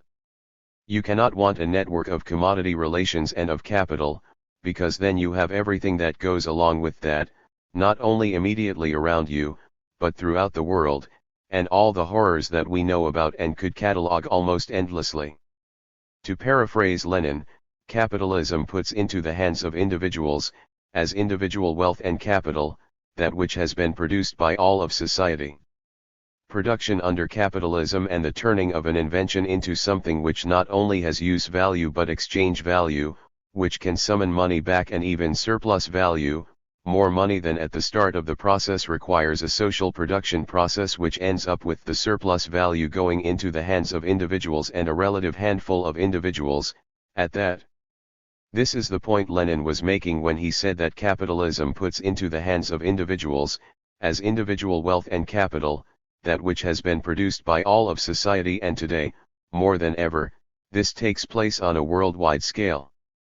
After all, capital is not something neutral, and it is not wealth in some abstract sense divorced and abstracted from the social production relations through which that wealth is produced. Capital is a social relation in which some have command over the labor power of others and accumulate wealth for themselves by utilizing that labor power of others. Lenin added that capitalism forces people to calculate, with the stinginess of a miser, how much more they're getting than somebody else. Put that and everything that's bound up with that, all the horrors that go along with that, up against what it would mean to move beyond all that, to get beyond these production relations, and the corresponding social relations, and all the conditions that are bound up with them and intertwined with them. And, further, in the situation where humanity had finally managed to throw off all this, and all the horrors that go along with it, the orientation of wanting more for myself would very quickly move things backward, in the direction of the capitalist system, with all its very real horrors. There is no other way in which ultimately and fundamentally certain individuals can get more, no way other than to have a whole network of relations that makes that possible, with everything that goes along with that. Does this mean, as is often claimed by people attacking and slandering communism, that in communist society everybody will have exactly the same amount of things, regardless of their particular situation and their particular needs? No, the slogan of communism, the principle that will be applied in communist society, is precisely from each according to their ability, to each according to their needs. In other words, people will contribute what they can to society and will get back what they need to meet the requirements of a decent and fulfilling life, intellectually and culturally, as well as materially, on an ever-expanding basis. This will involve and require a whole different outlook and morality, along with radically different economic, social, and political relations, in which it will no longer be the case that a relatively small group dominates and exploits masses of people, and in which it is presented as right and natural for some people to have a superior position over others. Look at that present reality, and the principles and morals that go along with it, where everyone is pushed into trying to get more than others, and where a small number get much more than the great majority, and contrast that with the much more lofty and liberating principle of from each according to their ability, to each according to their needs, where we move beyond the narrow horizon of bourgeois right of what's in it for me, what do I get, in accordance with the commodities and, in many cases, the capital that I have been able to accumulate through this process.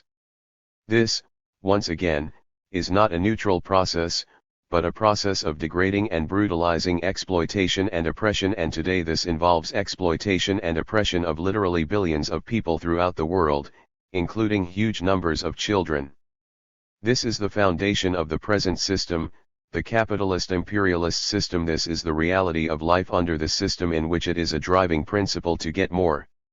Again, let's pose the basic question, which is a much more liberating and lofty vision of society, and which would make a better world. The system, with its fundamental relations, and the corresponding ideas, or one in which people are receiving according to their needs while contributing according to their abilities, not on the basis of what they are going to get back out of it, in some narrow sense, but on the basis of understanding that society as a whole, including the flourishing of the individuals who make up society, is going to be on a much better foundation and reach to much greater heights if that whole orientation of what do I get out of it has been moved beyond, together with moving beyond the material basis for that and the necessity that is bound up with that.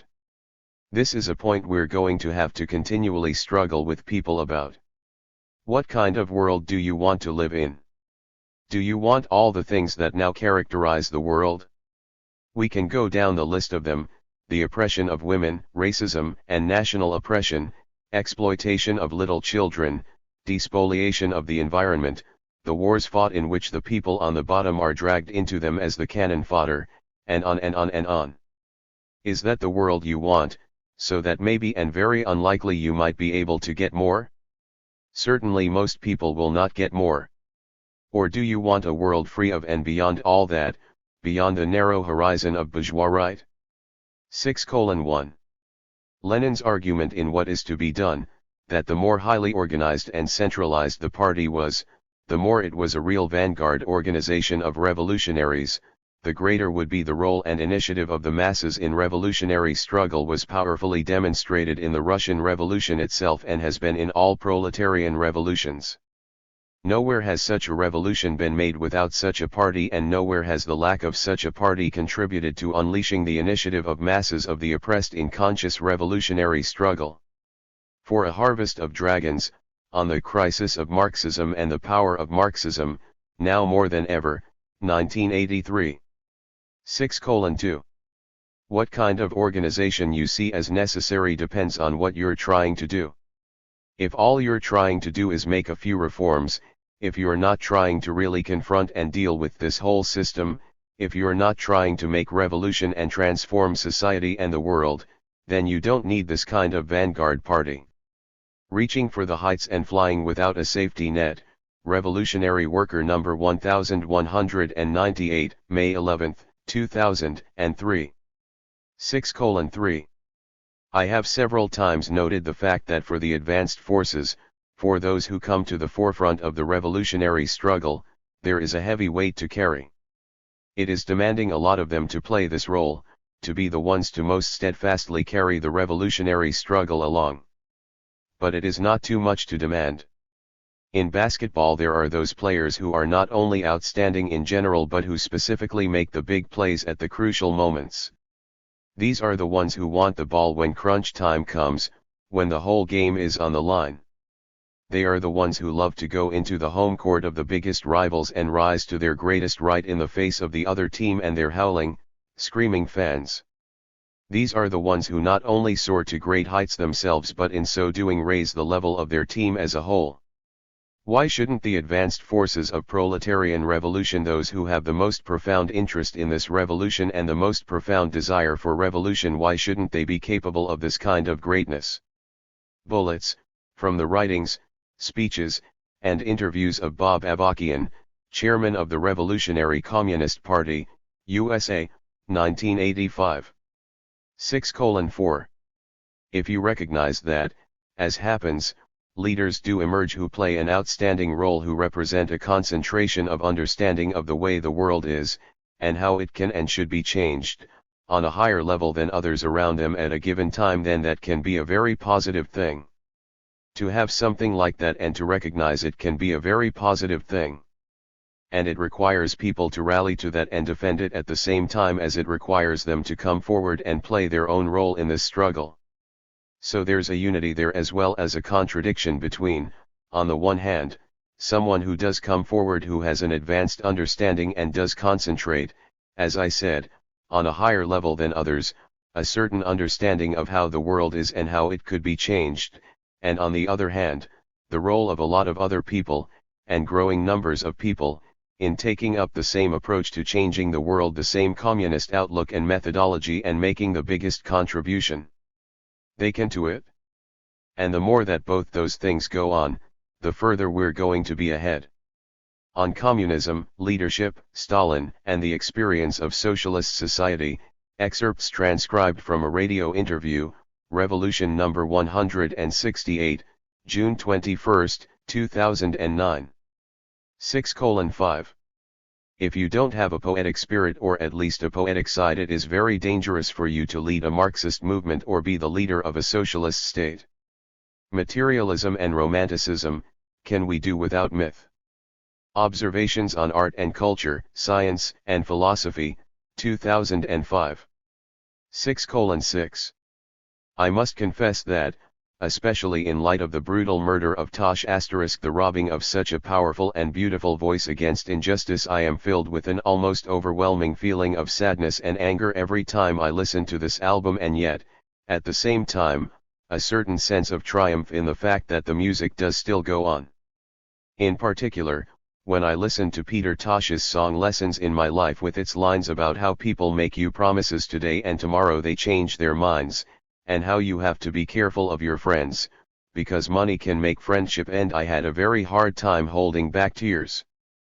But what I think is most important to do is to take up the challenge posed: money can make friendship end.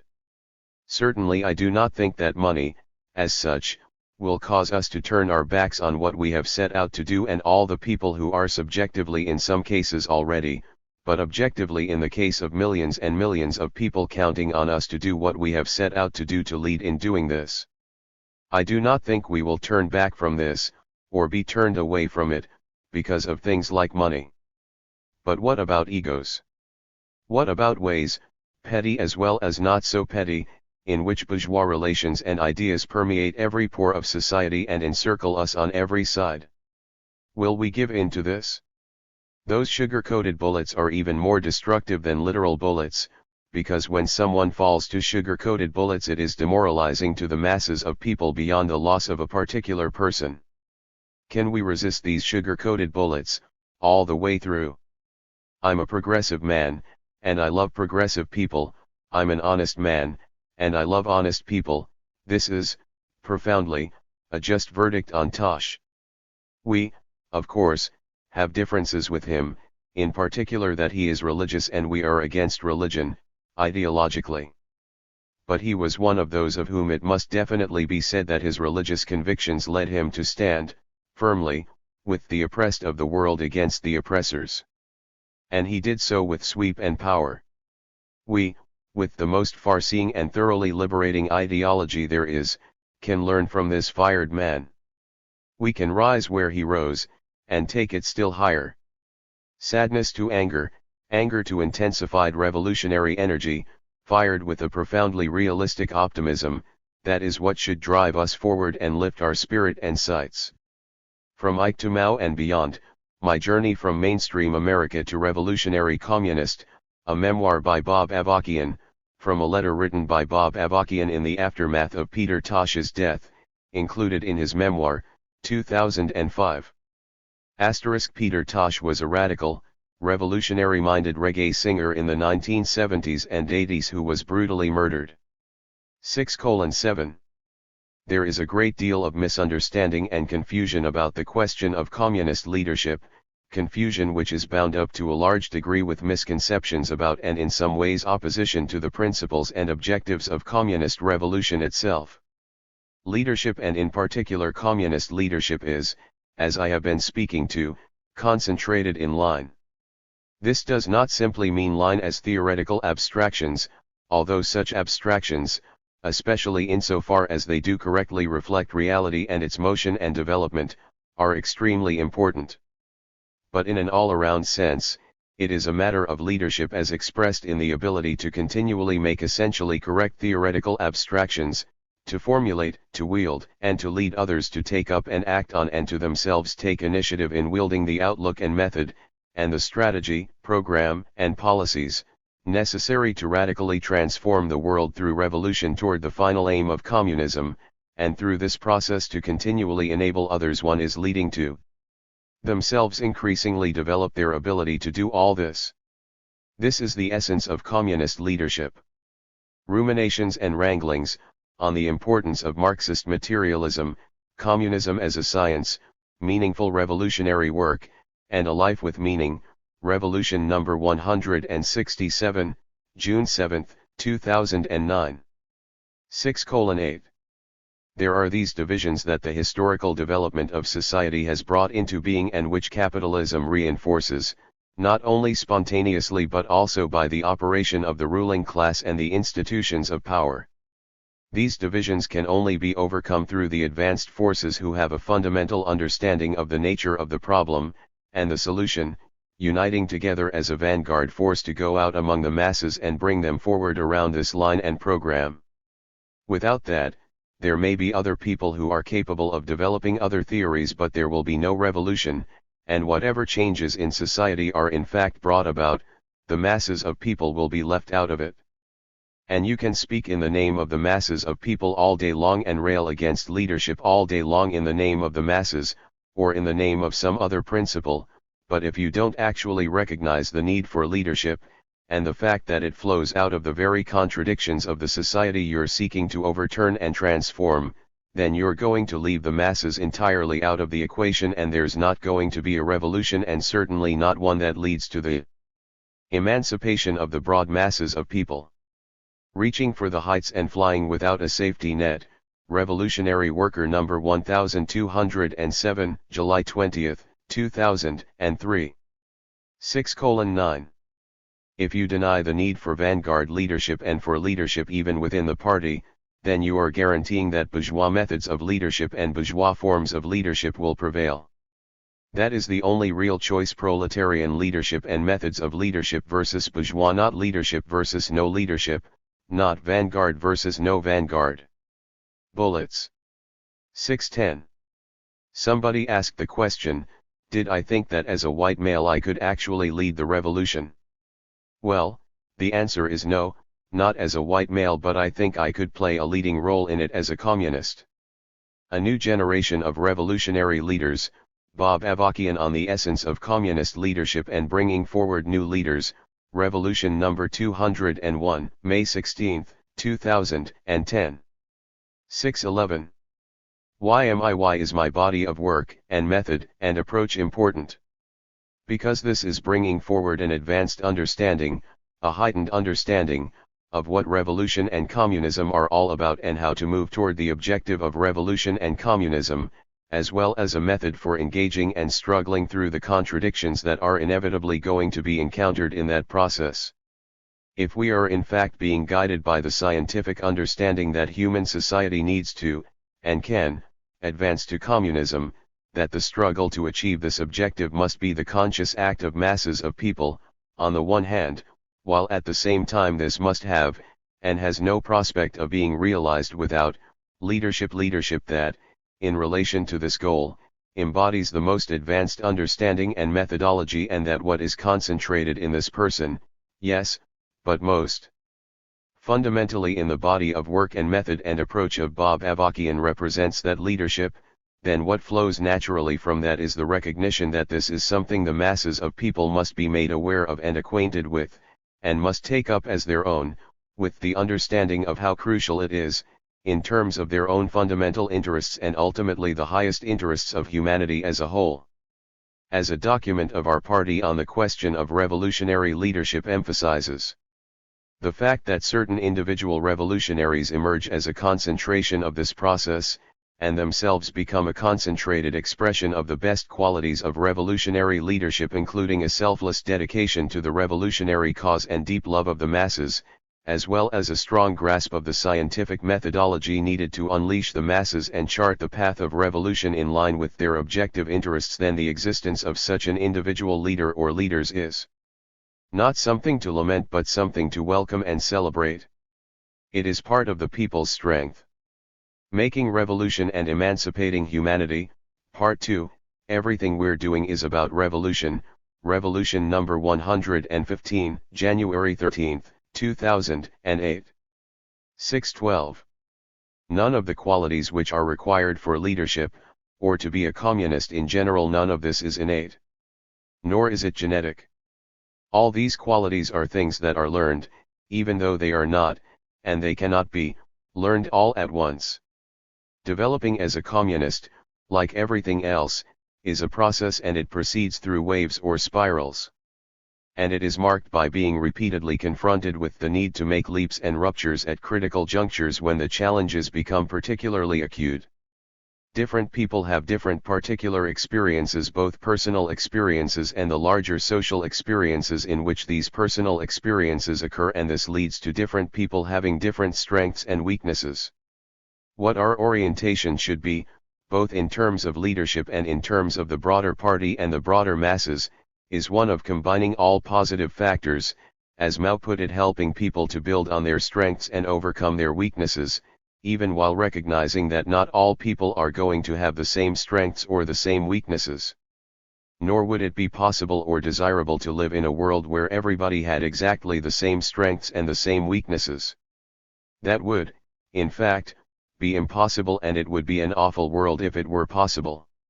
Reaching for the heights and flying without a safety net, Revolutionary Worker number 1205, June 29, 2003.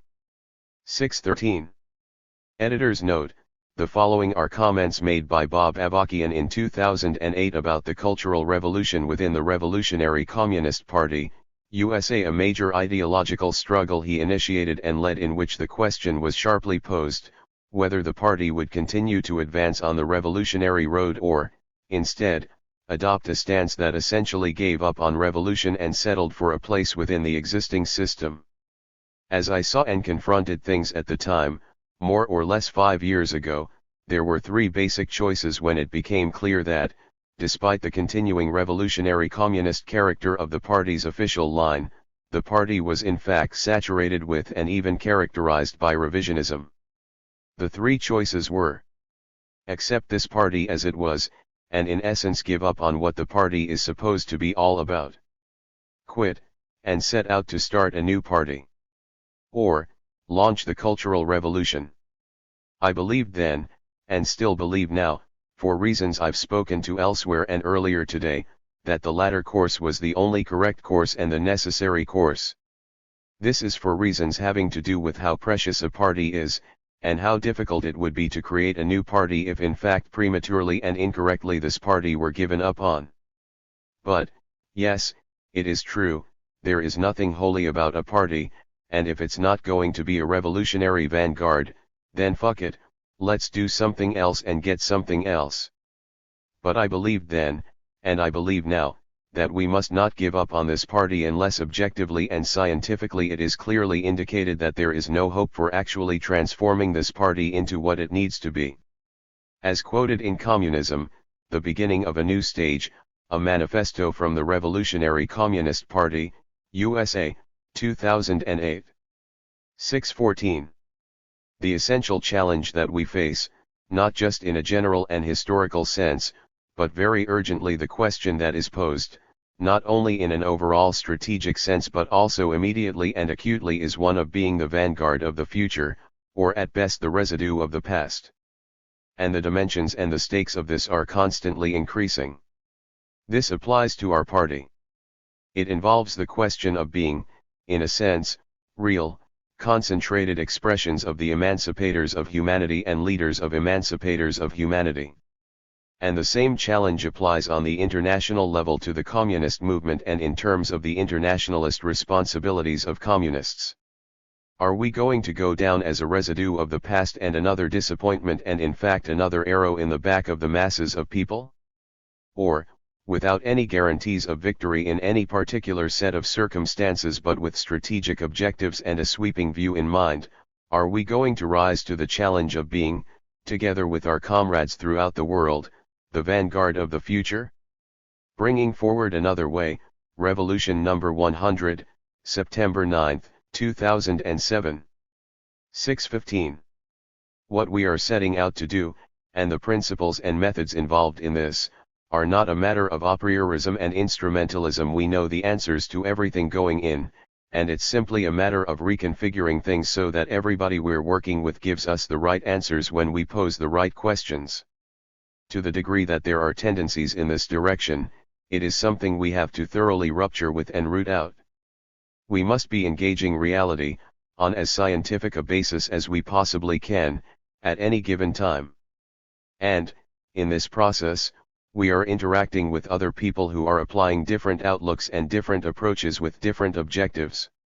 Their thinking, their objectives, their inclinations, and their ideas, some of which may actually better reflect reality than our understanding at times and with regard to certain phenomena, lest we forget this is also part of the larger objective reality that we need to engage. It is necessary to have a scientific approach to that as well.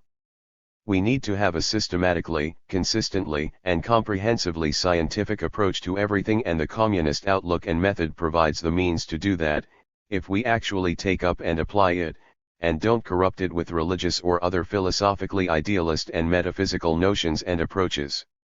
This is why I like the image, or metaphor, of our being a team of scientists setting out to transform the world in the most profound way. What we're about is not anything different than that. So we have to be consistently and thoroughly scientific ourselves, even when we're interacting with many people who are anything but that, or are that at certain times and to a certain degree, but then again are not scientific in the most consistent, systematic, and comprehensive sense. Making Revolution and Emancipating Humanity, Part 1, Beyond the Narrow Horizon of Bourgeois Right, Revolution number 109, November 18, 2007. 6:16.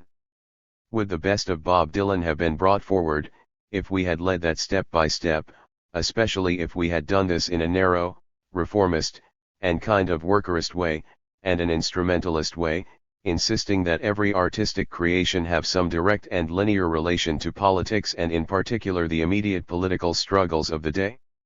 No. So then, does that mean we don't need model works that are really models? No. We do need those things. And there are artists who will be willing to work with us in that way, especially if we work correctly with them. But that is not all we need. Life is much more rich. That is the point Lenin was making when he emphasized that the tree of life is much more green than that. Communism does spring from every pore, as Lenin also emphasized, but this won't happen if we stop up every pore with a pitiful dogmatist caricature of communism and communist leadership and methods. Even what's not communism can contribute to communism if we know how to lead correctly. If we know how to correctly apply solid core with a lot of elasticity.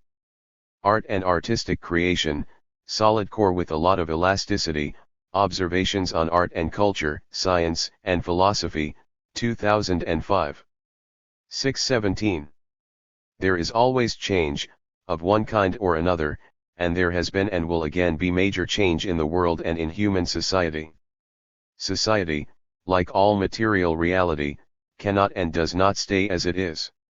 It goes through changes, including at certain points major, even qualitative, changes. But the question of line and leadership is decisive in determining ultimately what kind of change, what kind of transformation of society and fundamentally what kind of revolution is going to be possible, even if and when the masses do rise up and demand and fight for radical change. Ruminations and Wranglings, Revolution number 167, June 7, 2009. 618.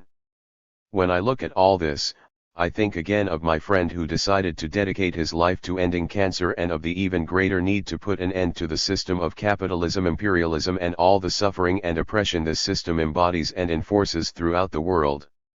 You see that there isn't anything more important that your life could be about, and whatever you end up contributing during the course of your lifetime is the most important and the most uplifting thing that you could possibly do. And yes, there are moments of great disappointment, but also moments of great joy as part of this. There is the joy that comes from seeing the ways in which people break free of constraints and rise up and begin to see the world as it really is and take up more consciously the struggle to change it. There is the joy of knowing that you are a part of this whole process and contributing what you can to it. There is the joy of the camaraderie of being together with others in this struggle and knowing that it is something worthwhile, that it is not something petty and narrow that you are involved in but something uplifting. There is the joy of looking to the future and envisioning the goal that you are struggling for and seeing people come to even a beginning understanding of what that could mean, not just for themselves but for society, for humanity as a whole. So this is what my life will continue to be devoted to, and this is what the ongoing story of my life will be about. From Ike to Mao and beyond. 619. In conclusion, I want to put forward a challenge and a call. Get with this. Get with the party. If you're already with this, get with it even deeper.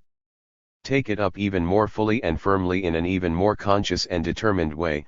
Let people know who do not know yet that they have a vanguard party, and what this means for the masses of people here and all over the world.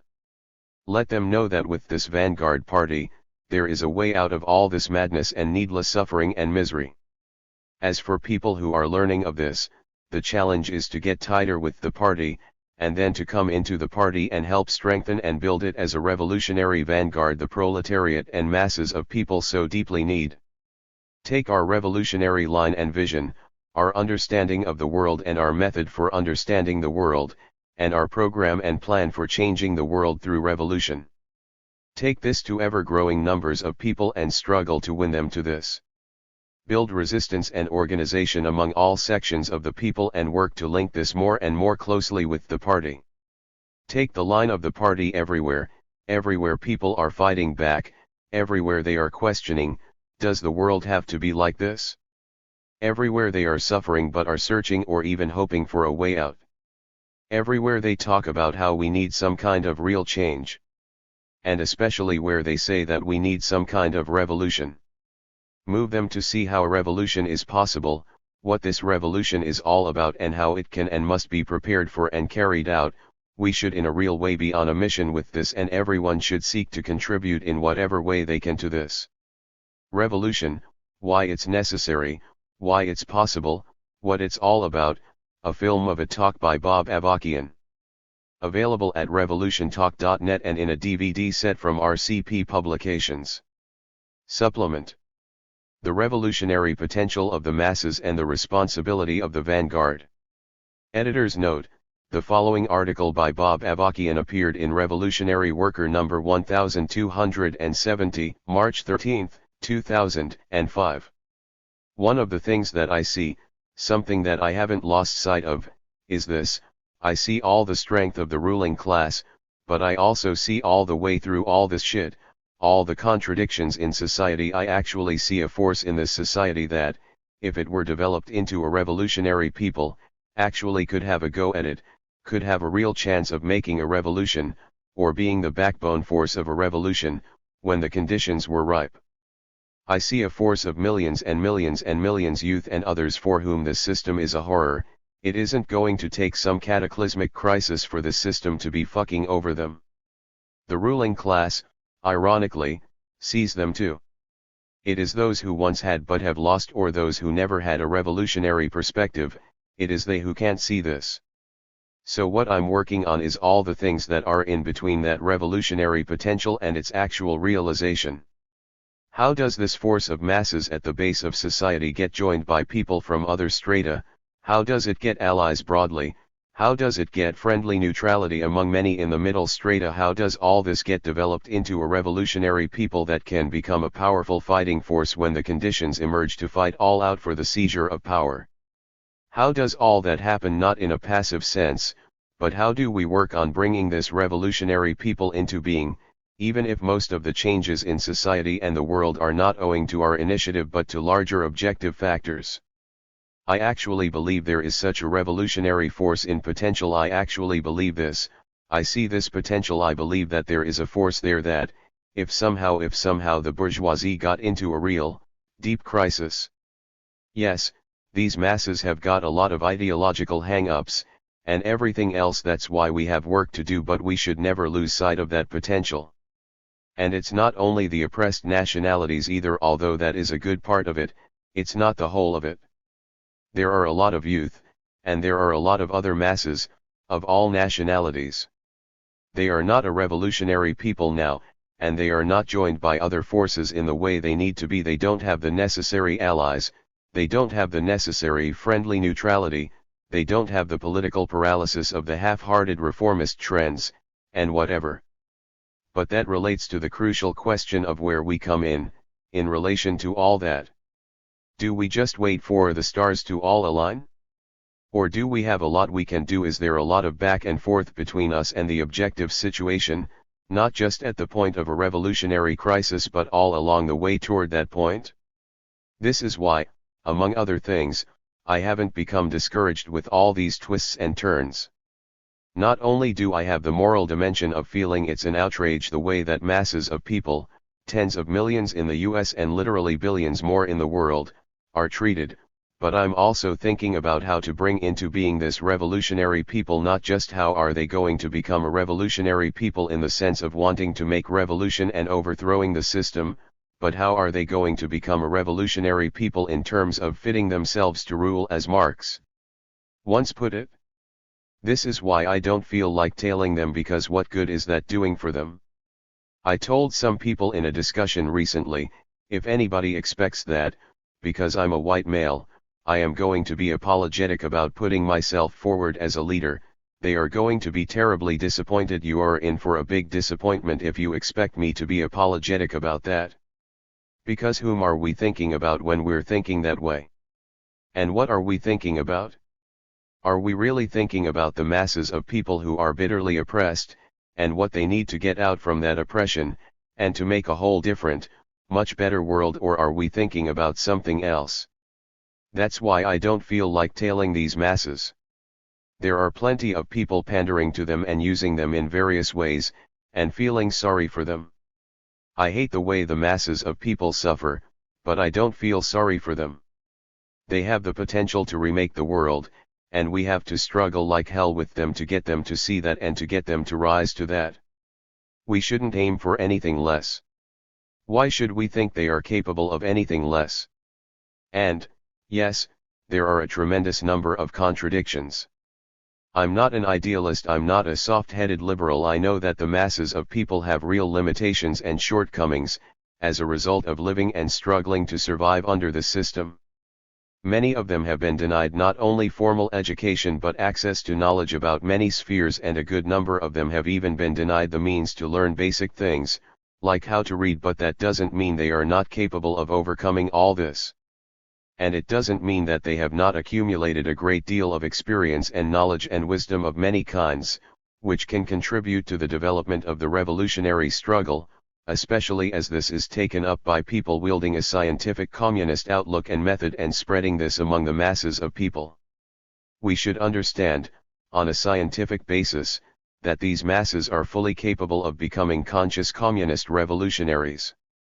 Those who have been kept illiterate by the system are capable of being leaders of a revolution and of a new society that will overcome the things that made them illiterate.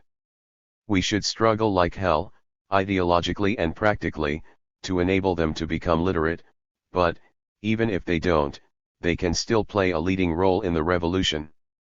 You want to talk about the non-professional leading the professional? This is how you do it with ideology, communist ideology, and methodology, in the fullest sense. And you do it with the correct understanding of this ideology. Some of the masses who are going to play leading roles in this process are never going to understand much beyond some basic things about physics, for example. And most of us here aren't either. But they don't have to understand all that to be able to lead. If you have the right ideology and methodology, you can still relate correctly to physics, and to physicists, and to people in all these spheres. You can still enable the masses to enter into these spheres and learn about them, and learn how to give leadership, in an overall sense politically and ideologically, to people in these spheres without undermining and undercutting these spheres, without acting in a narrow way, or worse yet a tyrannical way, towards the people who do have specialized knowledge and expertise in these spheres, and without limiting and constricting them but, on the contrary, valuing and learning from them and their knowledge and their search for knowledge and uniting and struggling in a good way with them. It's tough, we have to work on these problems some more, but there is a methodology here that can lead to correctly dealing with these contradictions, in a way that gives full expression to the scientific method, the scientific spirit and scientific inquiry, to the flowering of the imagination and the search for the truth, and that leads all this to serve the emancipation and the betterment of humanity. And, at the same time, it is very important to keep in mind that more than a few physicists, and people with expertise in other fields, will themselves become communists and play leading roles, not only in relation to their particular area of expertise but in an overall sense, in making revolution and transforming all of society and bringing a whole new world into being. Masses of different strata, including the basic masses, we cannot have the idea that they are capable of less than they are capable of. They are capable of terrible things, yes, some do terrible things, too, as a result of what the system has done to them, but that doesn't mean that this is somehow their essence and all that they are capable of. Speaking of the broad masses, including some who have gotten caught up in terrible things, they are also capable of great things. It is the responsibility of those who are the vanguard to lead the masses to realize this potential, to become a revolutionary people and, when the time becomes ripe, to be the backbone of a revolution that will open up the way to a whole better world. And, yes, that means struggling with the masses to, first of all, recognize their own revolutionary potential, their potential to become the emancipators of humanity, and then to act in accordance with that potential.